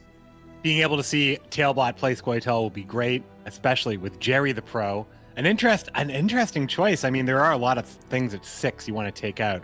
And now you're all familiar with Tailbot's list, but I want to talk about Poison's list. Now, his Hidden Cache, his Uprising, his Patricidal Fury, none of these decks really stir me considering what we've seen today, but we have not, Shinmiri, you and I, we have not cast a game with monsters. Fruits of his Gith with the Ethereal is here on a competitive level. I figured it would be too targetable, but here it is with Poison. What do you think about that? So Poison is the only one in this entire tournament who put his faith in monsters, and it has served him well so far. This monsters deck has a 100% win rate, I think, in this tournament. 2-0. It's won every time. It forced a very early concede yesterday and had a very convincing victory today. We'll see. It does have maybe some unfavorable matchups against something like Shiru on Tailbot's side, but I'm very excited to cast both the Shiru deck and this monster deck. It's got Becker's Rock Slide, Karathi, Heatwave, a lot of control all options. over the place. And it's Wow. crone troll, right? It's got a little. It's got all the crones in there. You have Renew onto Ethereal, but also Renew onto Crone as a backup. The game plan is going to be get those Ethereals ticking while answering every single threat that your opponent puts down with cards like Becker's Rocklight, Heatwave, Alzur's Thunder, Parasite. And every time you do that, you're still getting those 4 points a turn from your leader onto the Ethereal. It's a gorgeous deck. It's a gorgeous deck. Now put yourself in Poison's position. What makes you think, I don't need Nilfgaard, I don't want Scoia'tael either? Is there a particular matchup I think that would encourage you? I mean, it's possible not everybody likes to play Shiro, can play Shiro at the highest level, and you have to be able to outwit Tailbot and outwit Demarcation with your Shiro to have a chance. A lot of these players felt the confidence here. But Poison actually drifting towards monsters, skipping Nilfgaard altogether. I think that makes him an underdog hero just for that reason alone. Yeah, and it could come down to personal preference as well. Maybe he feels the most comfortable with this Fruits of Ysgith deck. Maybe he had really great ladder experience, ladder performance with this as well. I'm glad there's a little bit of variety here. I'm ready to cast these matches whenever the players are. Yes, absolutely. And I'm really wondering what we're looking at when it comes to the leadoff here. Now that we know for sure Poison is actually going first, and I am just going to double check. I got my deck list open here. There is a lot to look at here. I think that Poison, if you're going first, Northern Realms seems like the safest choice. And now we're not talking about, making money, winning rounds. We are in the win. We want to get the ticket. That's all that matters. So we want to take our best options to win at all times. And I think it's hard to say that Northern Realms wouldn't be the pick here for Poison. I think we are getting started with game number 1, and we see it. It is Northern Realms for Poison on blue versus Patricidal Fury for Tailbot on red. That's nice. Nothing too new yet for you and me, Shinmiri. We're a little nice warm-up casting game for us. A warm-up, yeah. Anna, yeah. Wild Boar of the Sea, Hemdall. We're used to this stuff. But eventually, Shinmiri, it could come down to Fruits versus Shiro, and it's going to be a fresh experience for the whole chat. This is going to be just a fantastic matchup. This is the newcomer Poison, Team Nova representing, and Colombia, as well as Tailbot, one of the most known players in GWENT history, not just in Poland, but a very well-decorated player who has not seen a championship in over a year, but has definitely seen a number of qualifying appearances. And yes. Polish curse. Do you think it's possible? We'll see. I don't believe in curses. I think Tailbot has a great chance of taking this one. Superstitions are a dangerous thing to believe in. I think you got to believe in yourself. You got to believe in your own hand guiding fate. Tailbot is definitely thinking that, although Poison is making a very strong play. We've seen this throughout the entire tournament. The big play with the Veil, something mid-range. Now, this is a bronze 6, not a gold 7, but we're still seeing this being that deck slot that is intended to solidify your victory right away. Yes, and Tailbot responds with the Herkia, trying to get some value over time on his side of the board as well, and instantly taken out by that boiling oil. Poison seems to know what he wants here, has a plan, doesn't really take that much time to deliberate. And Tailbot, how is he going to respond? He has, let's take a look at Tailbot's hand. He has the Hemdall, he has the Wild Boar of the Sea in his hand. He's got a lot of reach should this round go very long. He doesn't really need to answer this Karak Frigate because Karak Frigate's going to keep putting more and more units on the board, and they're going to give this Hemdall 1 extra damage every time they put a volunteer on the board, and they're going to give the Wild Boar of the Sea 1 extra damage as well. So even though these volunteers are like 2 points a turn, they're not really 2 points a turn should Tailbot want to commit some of his bigger area of effect golds. Tailbot here is just playing the Savage Bear, getting a little bit of carryover, preparing the Savage Bear, the first copy of Savage Bear, getting him in the graveyard so that the second bear will have 2 charges later on. He doesn't even bother to use the bleed, and he's just going to hold it knowing that it's very unlikely to die. With the boiling oil gone, there's really nothing else Poison will be willing to spend to kill that bear. Stunning Fantastic, blow my coming friend. down. How do I sound over here? Just fixing a little technical difficulties with my audio. Hopefully everything sounds great. I'm not too far behind as the Temerian drummer drops down, solidifying the soldier pocket on the frigate. How's everything sounding over here, guys? You sound good to me. A little bit quieter than before, but it seems like your mic input issue has been resolved. Well, I can't have the finals being anything less than perfect. I'm doing what I can. Damn, maximum volume. All right.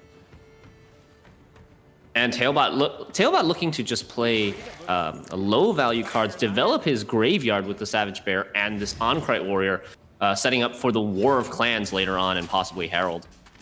Poison making a pretty good case that he will have the points needed to push Tailbot out of this round. Tempo at double digits here.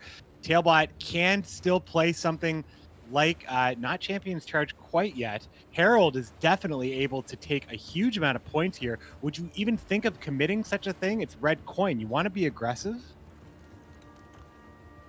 I think Tailbot is going to play something. He can potentially play lower committal stuff as long as his Wild Boar of the Sea or his Hemdall can catch up. He might be willing to just see how much he can get out of Poison. Because winning round 1 in this matchup is pretty helpful. Whoever wins round 1 does get to dictate the pace of the game and can evaluate the strength of their own hand. But instead, Tailbot is going to pass, save his card quality for later. Takes a pass on the 14-pointer in Hemdall right there. And now, both players having a full gold hand going into the start of round 2. Yeah, this is, I would say that Tailbot is very prepared to defend the bleed. Now he has Lugos, which is one of his best leader combo cards. Fabiorn for the consistency. He already has Blood Eagle and Herald in hand. An absolutely great hand. Poison, on the other hand, Adalia with some excellent, or with I guess, the bronze. Adalia into Marine has been the bronze that we've been seeing. And of course, a number of really everything. I mean, I don't see a single thing in Poison's hand that isn't what I want. Yeah, and same with Tailbot, to be honest. He has pretty much everything that he wants. He actually mulligans away the Herald. Okay, well, so he does have Blood Eagle, so he can get it. I mean, his hand is so good. He just wants to get it some other way. Little removal here with Stunning Blow. Will matter against a drummer, potentially, or a frigate. mulliganing Herald, I wonder... So he's planning on playing Herald, saving him for round 3, trying to find the card that he cannot tutor, which is Flowerbud Totem, but does not find it in this case. That would be, I mean, at Tailbot and Poison, both of them, I believe at the end with the mulligans, they were looking to improve a hand that was very hard to improve. You're looking at the mulligan like, you know, am I giving up? Am I giving up something by not swapping one of these cards out, and by swapping out Herald with Blood Eagle, getting the Stunning Blow, which does play for 4 points here and puts the ship within removal range, potentially, of Donar or Lugos. Or even Blood Eagle. If he Stunning Blows now, with the armor still there, it'll do 6 damage to it, leaving it at 2 power. Yeah, leaving it at 2 power, which will, you know, you could finish it off with Blood Eagle if it's not boosted.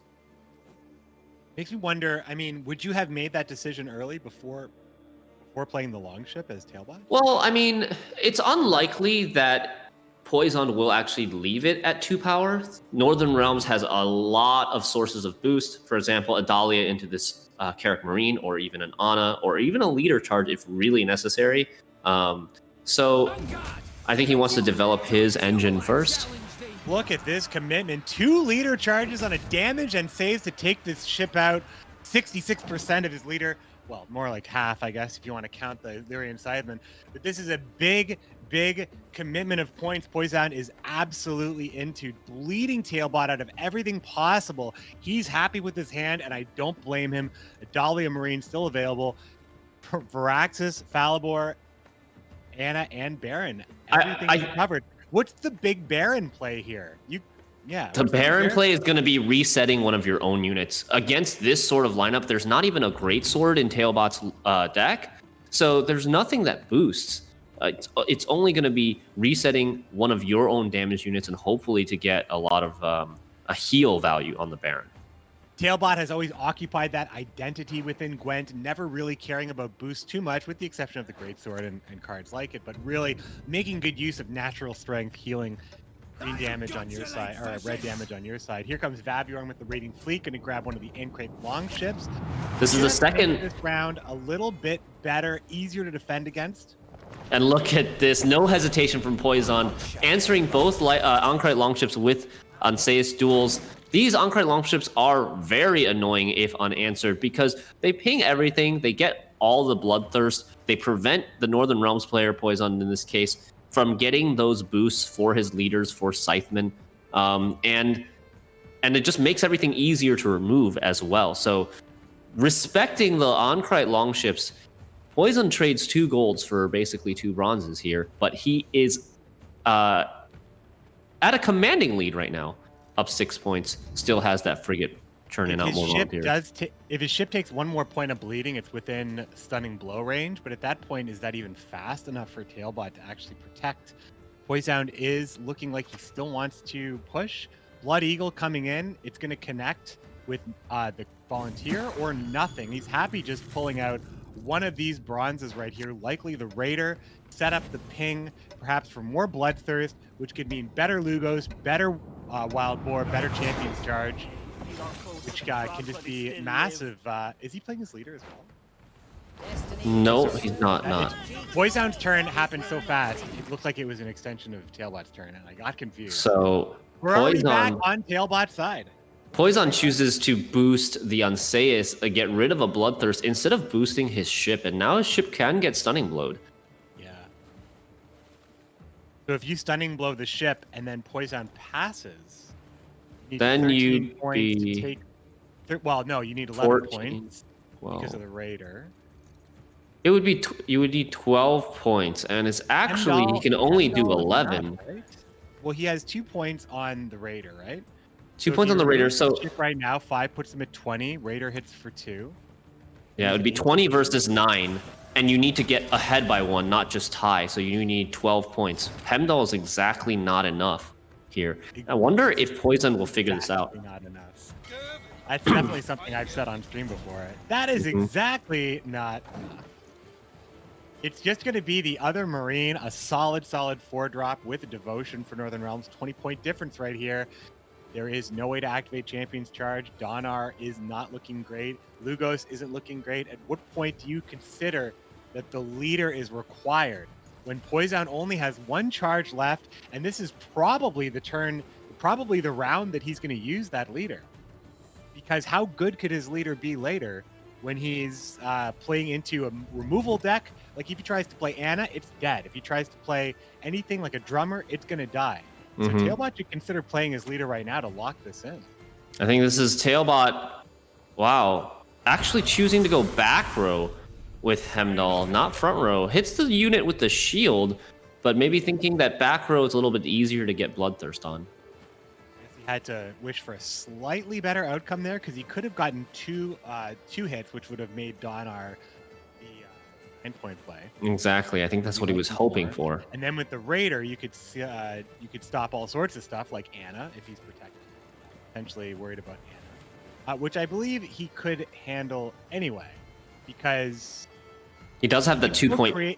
He can still create Bloodthirst 2.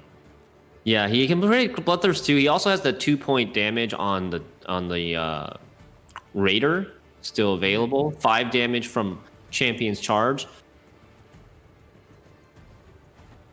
Now, I wonder if Poison missed a pass opportunity on that last turn. Well, if he missed it before, he definitely missed it now. Is Falibor. Huge commitment here, not taking out the Raider. 22 points. A massive lead here. Keeping in mind the Champion's Charge can neutralize the biggest unit. So with Leader and Champion's Charge, Varaxis is gone. With a 2-point ping, we can create Bloodthirst 2 for Donar, which could create Bloodthirst 3 for Champion's Charge. And of course, a 6 damage removal for Madman Lugos, which we see in hand. Tailbot does have a lot of great points here. I think he would need to use his leader to preserve his card, however. Tailbot has we know how Tailbot feels about his leader, though. He loves to hold that. He knows round 3 is the most important part. You look at his hand, right? Wild Boar of the Sea wants to be played in this round because round 3 is going to be shorter than this round. There's going to be fewer units on the board.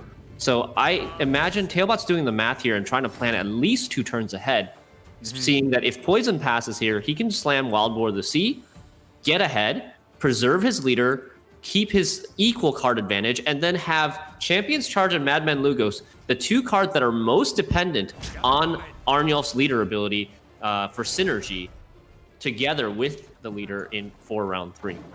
Bloody Baron come down, healing Falibor up by 2, bringing the Bloodthirst back down to 2, which means that without Wild Boar of the Sea, Champion's Charge will not connect without the leader. Madman Lugos deals 4 damage tops, which could be used just to create the Bloodthirst 3 to preserve the leader. Poison only has 1 more move here, and this Madman Lugos could just dig into Falibor, perhaps, and then set up Champion's Charge for the 9. Is that going to be enough if Poison plays Ana? Not if he plays leader as well. I'm a little bit surprised that Poison has saved Ana for last. It doesn't seem like an intuitive thing to do, saving your best engine for last, but maybe he thinks that it would have died any time earlier had he played it at only 5 strength. Or maybe he just is thinking not to play it at all. Wild Boar of the Sea does come down here. Pretty good swing of 13 points. Enables everything. Yeah, it enables everything. He's got the Madman now he can play, Champion's Charge he can play. He only needs 7 points to get ahead. So should a pass come here, I would think a Champion's Charge for 8 on the Varaxis would seal the deal for this round 2 at least. Yeah, and the answer, Poison pushing here, it's not the answer, right? We already see 8 points on Champion's Charge. Madman Lugos would be able to destroy Falibor. The points are all there. Tailbot wouldn't have to spend his leader at all. So Poison needs to pass, which is not good for him because this was his bleed to get advantage. Yeah, Poison needs to pass here. If he goes all in, it would probably be bad, as there is just too much Bloodthirst to deny on the board here. Madman Lugos threatening potential 12-point swing, killing that 8-point Varaxis too.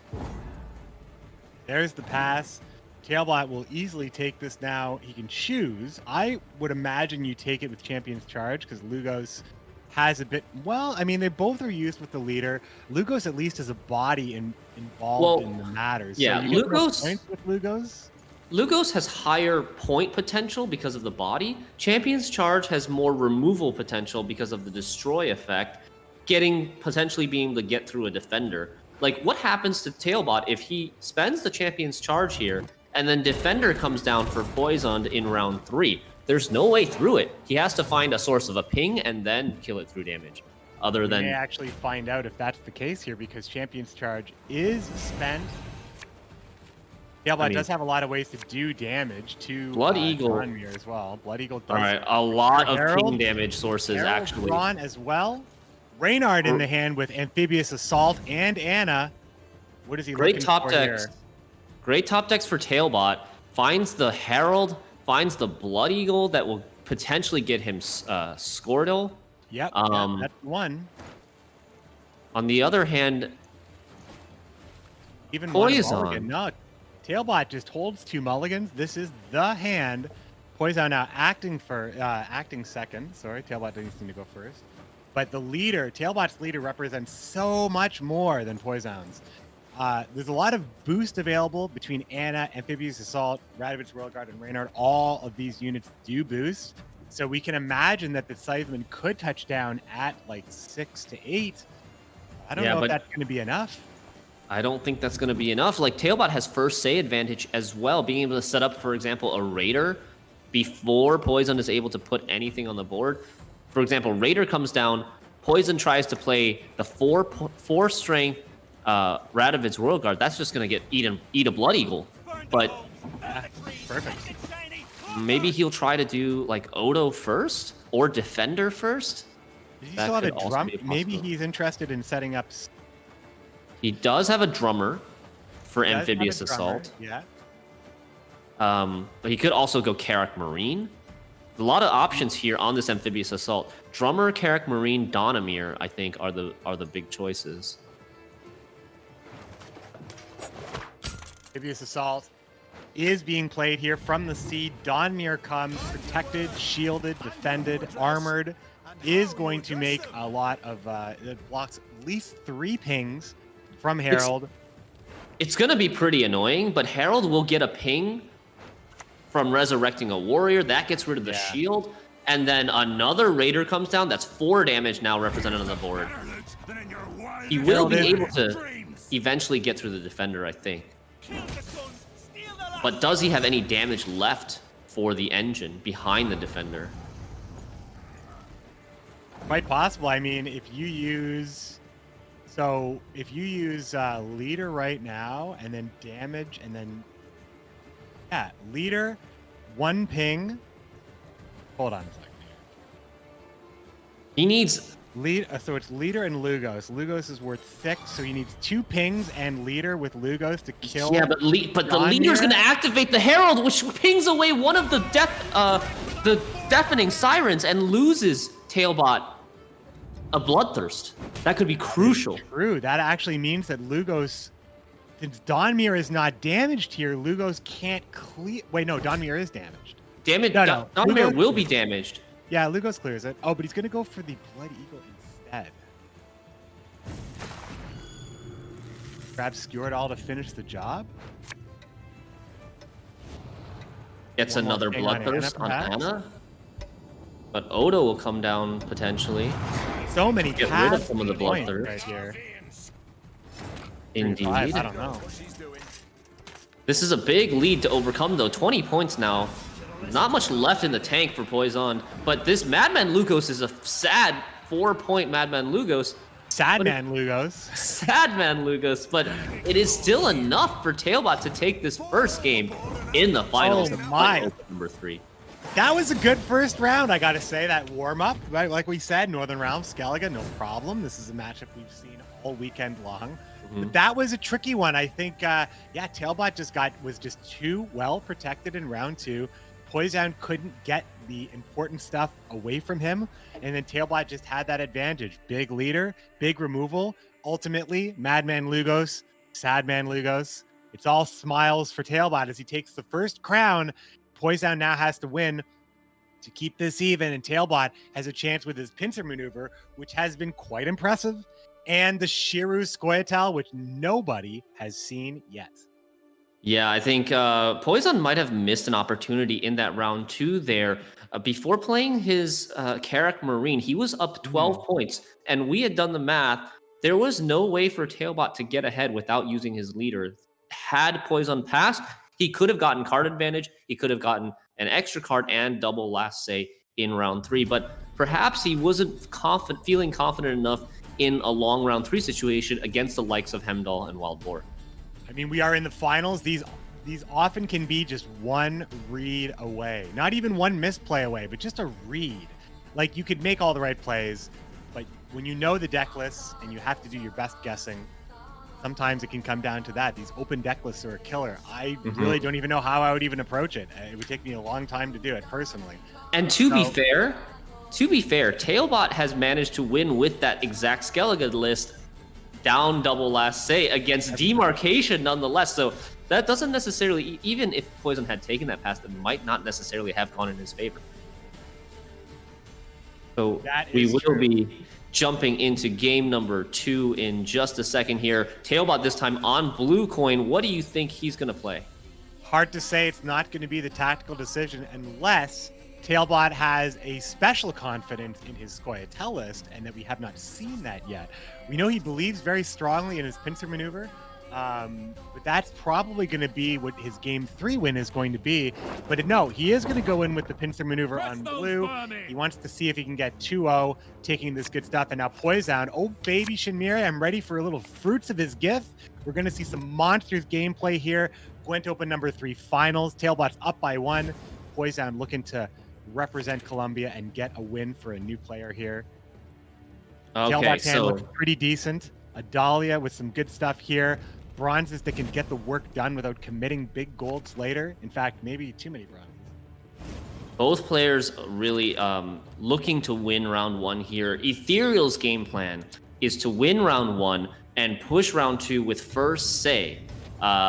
Setting up the Ethereal before the Northern Realms player has any chance to put any threats on the board, and then repeatedly answer the threats while the Ethereal engine is going at the start of round 2. This is the ideal game plan for Monsters, but Monsters needs to win round 1 in order to do that. And he doesn't have Ethereal, he doesn't have Oniromancy to get the Ethereal. It's going to be a tough uphill battle for Poison here. Yeah, I was going to say, how does Poison go ahead and try to win this round without Ethereal, 2 Pellers in hand? How is that really, really going to help here outside of stopping Donmir, perhaps? He already has Karathi, so I think that Poison maybe, just isn't quite seeing what he needs to see. However, the Squirrel, that little guy, could actually nab Amphibious Assault if Tailbot isn't careful. So in a way, it actually makes Tailbot's plays a little suboptimal, knowing that he can't really play Amphibious Assault without playing it like at Royal Decree, like it's gone now once I play it. But then again, the Squirrel might just not be the tempo to catch up. So it's knowing that your opponent can kind of screw with you really depends on your position on the board right here as Poison goes ahead. Tailbot, really a huge fan of this opening play. Tried him with Drummer available. No Drummer available. No Drummer. Well, he does have the Amphibious Assault for a Drummer. He has Ana, Stranger. I think Tailbot really likes to use the Tridem infantry as bait because it is a secondary engine. You'd rather the Tridem die than the Drummer die, because if one of them has to die, the Tridem dying still allows the Drummer to be an engine, but the Drummer dying means the Tridem is not an engine either.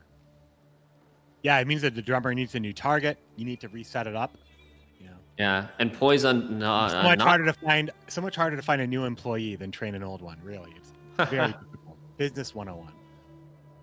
Poison not joking around, just gonna Striga right off the bat, get to a nice comfortable lead. I think Poison, what he wants to do is kind of scare Tailbot out of this round early to get a longer round 2, maybe hopefully draw into Oniromancy or Ethereal in round 2, and then play Ethereals in both round 2 and round 3. But I don't think Tailbot is one to shy away from confrontation, and he's not going to go down without a fight. Tailbot knows. Tailbot should have prepared for this and knows that he needs to get a long round without the Ethereal to kind of like drag out the round when there's no Ethereal, so that the round where there is Ethereal is going to be shorter. The early Adalia actually being seen in round 1 here. Still on the Carrick Marine, Adalia's best friend here in Gwent Open number 3. Thriving in Draga Larvas, boy, they are just the best all the time, and there is never really an easy way to trade up on them. Tailbot's position here at least could set up some help if he wanted to set up something with Amphibious Assault or perhaps the Mauler, but he doesn't really have a way of completely taking out these thriving engines. So playing defensively, I imagine Tailbot plays maybe 1 or 2 more cards and passes. He's going to go for those passive points. Tactical advantage on Ana, yes indeed, preserving the fact that it gets away from this Becker's Rock Slide. You see it in Poison's hand, that Becker's Rock Slide will not be able to immediately destroy Ana, which means that these passive points will keep generating. Yeah, even though Becker's Rock Slide can't kill Ana, the Heat Wave will do the job, and Heat Wave finding probably the most valuable target on Tailbot's side. Now, if Tailbot, I don't really know what Tailbot, where his head is at, or how he wanted to play this and when he wants to get out of that, but the Carrick Marine offered a chance. It's too soon. It would be just too soon to pass. He needs to get another engine. He has no engines on the board versus 3 engines on Poison's side. Probably going to have to rely on that Amphibious Assault to find something like a Drummer or a Frigate. And then maybe boosting it up with the Marine, because he needs both the Drummer and the Frigate come out at 7 strength plus 1 armor from Amphibious Assault. That's going to play right into that Rock Slide. So he would have to boost it up an additional 4 with the Marine. With the Heat Wave gone, there's no more super tall punish left in Poison's deck, and we see exactly that. Now he didn't put the Frigate next to, well, I know why, because he can only produce the volunteers on one side, and it would bypass Adalia. So exactly. Never mind. Bruxa coming down, applying a little bit of bleed here to the ship. The one thing on the board that likely does not have any veins, and the Adrenaline Mauler is now set up to perhaps destroy a little bit of points on the board, set up the crew pocket for the frigate. And there's the squirrel. This is the squirrel banishing that amphibious assault. Squirrel, and he was able to get away with it here on red coin. And it thrives. Yeah, and it happens to thrive here. Played late enough here. Tailbot quickly activating the frigate. Will likely be using the Mauler as well. And from here, he has 3 boosted units. The Scytheman isn't quite as good as it could be. He might want to play the other Marine. But problem if he's going on blue coin, he's going too deep, I think. He might be going a little too deep. Well, I don't think he's going to get punished too hard here because look at Poison's hand. He's got these 2 Pellars that are really doing nothing. They're thriving the larva. We definitely see the 2 Pellars. He's going to spend one of them. And his list, Poison's monster list runs 3 Purifies, 2 Pellars, and a Crow's Eye. And the reason you run these Purifies is to purify the Doom status off of Ethereal so that you can renew it in a following round. Or a lock status as well. Yeah, or a lock status. Yeah. And also to get past the Defender so that you can use your removal tools that you have a lot of. But a little bit unfortunate for Poison to draw too many Purifies here when he doesn't need them and no Ethereal. Goliath with the big thrive, tying it up at 41, 3 cards apiece. Tailbot has nothing but gold in his hand. Not a great Baron reset, and besides, if you're trying to secure last say, Baron can be just such an extremely important card, but you can at least reset a larva if you needed to, and Says will be able to just, I mean, you'd have to play it on back row, and Veraxis, I mean, you don't usually want to play him in round 1. Imagine if that Pellar was 1 point more. Then Poison would be ahead here, and Tailbot would be at risk of losing on even. This is the perfect time to pass for Tailbot, I think. I mean, just imagine if it was any of the Crones. Yeah. They would have all thrived, right? Like, Poison's hand was not great. He missed all the Crones. He's not passing. And Parasite as far... Oh, he's going to play the Baron and reset the Larva. I didn't think he was going to go for it, but it is going to be the case here.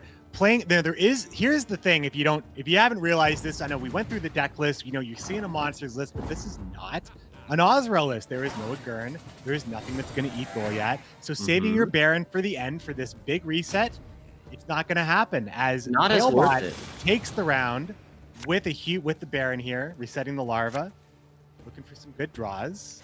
There's that Parasite. There are those Crones. Still no Neuromancy or Ethereal for Poisoned. Another miss there. Last chance for him. Gets a renew, which I don't think there's much to renew right now. A Goliath or a Striga at best. And okay. Tailbot's hand is very good should he choose to push. How could he get any better here? What's left that he could grab? That's probably not it, but he does have like some good stuff in there. Obviously, there is like just a drummer would be pretty good in general. Now, Amphibious Assault's gone, squirreled away, like so many. So here's a consideration, right? Tailbot doesn't know if Poison has Ethereal in his hand or not, and the only way for Northern Realms to really answer Ethereal is if they have first say in the round.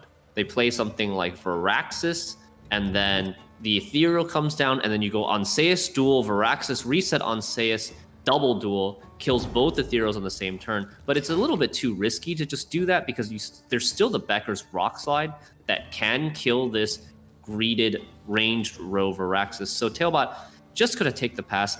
Says, I'm going to try to deal with 1 round of Ethereal, and at least by winning round 1, I don't have to deal with 2 rounds.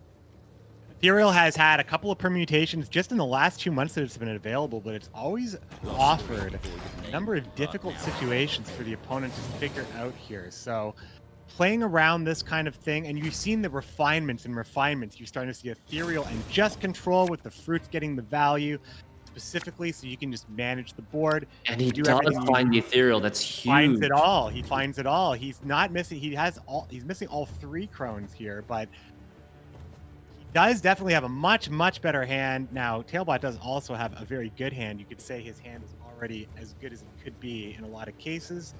I believe he hasn't played John Natalis yet. Nope, Natalis and Falibor still on the Dahlia deck. has been played. There's Falibor. There's the Falibor. Nice pickup right there. His hand is about as good as it can get here. Oh, but pincer maneuver. I missed something really important. When earlier I said Northern Realms typically doesn't have a good way to deal with this. Pincer maneuver can deal with this quite easily because you can play 2 cards in 1 turn. I totally missed that. I was talking about the general matchup of Uprising being the more common, prevalent deck in the meta. And we see Veraxis went back into the deck perhaps for this reason exactly. There's Veraxis. He's grabbing it from the pincer maneuver. This is, you called it. You called it. I'm just going to quickly answer this. Easy. Double Ethereal dead, and Ethereal manages to only play for 8 points. Now that was the graphical glitch. Those were 2 Ethereals gone right now. Poison now in a big... This is a tough spot right now. And by killing them both immediately, there's no chance to purify either of those Ethereals, and so there will be no renew for Ethereal in this game. So what is Renew even looking at right now? If we look at Poison's graveyard, it's really not that much in there. Striga is probably the best thing. Goliath perhaps for the 10 points.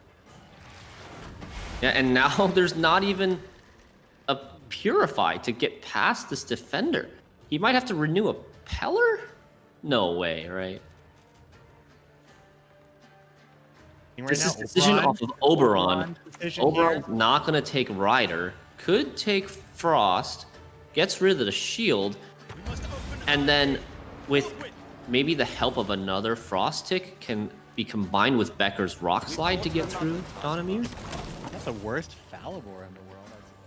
I thought that car is crewman. Yeah, we can deal, but I mean, just play your gilded golds, Tailbot. You have a fantastic hand right now. You have a lot of threats. Poison's just playing catch up right now. Night Wraith, very slow. 4-point bronze. Tailbot probably a little happy to see that. Yeah, Tailbot can afford to wait 1 turn for the Falibor. Now Falibor needs to come down, but he's able to develop that Reynard Odo engine before anything else. I think. Yeah, let's get the drum line going for Donmir. That sounds pretty good. This is really smart play by Tailbot, buffing that defender out of Becker's Rock Slide range. No heat wave to deal with a super tall unit. No Peller in hand to purify. This is gonna be. This defender is doing his job really well in this game. Quick boost on the Trident Infantry and another boost from the drummer. That's going to quickly solve this rat problem. Tailbot's in a pretty commanding lead. There's just 8 damage on the defender, but it won't stop the defender, which means that I believe that's Wispus's damage effect. I always get those 2 mixed up. Yeah, Wispus's damage effect. Damage effect is going to get completely tanked. Oh, why don't we just Mad Char? Oh, and keeping the defender at 1 to tank the value of the ping. Exactly. Beautiful. It doesn't matter if Wispus does 4, 6, or more damage. It's going to. Okay, the renew comes in. Could be for just Goliath for points, but this is not. And the vitality from the Mad Charge. Mad Charge playing for 10 points. This is in this just game. So many points. Tailbot is running over this monsters list for the first time. It looks like the fruits of his gift are going to fall to the realms. Now, if you like your monsters play, you will see a little bit more of it, but Tailbot up 2-0 is going for the match point and looking for his golden ticket to the Masters, and he only has 1 more deck to play. And, you know, it's not that great a deck. It's just Goyatel Shuru, which we have not seen anything of this tournament. Is 3 matches left at least. I'm happy. It's not selfish to be happy about this. No, I'm saying, is it selfish for me to hope that Poison wins the next 2 games so we get to cast 3 games of Scoia'tael, Tailbot playing Scoia'tail? Because I would love to see that. Because I don't think it's selfish. I hope we get to go to the distance, but Tailbot with Scoia'tael 3 chances, he's got to be feeling really good right now. Poison, the newcomer, first time on this level, this sort of stage, could be feeling a little bit of nerves, could be feeling a little pressure, needing to claw his way back with the reverse sweep. if he Yeah, you wants were to have a talking- chance at the title. You were talking about Tailbot's precision strike. We've seen a couple of Shearers, but you were talking about how his list was a little different than the other lists. I know that we saw Cam's with a bit more of an engine package. I thought Cam's list was the outlier. What is it about Tailbot's list that makes it a little bit more special? Like we mentioned earlier, it's the Garo Professional. Garo Professional is the one that makes it stand out from the other Shiru lists in this tournament. More removal, so even better against something like Northern Realms or against Syndicate, both of which Poison has to play. This Fruits of Yskith deck, is Garo Professional good against that? It's actually not going too tall. Maybe with the Weavis boost, you could get something kind of tall. Or Maybe just a single Goliath ping. for a point somehow. Single ping on Goliath could be good, and then gets the tallest unit out of Tailbot's Scoia'tael deck. Which you would never want to do because that would ice your Forest Protector or your Sheldon. back. Yeah, not that That's great. actually, so Goliath's very bad. If both of those are available, then it could be Dunka, Hunker Smuggler, it could be Miner, it could be all sorts of good things. But Tailbot would need to have Forest Protector and Gags in hand to not truly. All right, so potentially the final game of GWENT Open number 3. Tailbot with a 2-0 lead. Now playing on red coin with his Shiru deck for the first time this tournament. Poison choosing to go with Northern Realms. Northern Realms has a pretty decent matchup against Scoia'tael. Northern Realms does. Now, in the past, Northern Realms used to always have much better matchups against Scoia'tael because they had so many answers for their engines. You had so many like wide answers, Falibor, Philippa. This is a totally different world from here. Now Northern Realms is all about big engines, as it kind of always is. It's kind of flipped, right? Before Master Scoia'tael's Mirror, all about the big spells and hand buff, which is very OG. Both of the factions, Northern Realms and Scoia'tael, both feel like old beta versions of themselves. Big, specific control from Scoia'tael and just massive engine overload from Northern Realms. I love it. Yeah, I wanted to state that how cool it is that it's almost kind of flipped from pre-Master Mirror. Pre-Master Mirror, Scoia'tael was all about the harmony and harmony engines, with Northern Realms trying to play the control with Philippa and Redea, and to slow down those engines. And now the roles are reversed. Scoia'tael with all the control, Northern Realms with all the engines.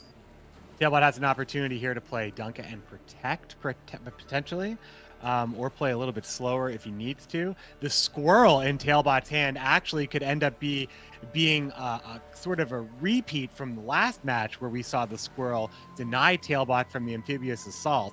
So that is also available if Tailbot is able to drop the squirrel and stay ahead, perhaps on a particular pass from Poison. He'll be really happy about that, disrupting card quality, disrupting options as well. But it seems like Dunka would be the play here because it encourages your opponent to take action against you as opposed to set up yourself. Let's see what Tailbot comes to do here. Tailbot doesn't take either option that I was thinking. Instead, electing to boost up his Dwarf with a Tempering. I thought maybe we would have seen a Rebuke or the Dunka come down. Tailbot now on red coin, not really playing any carryover yet. He does have 2 carryover options in his hand on the Circle of Life, which he seems to be hovering over right now, as well as the Dunka. Maybe thinking about saving the Dunka for later. In this matchup, Scoia'tael versus Northern Realms, we've seen that it's been very beneficial to hand buff your Shiru to like at least 1 or 2 times, so that you have the opportunity to buff Shiru up to like a 6 or 7 level with the help of Iceland's Council. Northern Realms being able to take their units higher from the 5 level. Shiru normally only being able to get to 5 with Council. So now Tailbot has buffed the Dunka. Dunka is a little bit safer now, at least outside of the Anseus interaction. But if Tailbot does try to wait to play the Dunka in round 2 or round 3, that's a round that's a lot more likely to see Poison willing to commit the Anseus, whereas in round 1, Anseus would almost never come down, I think. And these are the situations we see so often here. Poison now on blue coin being able to surmount and a massive defense here, just a huge amount of points that makes Tailbot second guess each time playing into this what he can actually deal with, especially coming from Squirtle, not wanting to spend huge removal pieces yet, not wanting to spend anything like Shiro, but quickly grabbing Fav. Fava Beans, his Circle of Life. Playing a second Circle of Life. Tailbot deciding to double buff that Dunka. That is a big Dunka. Poison's not leaving this round whatsoever. Making the Dunka actually pretty difficult to kill now with something like Unseist. It's going to require 2 hand buffs instead of just 1. Like push it. I mean, if Dunka is played here, it becomes very unappealing to stay in the round here. Now, Dalebot playing Dunka now only has 1 unit to buff, and that is the Forest Protector. The Squirrel wouldn't get it. It's not a Squirtle unit. I mean, he's down 25 points with the drummer still going. He's not going to play here, right? Don't think so. I think he's probably protected. He has a pretty strong hand. Being able to... There's the pass. Poisound with a convincing victory in blue coin. Tailbot now defending with this beautiful control list that I just want to see more of. How well can Tailbot control these numbers? There's Shiro in hand. We'll see if Tailbot even wants him there. And Garo Professional, a great top pro. deck. Destroy any monster unit, right? Now let's see if Tailbot keeps this Shiro to try to hand buff him with the Dunka, or does he mulligan him away as a potential play for this round 2 to defend against the bleed? I guess you have to think, what exactly are you targeting with Shiro? Are there a group of 3s? Not really. Things don't say No, Northern Realms is going to have 5, 6s, and 7s. Is going to be more likely to be like 6s and 7s, to be honest. There goes Shiro into the deck to be groomed in the future. Oniromancy is available, so can be used later. Poison will quickly make the play here. This is committing the this frigate. sort of situation with no hand buffs on Shiro. It means that Tailbot can at most Shiro 5s. Unless he's able to stick a miner on the board, and I don't think Poison is going to let him stick that. There's 1 miner left that can be tutored out with Novigradian Justice. Drop a squirrel right here now while you can maybe afford the tempo. Stop that amphibious assault. That's he's an option. Running it for a reason, right? Like he must have seen a lot of potential spots to run it. The most annoying thing is Garo Professional doesn't answer this frigate very cleanly. You have to ping it twice, and these pings are really, really valuable for a Shiro deck in order to line up those big Shiros. Poison's got such a good hand, too. Such a good hand. Yeah. Very good hand. Really only missing a Veraxis. So Miner does come down. Now, extending Tailbot's potential Shiro to a 7, up to a 7 at this point. He can scorch anything between 5s and 7s with the help of his leader to adjust the strength of his Shiro and the help of this Miner. But Poison knows that.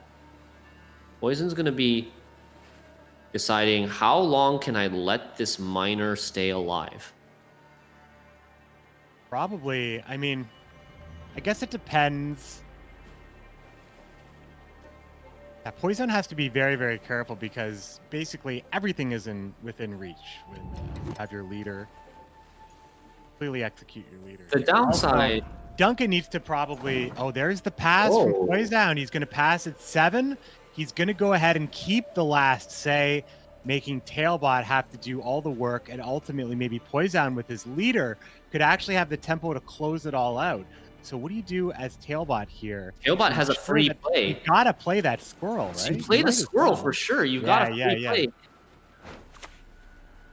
Gets rid of the amphibious assault. No more amphibious assault for Poison in round 3. It's gonna be a long round. Poison's gonna have last say, but Poison is not gonna be able to avoid putting that, like, Poison will be forced to put a lot of units on the board and might give Tailbot the nasty Shiro swing that he's looking for. Tailbot still has to solve Dawnmere, if I'm not mistaken. If Poison can find Dawnmere, there's no Amphibious Assault left. It's like there's no Dawnmere. That would have been that would have been probably the hardest part, right? No Dawnmere, no Veraxis.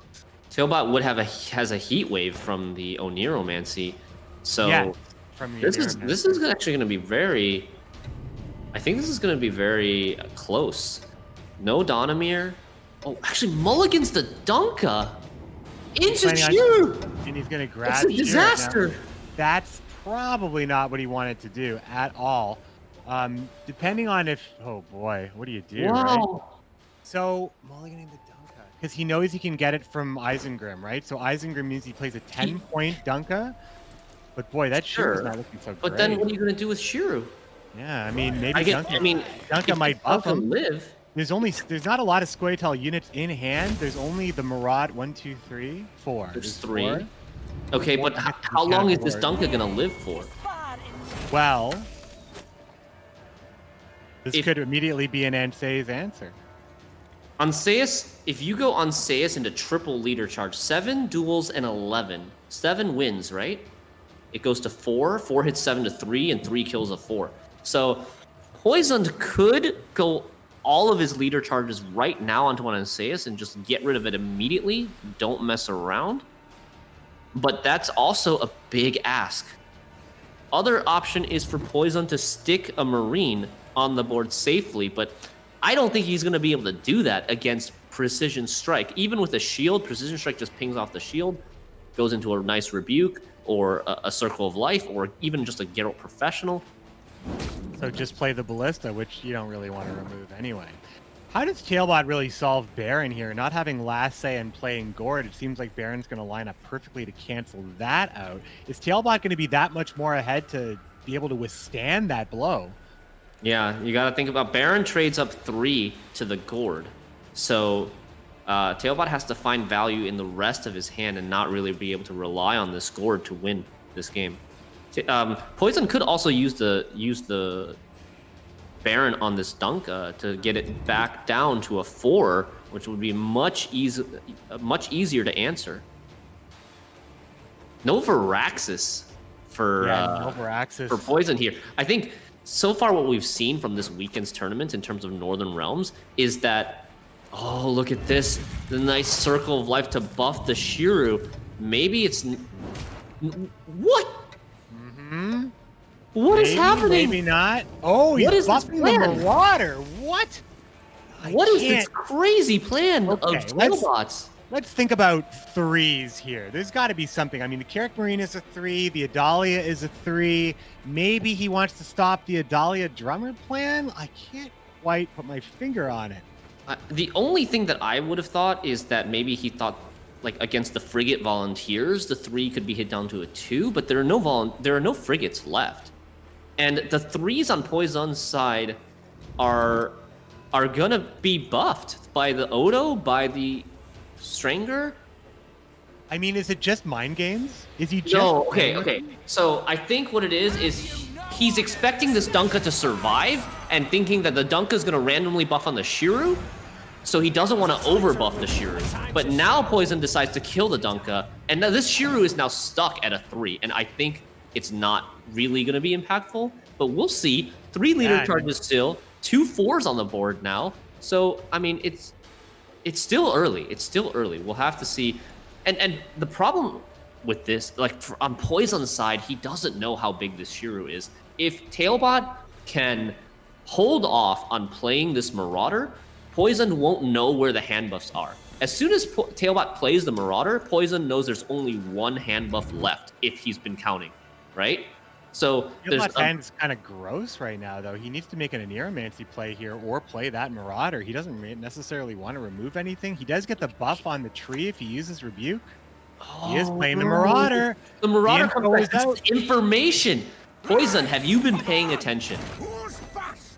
If Poison has been counting, there's 1 hand buff left. Marauder got the buff. There's 1 buff, and it's on Gord.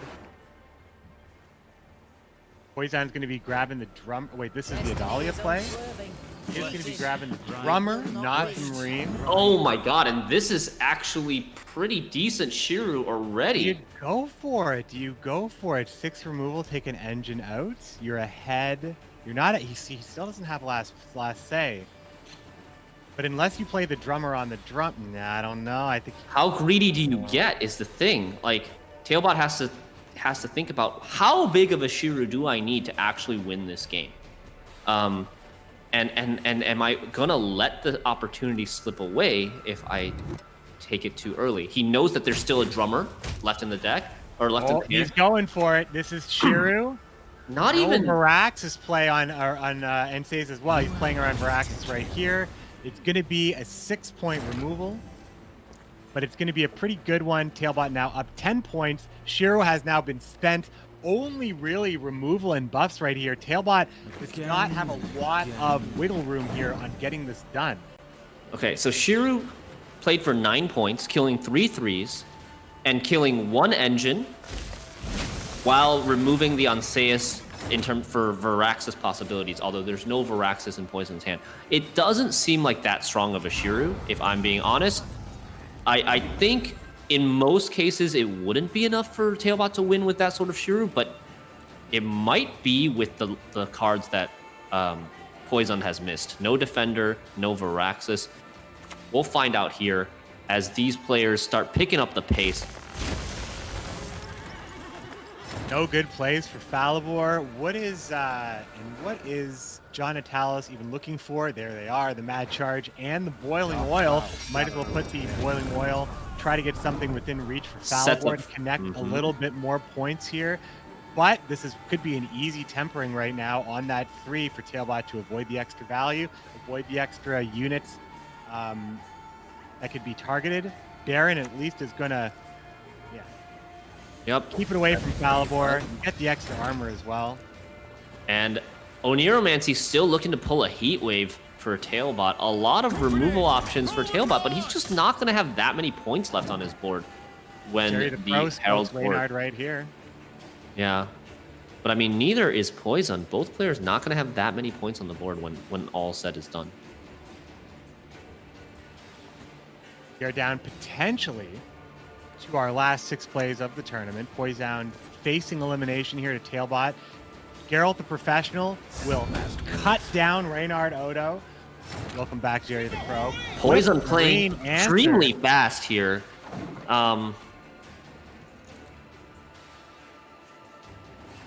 Would have to be at the Oniromancy grabbing potentially the Heat Wave. Is that the highest point play? Novigradian Justice was played. Shiru was played. Skags has been... No, Skags is in the deck. Skags is in the deck, but it's not buffed at all. So it's just a 6. Like, that's not good. Nothing else is good here. It's got to be Heat Wave. Heat Wave is a 7. Not great either. Tailbot wishing for a Scorch right now, actually. No, not really. Harold Gord coming down. I mean, he's going to get the Baron anyway, so Baron is always going to be playing into this. Quick Baron to answer. This is going to be the best reset you have. Tailbot for the Oniromancy will take 7 points away from Poison. 13. It's going to be a tie. No, say it ain't so. It's going to be a tie. Heat Wave for 7. That's 13 points of difference, and Falivor has the 3-2-1 for the perfect 13. Wow, what a way to end game number 3. I don't see any other way out of it unless Tailbot takes something that's not the Heat Wave. There's no reason for him to do that, though, right? Don't see it. Can Tailbot buff something on the board? No. There's no, like, tempering or Dryad's Caress or anything like that.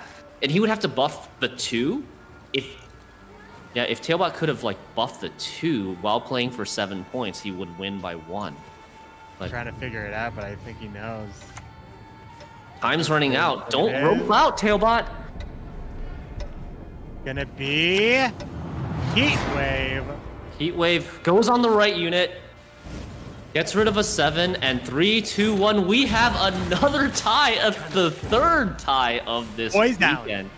Poison stays alive against Tailbot, but he doesn't get the win. He just gets a little bit more time. And he's going to have to go into this again. Tailbot's Shiru Precision Strike against Poison's Uprising Northern Realms. I saw Poison's hand. It looked so good. Where do you think Tailbot lost that one there? I think he could have gotten greedier with the Shiru. That's my guess. But Shiru games are so complex. It's really hard to say. And Tailbot doesn't have the full information like we do in terms of how strong or how weak Poison's hand may or may not be. So it's really hard to say after the fact, but I'm just glad that we get to cast another game of Shiru. I love this. And maybe the Gwent gods heard me and they're going to gift us with 4 games of Shiru, not even 3. It's like baseball, extra innings, free baseball, more games, more to enjoy here on Gwent Open number 3 weekend, as we've been waiting 2 long months for this tournament. And in a matter of days, a brand new meta will be upon us. 14 reworked leaders. And everything you see right now, this could be the end of this sort of era of Gwent.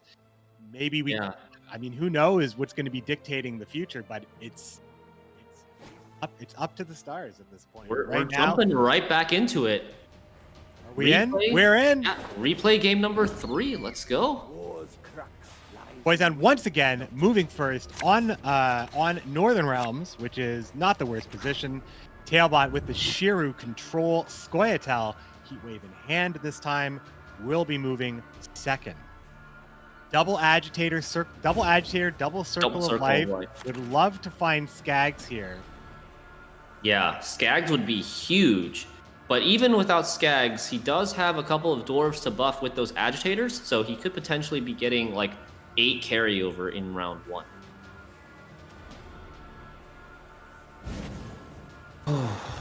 Wow, that was a cool game. That was a super intense game. That was a really, really intense game. I think one thing that I wanted to point out is like Tailbot bringing pincer maneuver and everybody else in our field bringing Uprising. We've seen a lot of Uprising games lose because of the lack of consistency. Poison managing to tie last game, but if he had drawn like Varaxis or something, maybe he would have won. And then Cams with the terrible Uprising draws from today and yesterday, as well as some of the other players. Maybe Tailbot actually right on the money with the pincer maneuver choice. I mean, consistency has always been one of Northern Realms' biggest offenders. It never really had a great tutor. It never really had, a lot of stuff that was really working within faction. You had to kind of rely on neutral cards to get things done. Amphibious Assault has changed that. Pincer Maneuver kind of allows you to still play Devotion and not play Oniromancy and still kind of get that big draw whenever you need it in round 3. And honestly, the more I look at this list, the more I really like it. I think that Mad Charge actually getting those extra points, like we saw that one of Superstar situation where that Mad Charge got something like 7 or 8 points. For 10 points, I think, that one game on a Tridom with 3 Vitality. Yeah. And but let's talk about this game. We've got Poison leading off with the Frigate into Radovid's Royal Guard, and Tailbot with this move taking a long time on his second turn. Yeah, I think Tailbot's just not fighting for this one. He's definitely not. Like one hand buff might be still okay to fight for this round. 2 hand buff, I think it's very obvious. Now, when Tailbot's playing this slow, what do you feel about the Ana play here? The Ana feels like overkill. It's a little bit Tailbot is clearly underplaying points. You could have played something like the Temple Guard. Yeah. Happily could have played the Temple Guard right there. I think that might have been just an overcommitment, but it obviously limits. I suppose it limits what can be done here. I would have liked to play on this. I would have liked to see Poison play Temple Guard, Lyrian Scytheman, and maybe even John Natalis into like a Mad Charge. But John Natalis you kind of want to save because you don't have your Amphibious Assault yet. But as soon as the Ana comes down, this round is definitely over. Maybe Poison. I mean, Poison could definitely hero pass if Tailbot gets greedy with like another card with a second circle of life. The lead will be insurmountable, I think, for Tailbot to catch up with 2 cards. So he has to pass now. Hand buff, hand buff, hand buff, pass. That's how it was looking for Tailbot. He's just going to take that carryover. And this is really what the buff to Agitator and the inclusion of Circle of Life, these are the options that were really added to Scoia'tael. A number of very passive carryover plays that you can play relatively risk-free on red coin. If you have to commit, you have to build, you have to understand that winning round 1 is not going to be that bad, and then you can just have freedom. You actually taste that freedom in round 1. Just improve your deck, let your opponent make those plays, perhaps overcommit with Ana, not quite sure. And that far card there on the left in Poison's hand, if I'm not mistaken, is Veraxis. It is Veraxis, yes. Now, this time around, Poison has a much better pushing hand. He has Anseus, Veraxis, Amphibious Assault, Adalia, Reynard, Falibor, Drummer, like all these really great hands to push. We might see a different game plan happen this time. Tailbot, on the other hand, no Sheldon. I would drop. You can't find Sheldon for the life of him. I would drop the Smuggler, try to make this as unattractive as possible to stay in it, knowing that Poison, might not have. He already played the Boy Loyal. I'm not quite sure. No, it's still in the deck. All 3 Warfare cards still in the deck, but I don't think Poison can afford to tutor Boiling Oil with Natalis when he doesn't have the Assault. That's why I'm saying Tailbot could have maybe played the Hawker Smuggler right there, but here comes Natalis anyway. He is going to play and afford to do it with the AA, perhaps grabbing the Frigate here. He wants to go for the push. He wants to see what Tailbot's working with. I mean, last time Poison played Amphibious Assault in round 2 and then immediately passed afterwards at 7 cards. This time, let's see if that happens again. I found it kind of weird that he did that in the last game. But he did get a Novigradian Justice out of Tailbot in the last game. Let's see what happens here. You could Circle of Life Natalis and further buff the Miner, or perhaps buff the Smuggler as well. And then if you buff the Miner on the pass, then you can play the Miner and get the round. It'll be a 10. You want to save that Miner for round 3, I think. And you also don't want to put too many buffs on the same thing in case of Baron. Although the Herald Ward's getting Baroned anyways, I suppose. So I was talking about this Miner. Not that Miner. This Miner. We're getting a little bit of deja vu here. Amphibious Assault into Frigate, and then Injustice in response. Tailbot may be hoping for that pass again, but nope. This time, Poison's got a pushing hand. Poison's he's gonna go deep here. And Tailbot might be in a little bit of trouble. Not having the Sheldon in round 1 means that no hand buffs, no removal with the Sheldon, no Geralt Professional here, no Oniromancy. And the Herald's Gourd also a liability in round 2 because you can't play it. It's so small right now, and you won't save it for round 3. What's he played? Like, he played 6 specials at this point? Oh no, my god. 3 specials only. Excuse me. Thinking of some other game, I guess. A lot of Agitators in round 1. Those are carryover, but not specials. Well, might be in a tough position here on this push. Here comes the Smuggler. E-Wave does afford him a lot of points. The Smuggler does continue to make things happen. Poison just snap, playing quick answer, destroyed the Smuggler with Ensays. Veraxis is in hand, and I don't know.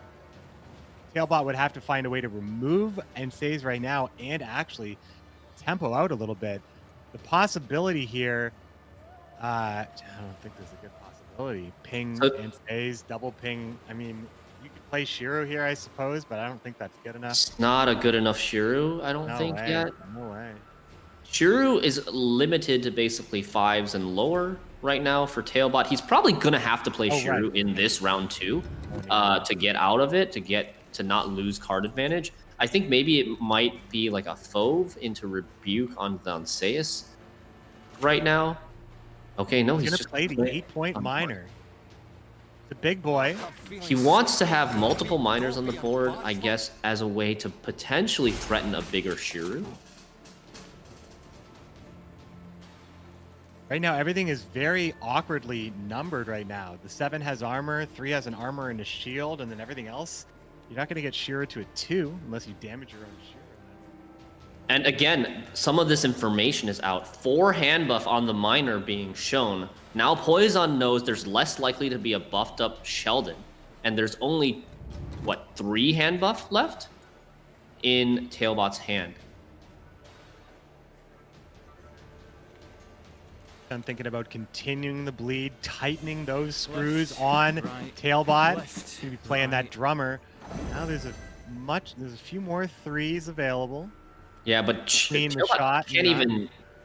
not even going to be able to really efficiently scorch 3s because he has to hit his own Shiru twice to scorch 3s. He does not have Oniromancy to pull out the Shiru as a 3. I know, I keep talking about 3 and I keep making you correct me. I apologize. Has to pull out. Your analysis is better used.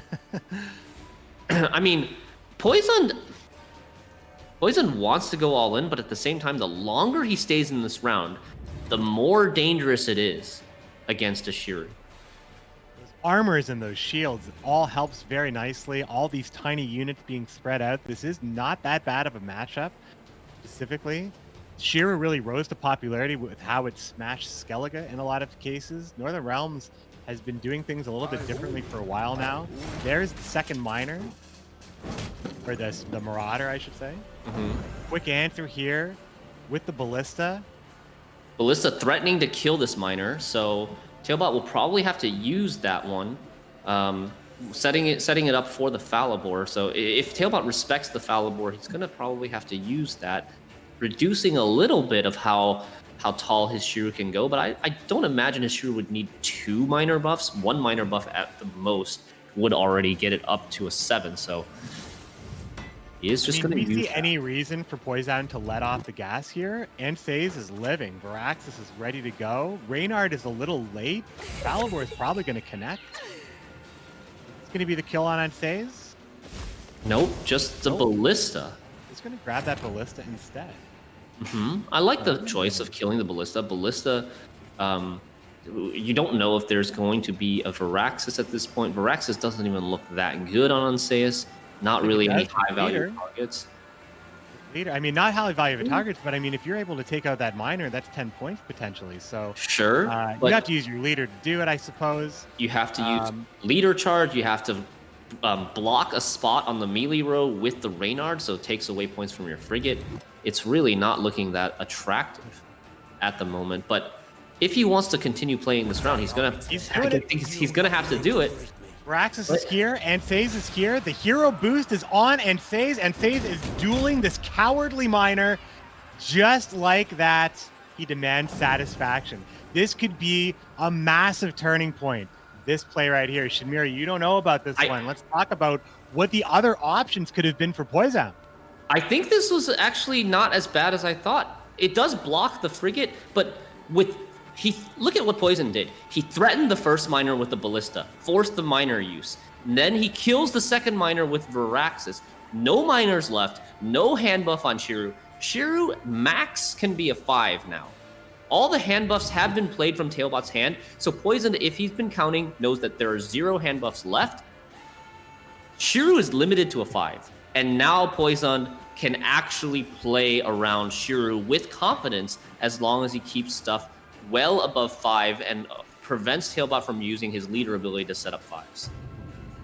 But with a 19-point lead, isn't it just so tasty when you've got 2 drummers drumming to hit that pass? It's Tailbot's turn anyway. So we won't be seeing that. Tailbot sets up a 5 here. Look at that. Circle of Life sets up a 5 on the frigate.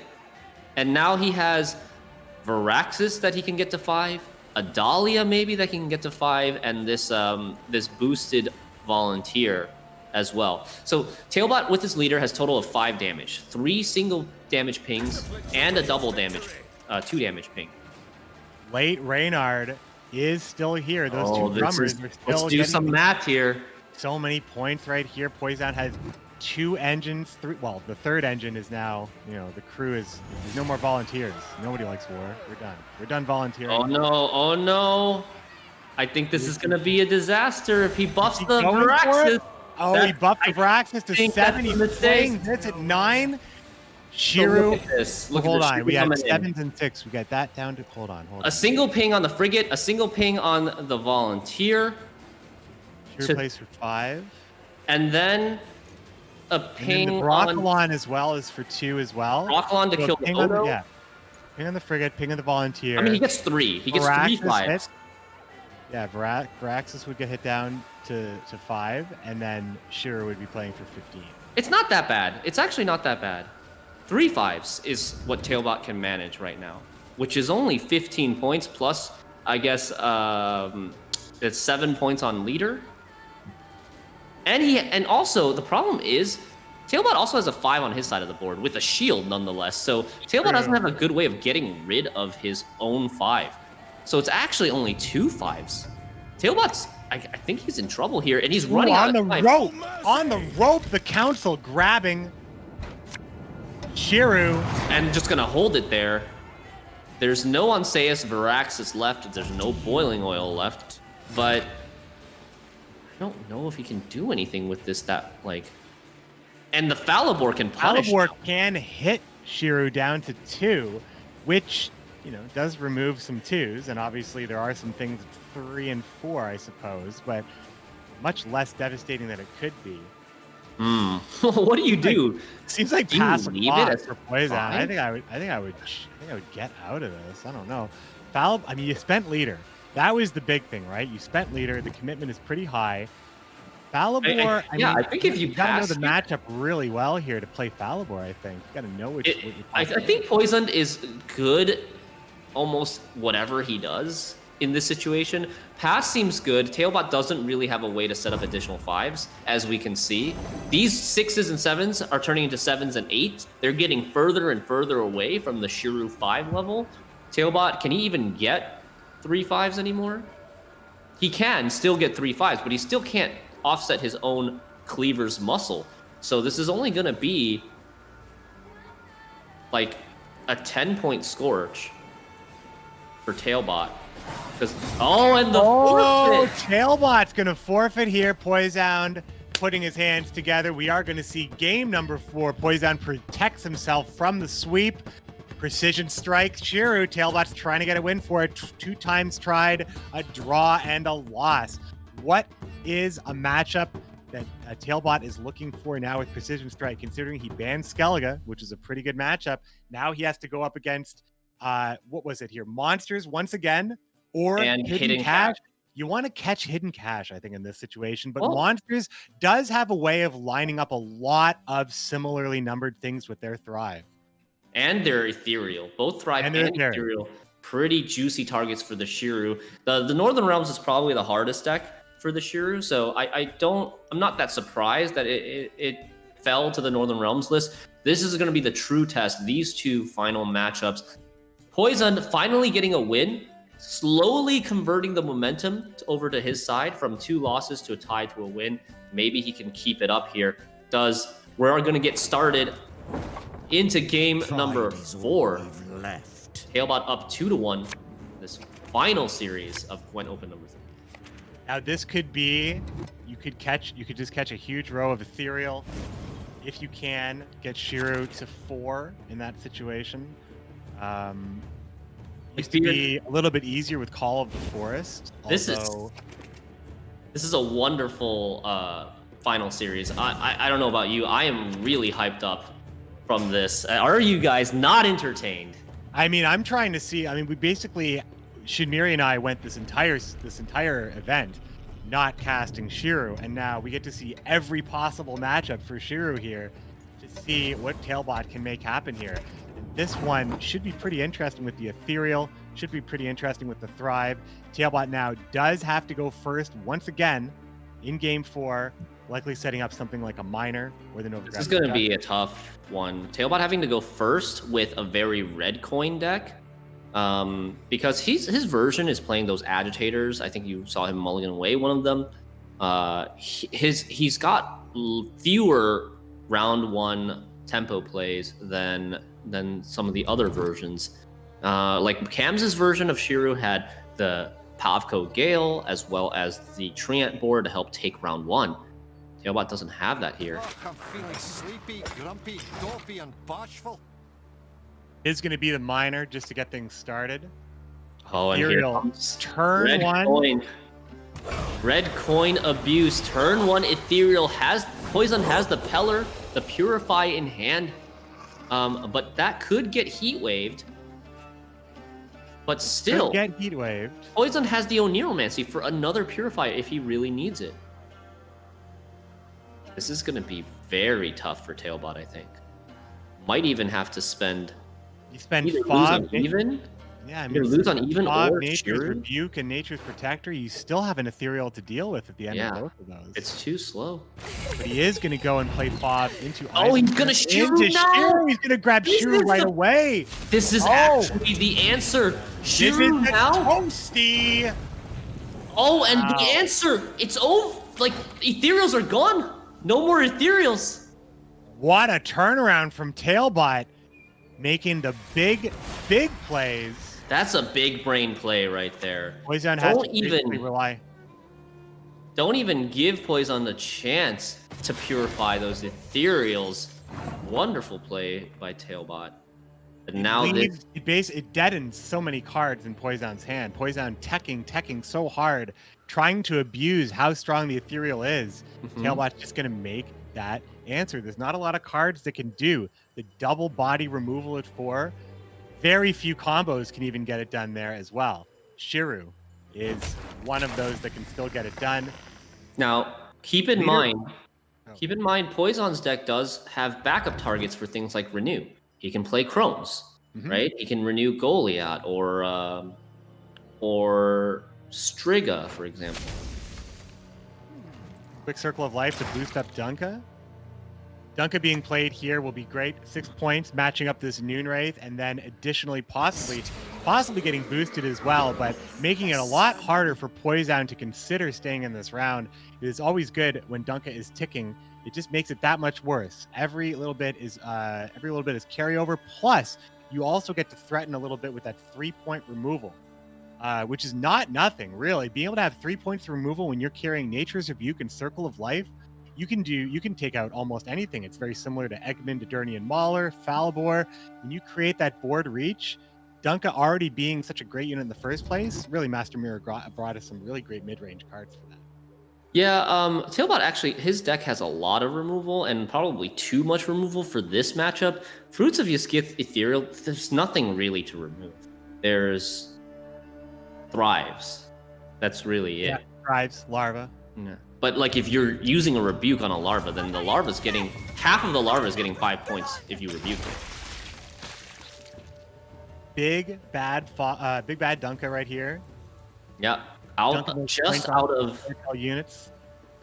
of Becker's Rock Slide range with getting the double buff, one from Circle of Life and one from Miner. So he's gonna go for Heat Wave here, maybe. Oniro for Heat Wave. Erases the Dunka. No carryover for you, says Poison. This is extreme round 1. I feel like both players are pulling out. They're really trying to match. They're trying to match the intensity here, like between Shiru and Heatwave and these huge plays. Everything is want to be put in any sort of position where they can get passed on. This is it. Tailbot is still threatening, will be threatening. Not even this game, but next game as well. Should Poison win? It's for everything right now. Yeah, Tailbot. Might be a little bit worried about losing on even here. Doesn't have the tempo to really squirrel that Oniromancy. He would love to, but it's on blue coin here.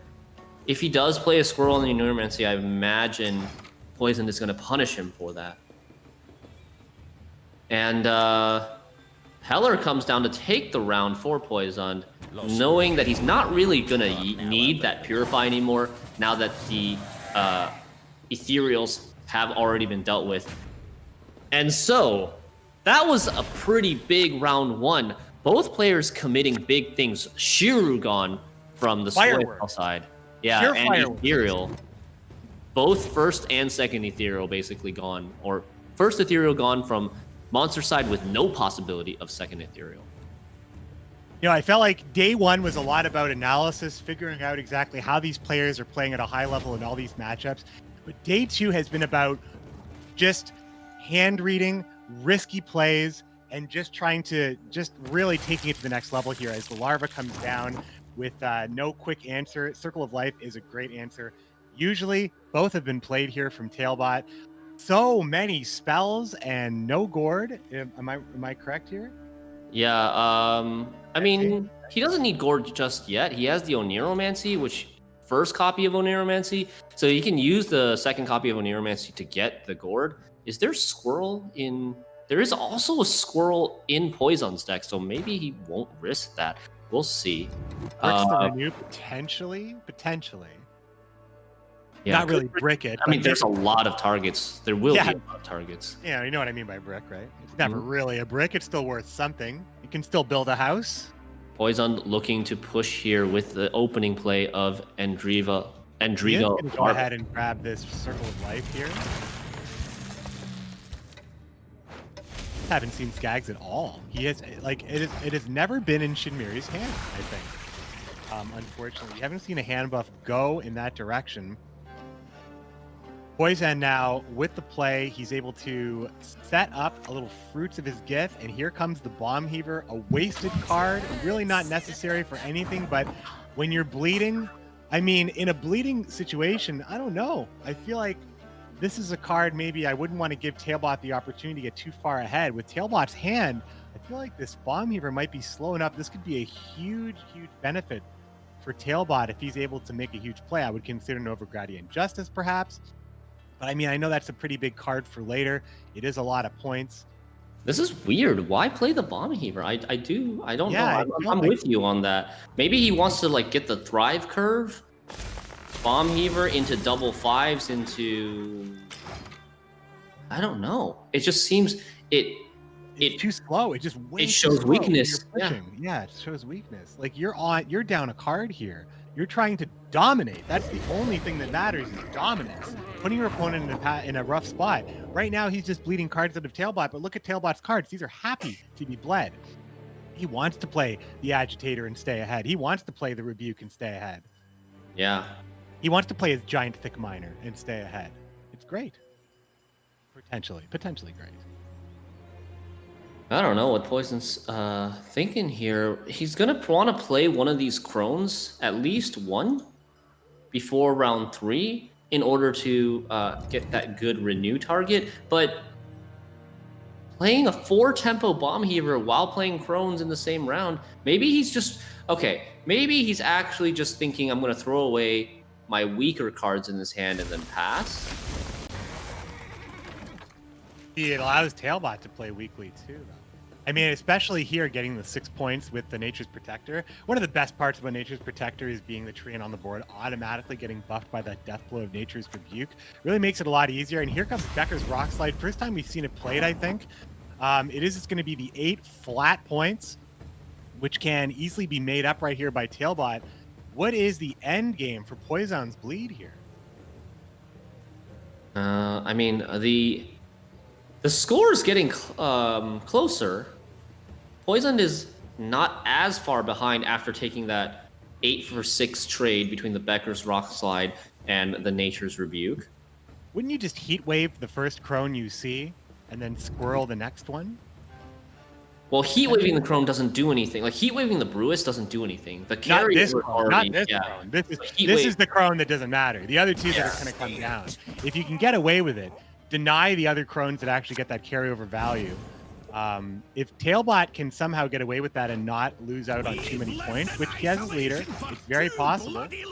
Tailbot going to Justice for carryover. So tempo with carryover at the same time. Poison still has Gurnicora's Fruit. Ooh, a weird kind of boost onto the Fruit. Not wanting to put too many points into the Brewis for Heat Wave, but also... Heat Wave leader, right? Also at the same time, denying his own Thrive on his Gurnicora Fruit with that option.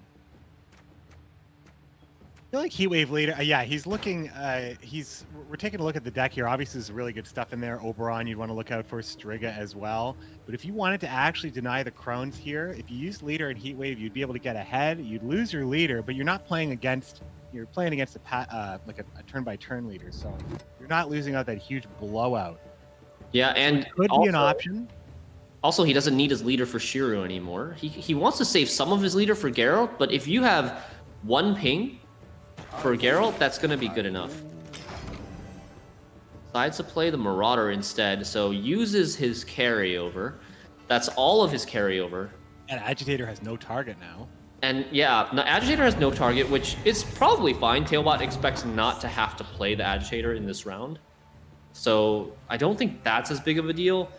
But the downside is playing the Marauder gives a very tall target, full value on the Wispus, whereas Wispus could only have dealt 3 damage otherwise had he played like the Heat Wave instead. That is true, yeah. It would have actually made a really awkward position for Poison. Not wanting to play the Wispus because not enough tall units. Renewed has nothing to res right now, and Oniromancy is the second version, so he doesn't want to spend that. He wants to wait to see what his top decks are, naturally top deck into some golds before using Oniromancy to find the missing gold. Tailbot is activating the leader, taking his shots. He is shooting down this Crone, playing Geralt Professional to knock out Brewis. Okay. Staying ahead, kills the Brewis, and Poison gonna be playing that second Oniromancy. What does he take here? Oh yeah, perhaps. Oh, Oberon. Oberon's coming to town. He has seen it all, and he is bored with it. Naglfar's crew potentially being the choice. I believe he does have dominance for the 6-point warrior and navigators. So I think around this short, you probably just want to take dominance plays here. He's going to keep his board short as well by taking the Wild Hunt Warrior damage instead of the Navigator boost. And now facing a 11-point deficit, Tailbot needs 12 points. He's got 5 from his leader. It's not going to be enough, even if he spends. This Agitator is maybe no way to problematic now. Oh man, Agitator, the two of on the Agitator. I mean, I like the buff. I did. So I don't know, man. It's a risky card. It's a slow. Tempering is a 5. Oh man, this is a problem. Tempering is a 5. Karate Heatwave is a 6. That's not gonna be enough. It's exactly not enough again, and he has to. Tailbot actually has to use the rest of his leader. 5 points on his leader. I don't think that's that bad though against Fruits of his Gift, especially when Ethereal is gone. It's not like using your Arniel's Patricide here. Shiru's already gone as well. So but he has to use Heatwave and his leader. Yeah, so he has to use Heatwave and his leader, so he keeps his weak 4 provision carryover card. However, if you play your Heatwave around the boost target, like if you can play around what the opponent is able to do. What if he plays Agitator and leader? He could just play Agitator and leader and play Agitator as a 3. That would still be enough. That was 8 points. 3, 4, 5, 6, 7, 8. Oh, it is enough. It is enough. I didn't even really think about that being an option, but yes, it is enough. Okay. So Tailbot in the house with the Heat Wave. Okay. Keeps the better card in the Heat Wave, but he doesn't have last say. Without last say, might not actually be able to hit. Like renew onto boost Crone, boost by 8 for the last turn. Poison could try to play no unit strategy here, keeping the Parasite. Maybe keeping like a Thunder or a Natural Selection. Oh, there's the Thunder. He gets to play 2 turns without putting a unit on the board. This really could be huge. Tailbot keeps the Smugglers. I think Mulligan. Can we see the deck? No, he mulliganed into it, but didn't he have a mulligan still? I could have been wrong. But I thought he unless he had. It's going to be an easy Thunder here. Oh no, not going for a no unit strategy. Just gonna take the trigger while he has dominance. This gives Tailbot a chance to actually play his own. I mean, you wouldn't want to just throw Heatwave. Interesting because it does actually put. Well, you don't want to use Heatwave. Definitely not use Heatwave because the Boosty Crone. That's where you get the most value on Heatwave. So it is going to be the Anaromancy onto Sheldon Skaggs for just 6 points. Not what you want to see. Skaggs has gotten such a bad deal in this game. Yeah, in this series. He just hasn't been in hand. It's one of those cards you have to draw it early for it to be good. You can't have it late. Okay, so Tailbot also playing no unit strategy. with the So it's heat going to be wave. Renew on the Boosty Crone? Yeah, Renew on Boosty Crone. Plenty of points here. And Sheldon or Harold Gord is not going to be enough to even overcome this. But the finals, this is what we're talking about, my friend. Shiri, you made the selfish wish, and your wish has come true. Now you can make another wish. Who's going to win this tournament? Because both players are up to 2. Poison now mounting the reverse sweep against Tailbot, who had to run the gauntlet against Wong ID and Demarcation to get here. All comes down to this last game, Hidden Cash versus Precision Strike. Tailbot is going to be on the red coin. This is going to be for everything right here. For all the marbles, Poison, the newcomer, the underdog, potentially reverse sweeping Tailbot, the god himself. It all comes down to this. I asked for this. My wish came true. This is going to be the 4th Shiru game in a row. Can Tailbot finally pull it off? You can either blame or thank Shinmiri, depending on if who you're rooting for. If you just want to see who wins. But don't worry, we're one game away. Look at it this way. No matter who wins here in the final game, I'm very happy with this series and with how this entire tournament has turned out. It's been great. It's been great. It's been very entertaining. Technical. It's been wild. It's been unpredictable, and at the same time, it's really been showcasing. It's been showcasing a lot of great stuff about competitive Gwent right now. As we actually say goodbye to this meta, here it is: Poison, Tailbot in their last dance of the day, unless this is a tie. Knock on wood. Game 5 of the finals, my friend. We've had 3 of those ties already this weekend. What's another one?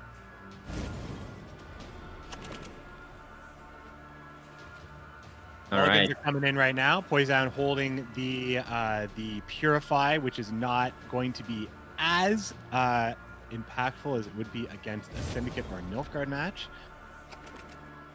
Hero in hand for Tailbot. Doesn't like it. Tailbot does not want the Shiru. Doesn't want to accidentally hand buff it when he already has the Sheldon.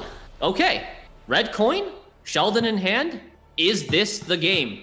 It's the first time we're going to see Sheldon get a hand buff in this entire tournament, if I'm not mistaken. I mean, he only has the Dunka, though, to hand buff. And maybe a Circle of Life from Fove. No Agitators in hand, no Circle of Lives in hand. You can dream it. Fava Beans can...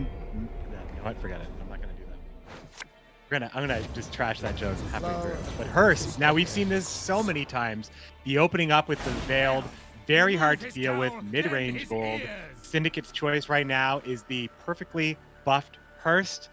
You know what this could be? This could just be Dire Doggo. If they never buffed Hearst, this could just as easily have been Dire Mutated Hound or something like that. But Hearst is very good early on because of the way he puts the points on the board. Much more appealing than the Dire Mutated Hound. Yes, he goes wide and not super tall. And Poison choosing to run the Crystal Skull stratagem actually puts Hearst out of Geralt professional range. If that was a tactical advantage, Hearst would be at 9 right now and instantly get professional. Power of 1 in this game, it's been, it's always been a huge thing. Wherever those thresholds are, wherever those units can get removed, and however easily you can contest. And we've seen so many games be decided by 1, 2, 3 points. Right now, the Power of 1 is it's such a good separating, it's a good separator even at the highest of levels right now. All right, so this Syndicate deck really lacks removal, especially against a Veiled unit. This is Dunka so annoying right now. It's gonna have to do the best you can, but Dunka just gets you that value constantly. You don't really want to play against him. Do you have to Heatwave the Dunka? Because Heatwave is super expensive. You want to Heatwave the Gord. You want to keep Heatwave as a deterrent against the Shiru player setting up miners and playing Shiru greedily on the board.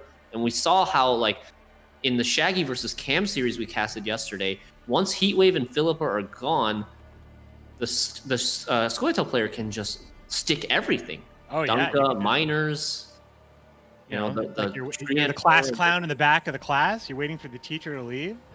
So you can break all the windows and whatever the hell class clowns do. Yeah. Basically, what Tailbot does right now, he wants to break all of Poison's windows, clown around a little bit, dunk on him with Dunka. Dunk on him with Dunka. I like it.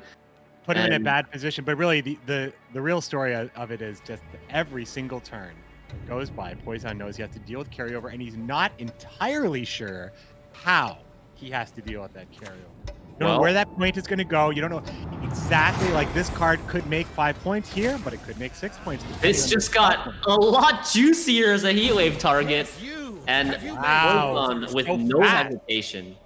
It's the fastest heat wave I've ever seen. Yeah, Couldn't even get my windows closed. This is a huge turnaround for Poison on 7 cards. We've seen it all through the series. The blue coin player never letting themselves be in a position where they're not ahead by like at least 15 points because of how dangerous it can be. Well, I imagine Tailbot's going to be giving up on this round at this point. What do you play, though? Everything in hand is pretty valuable in one way or another. Maybe just a rebuke here on this on the Street Urchins. Like, your Fauve, you could play Fauve into Circle of Life, buff up the Sheldon Skags with the intention of passing, but you don't have Isengrim's Council. Tailbot does not have access to Isengrim's Council, so if he uses the Fauve, losing the Isengrim's Council could be very devastating. Actually bring Hearst down to 4, not put any points on the board, ask Poison if he's interested in continuing. Poison just poisons his own Zealot. That's his deal, man. Get some more. It's in his name, kind of. Yeah, it is. The sound of poison. And now the 19. Well for Hearst to convert as well. If he wants to protect against any sort of damage at all, or like that, Tailbot could just step out here. Yeah, and he does indeed take the Poison path. is disintegrating before our eyes. Is that just me, or is his cam? Oh yeah, a little bit of. It's true. Camera Poison is issue. AI. You can see. I hope that his connection is okay. It looks like he's still fine in game, but it would be such a shame Yeah, if Poison ends up winning and he's just a pile of pixels at the end of it, that would not be. That'd be such a tragic tale. Okay, round number 2. Poison has taken round 1. Does he try to push this? Does he try to go into the long round 3 with Shiru as a looming threat? The thing about Shiru is as strong unreal. as the way when I saw Shiru being brought into the tournament at the extent that it was brought into, I'm like, okay, so Shiru is so good that the best players will still struggle playing around it. And yet I've seen Poison appears to be managing that at this point. Yeah, Poison. Saul? Quick Saul. Gonna start that engine rolling. Saul will eventually be answered by Geralt Professional or maybe a Heat Wave. Perhaps just a leader and a shot from one of the removals, but that is probably far more commitment than you want. That would take 2 leaders. It would honestly, take 2 leaders what you just said about Professional is just wait Yeah. for it to happen. Just wait for it to be the good target that you have I think set so. up for. I mean, it's always going to take 1 ping, right? It's always going to take 1 ping for the Professional to kill the Saul, as long as Poison remains at 7 coins or higher. But as soon as Poison dips below 7 coins, let's say he has 1 turn with 4 to 6 coins, that gets Saul into exactly the Geralt Professional multiple of 3. You could ping it once in Professional at right now. However, that's what Tailbot's going to do. He's like, why wait for 9? I'll just take it at 6 right here in the early stages of the round. That's fine. I mean, that's fine too. I like that. It's fine. I mean, you get to hold on to a lot of other stuff here.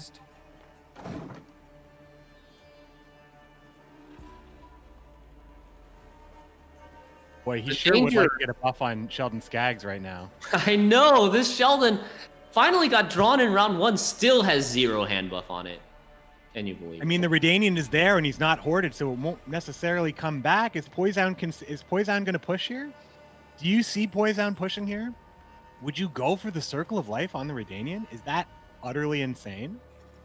Man, if you did do that, Poison would have a much bigger incentive to push. And so, does Tailbot want him to push? No, I think despite giving him 3 free points? I'm definitely not putting myself in Tailbot's mindset right now. The Novigradian Justice is going to be defense. grab a miner to help the... No. Agitator. Agitator Yes, here. finally getting the buff on Skags, right. Skags is like, I'm over here. I've been waiting for my drink for 2 days. Let's go. So I like this play a lot more, because if Poison does decide to pass, then you can still play the Circle of Life on the Redanian. What is Poison doing here? He's playing slowly? He's playing Blind Eyes? Cards? Yeah. But he's playing his Blind Eyes, even though he still has enough of them with a Neuromancy. Poison could be just trying to shorten the round so that he doesn't have to play as many 5-point-ish units in round. Does that not improve Gord over long term, though? Isn't that not in Poison's interest? I mean, shortening the round is worse for Passiflora, worse for his own Passiflora, but it's also worse for Shiru. And I think it's more impactful on Shiru than it is on Passiflora. If Tailbot wants to activate Shiru, oh, no, he can't.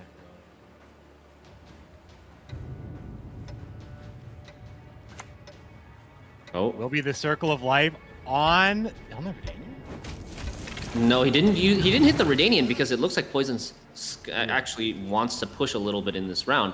So he goes for the random Circle of Life and doesn't 3 damage. Yeah, just 3. Doesn't hit the it doesn't hit the Sheldon, hits the Forest Protector instead. So the hand buffs are spread out. Sheldon only with 2 hand buff here. Jacques coming down.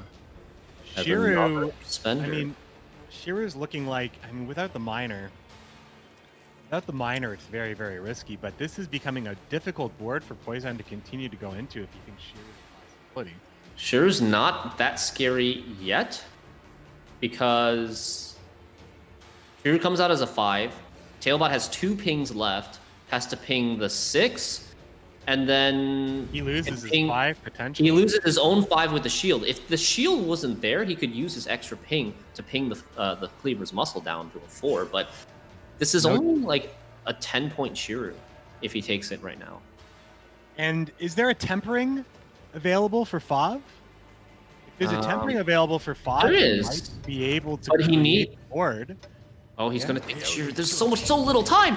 There's so little time. He's gonna grab the. Oh my god, I freaked out. What's happening? I freaked out. I don't know if Tailbot intended that. Did he take? Maybe he took the Isengrim's counsel and thought that, oh, I don't have enough time to play the Shiru. I better just take the Agitator instead. I don't know. He still has Bob, so he can still get Isengrim's. Sorry, what am I talking about? That was what am I talking about? Council. That was the council. There is no longer a tutor for it. So, Skags does turn this game right around, right? Skags does at this point is a 14-point play. Yeah, it is a 14-point play, but that was probably your biggest threat, and you had just thrown away your biggest threat. True, yeah. Tailbot went right down to the wire on that pick there. I can't believe that Poison's already on the rope. It feels like it just became his turn. Yeah. Poison must be reeling a little bit from the shock of that play. Now Shiru is with 2 cards and yeah, a ping and Skags gets him ahead, honestly. If he just here's the silver lining. Here's the silver lining for Tailbot. We know that he can't really buff his Shiru very much anymore. It comes out as a 3. He's going to rely on miners to maybe get it to the 5 level. But Poison doesn't know that. For all Poison knows, Tailbot might have Shiru in his hand already hand buffed. Right? Exactly, because we have a buff on Fav, we have a buff on Herald, and many buffs on Skags. Yeah. And a buff, actually, everything's buffed, really. Every there's very unpredictable points. Poison knows that there's 4 hand buff that's on a dwarf and 4 hand buff that's not necessarily on a dwarf. So Shiru could be anywhere from a 3 to a 7 in Tailbot's hand right now. Poison has to respect that. Boy, Fav dropping the tempering on the... See, now this would have been a great spot if you wanted to play Shiru at 5. Yeah. Oh my god. My heart is pounding. Poison's not letting Tailbot get away at all. Now, this is kind of the situation where I imagine Poison might be ready to pass. Forest Protector into Nature's Rebuke. That's a 14-point play with Oh, Leader that would get ahead. potentially would get him 14-point ahead play? and Yeah. not use Skags nor Gourd. Seems great. Seems like a great It does play. seem quite good. Does seem very, very good here. 1 leader charge to get ahead. I mean, leader charges are valuable, but at this point, with the Shiru kind of scuffed now, I don't know if you can if you're even planning to play Shiru anymore. So maybe you are. You do willing. give a 7-point unit for Philippa, though. That is a difficult. No? It's going to be 9. It's going to go up to 9 because of the rebuke buff. The death. Doing Is this it? This is it. Yeah, this is going to be the play. Is he choosing rebuke or Circle of Life? Though is the question. He's hovering over the Kalkstein. I think that it's a rebuke. Can he get the ping in fast enough? No, he doesn't. This is such a good pass for Poison. Oh my god! I wonder if it's really coming down to the rope here, or if Is it Tailbot such a good pass? I mean, if you get the tie, Tailbot gets to act first. He gets to play the bot. Well, he wouldn't. Well, this is round 2. Tailbot has to play another card. Yeah, Tailbot has to play. Poison is basically saying, okay, I'll play Passiflora now, but Bomb Heaver's right here. Otherwise, he has to play Adriano and Philippa into potentially just Gourd and Skags, which just counter those cards. Instead, he's going to be playing Neuromancy into the Ransackers to bring down the... Oh, he's taking it down to 7 so he can fill up it. No, it doesn't matter. No, he would have gotten to 9 coins. Yeah, that's right. Oh, but maybe he's afraid of another rebuke that will put it up to 9. This way he can he can make sure that he's able to Philippa it. There's no way to play around the Philippa anymore. Either he boosts it to 9 and takes a 9-point Philippa, or he doesn't boost it and then he just spends on his Jackal and takes a 7-point Philippa. Oh my god. The mind games. You could even make the argument here, Bomb Heaver leader. Save, I mean, I don't know if you want to save the rebuke. Probably just rebuke leader, right? One leader on the Jock. But rebuke doesn't, like it's... One leader on the Jock and then rebuke. Oh, to kill Jock, yeah. Yeah. I mean, it does set up the big Philippa, but I still think that's the best option here. Bomb Heaver, you kind of want to reserve that for... Oh, here we go. That play? That is the play.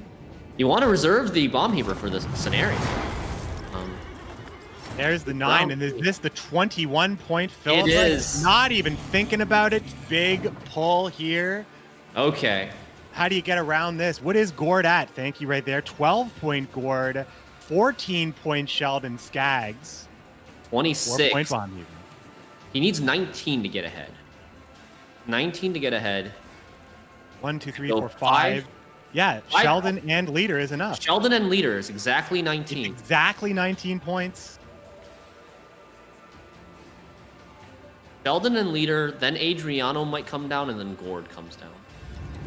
Could be what we're seeing here in this final game of Gwent Open number 3. Here comes Melitalis Melons. You are 1 Dense Dunder Heed. 4 points of damage right there on the Forest Protector. Here comes the leader, Brocklon Sentinel, with the 2 ping. Probably on Philippa. Guess it doesn't really matter. Playing those points. Oh my god. Perfect. 31 in the perfect completion here. Adriana would just be played to get Gourd out of the hand, and that is what the leader, what Poison is doing. Yeah, trading the Adriano for the Gourd. Tailbot with last say, card advantage, and the scenario answer in a 4-card versus 3-card round 3. Does Tailbot even hold the Bomb Heaver at this point? Tough call. I can tell you Poison does not hold his Bomb Heaver. Now he's got Karate Heat Wave, and that changes things a lot. That's a weak hand right there from both players. Passiflora Peaches trading the Fist Tech. I can see Poison's face. The Squirrel. Now that is a weak hand right there. Oh boy, Poison. I don't think he found what he needed. What was he looking for here? We were looking for something You're looking for scenario. Scenario or Imki, maybe? Jacques was played as well. Imki and Scenario are the 2 golds left. Yeah, in the those deck. were the big cards, and those weren't even the fastest cards here. Tailbot, Double Miner, Marauder, Heatwave. Oh my god. Seems like it actually could be enough. Well, Poison has leader here, and he doesn't even have a way to get the Flying Redanian out. It's so sad with no carryover. No carryover, no coin, and and the biggest thing is just going to get Heatwave. He can play the miner, protect the miner. For it to all come down. Once again, we're talking about battling for dollars in round 1 and pennies for round 3. This one is probably the cheapest round 3. That Krathy Heatwave standing tall. And Tailbot ended up choosing to mulligan away the Heaver, which I think was the right decision. Thinking that even if he does have Scenario, he might not have 2 blind eyes to activate it. It's a short round. You know what else? I think that Poison's push was really good here. Tailbot was able to make it happen, but I think that the push was very, very threatening. Shiro not even being a part of this decision here. You need to play the Marauder right now so you can get the renew value, boost it on up. What are you worried about? If you're Tailbot, you're worried about nothing. I mean, there's really very few things that can happen here. Imka was never a threat. Passiflora is long gone. 2 points on the Marauder, and then removing the highest thing. Squirrel's only playing for 4, 8 points. 12 points will end on Poisoned after everything is all said and done, and it looks like Tailbot's going to have 4 more than that. Tailbot is going to end up taking this. The Squirrel is not going to be anything. Nothing. It's round 3, 1 point ahead, but the Heatwave for 8, and Tailbot is your winner of GWENT Open number 3. He runs the gauntlet through Wong ID, through Demarcation. Poisoned made us all believers trying to mount the reverse sweep, but ultimately Tailbot comes back, wins his first championship in a long time. Poland will win its first championship in a long time. Unbelievable. Beard. You're going to get a chance to interview Tailbot. I hope you ask him what his mindset was when he was about to get reverse swept, and in the final game, round 2, having to defend against that push without the help of Shiro must have been absolutely nerve-wracking.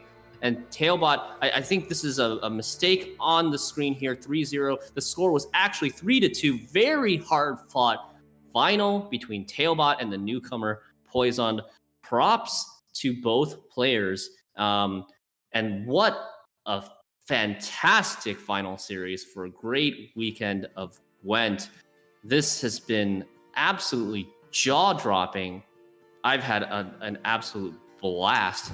And in a second here, we are going to get some thoughts from Tailbot, our champion. He had to go through Wong ID, the champion, the defending champion from GWENT Open number 2.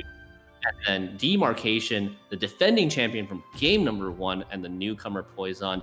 All right, I hear the interview is ready, so take it away, McBeard and Tailbot.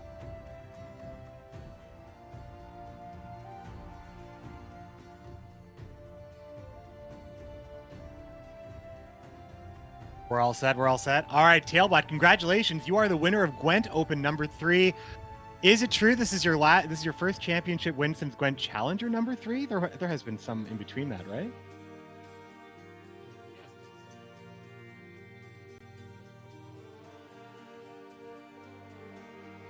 Would you have? Do you think it's fair that you've had to basically go through the best Chinese players every time you've gotten into one of these tournaments? At least this time, you had a way to get through there. And Tailbot, if you could just kind of really give it into the mic here for the chat so we can all hear you. Okay. So yeah, Chinese wall got demolished pretty much. And yeah, then the final was just, the formality. Were you a little worried about your Shira matchup when it came down to game 5? You went up 2-0 and you had to take Shira into those matchups. Did you think that it would take you it would have taken you 5 games to get that win? No, not really. I was pretty confident about the Syndicate matchup. I thought that I have very good odds to win the matchup. In that matchup, and I was not so sure about the other 2 matchups.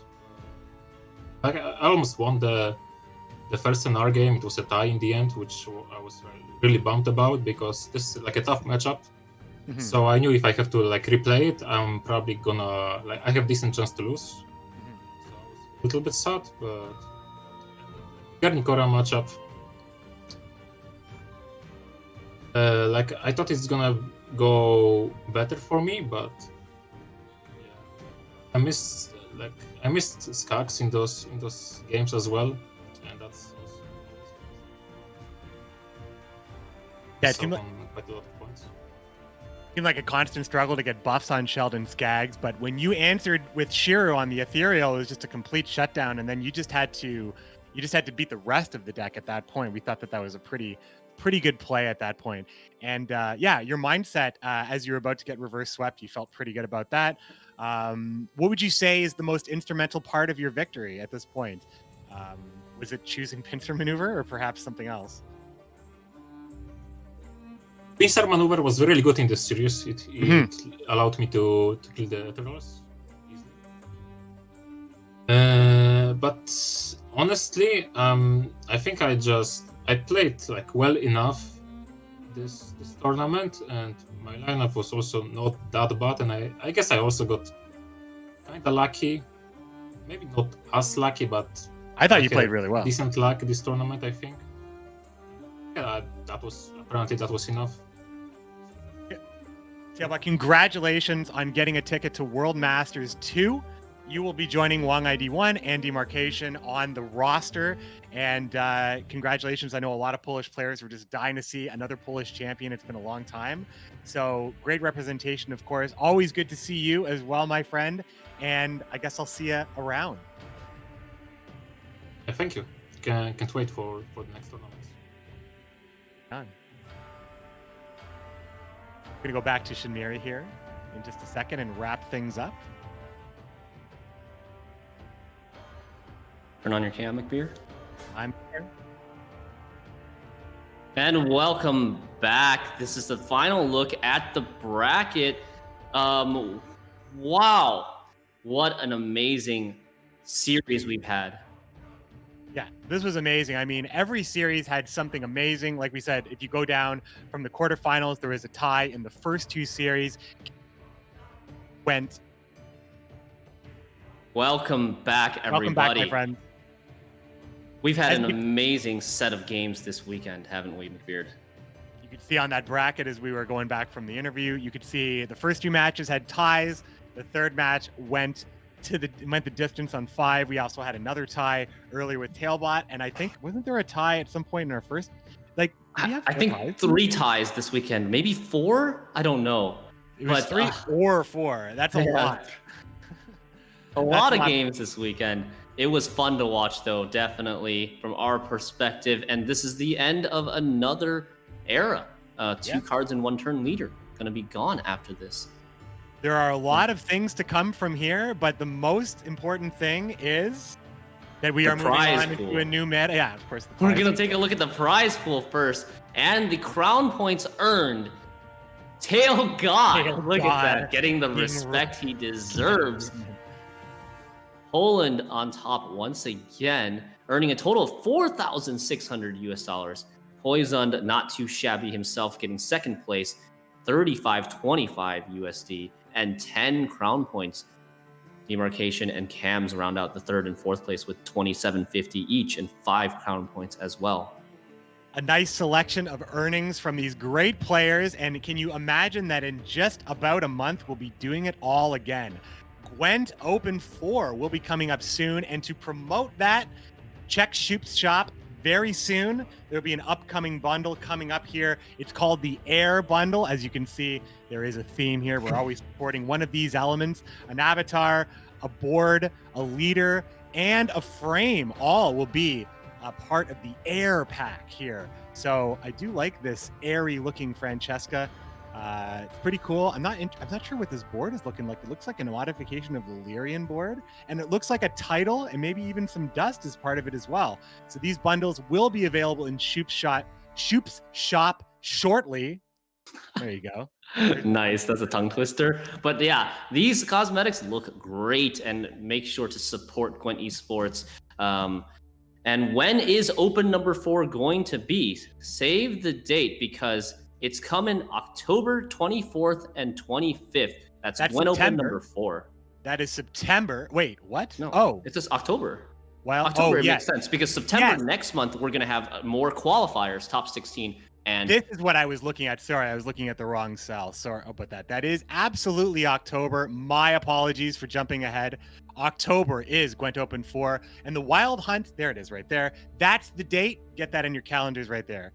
But there is one more thing that you might want to pay attention to. Shinmiri and I are both going to be involved in another qualifying Crown Point awarding CD Projekt Red licensed tournament. You may have heard about it. Wild Hunt previously had held live in Philadelphia, Pennsylvania, United States.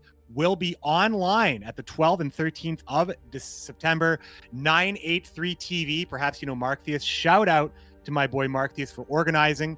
We are going to have some more Gwent action in between these two opens. It's going to be a very electric September for Gwent. yeah, great community tournament. Always nice to see these popping up. This one of awarding crown points as well as other prizes. So make sure you check that out if you want to join, if you want to watch. Either is great. And we've got just an amazing weekend. I had such a blast. McBeard, any final thoughts for this tournament? Great series, really great play, really high level decision making, the unexpected, 3 ties, and Tailbot being the champion. I mean, it all wrapped up nicely. I think all the players played really well. I hope you all had a great time in the studio, in your own homes, of course, from around the world to your homes. That'll be it for me and Shinmiri. Signing off. Thanks so much for joining us. Gwent Open number 3. We'll see you very soon for some more Gwent Masters action.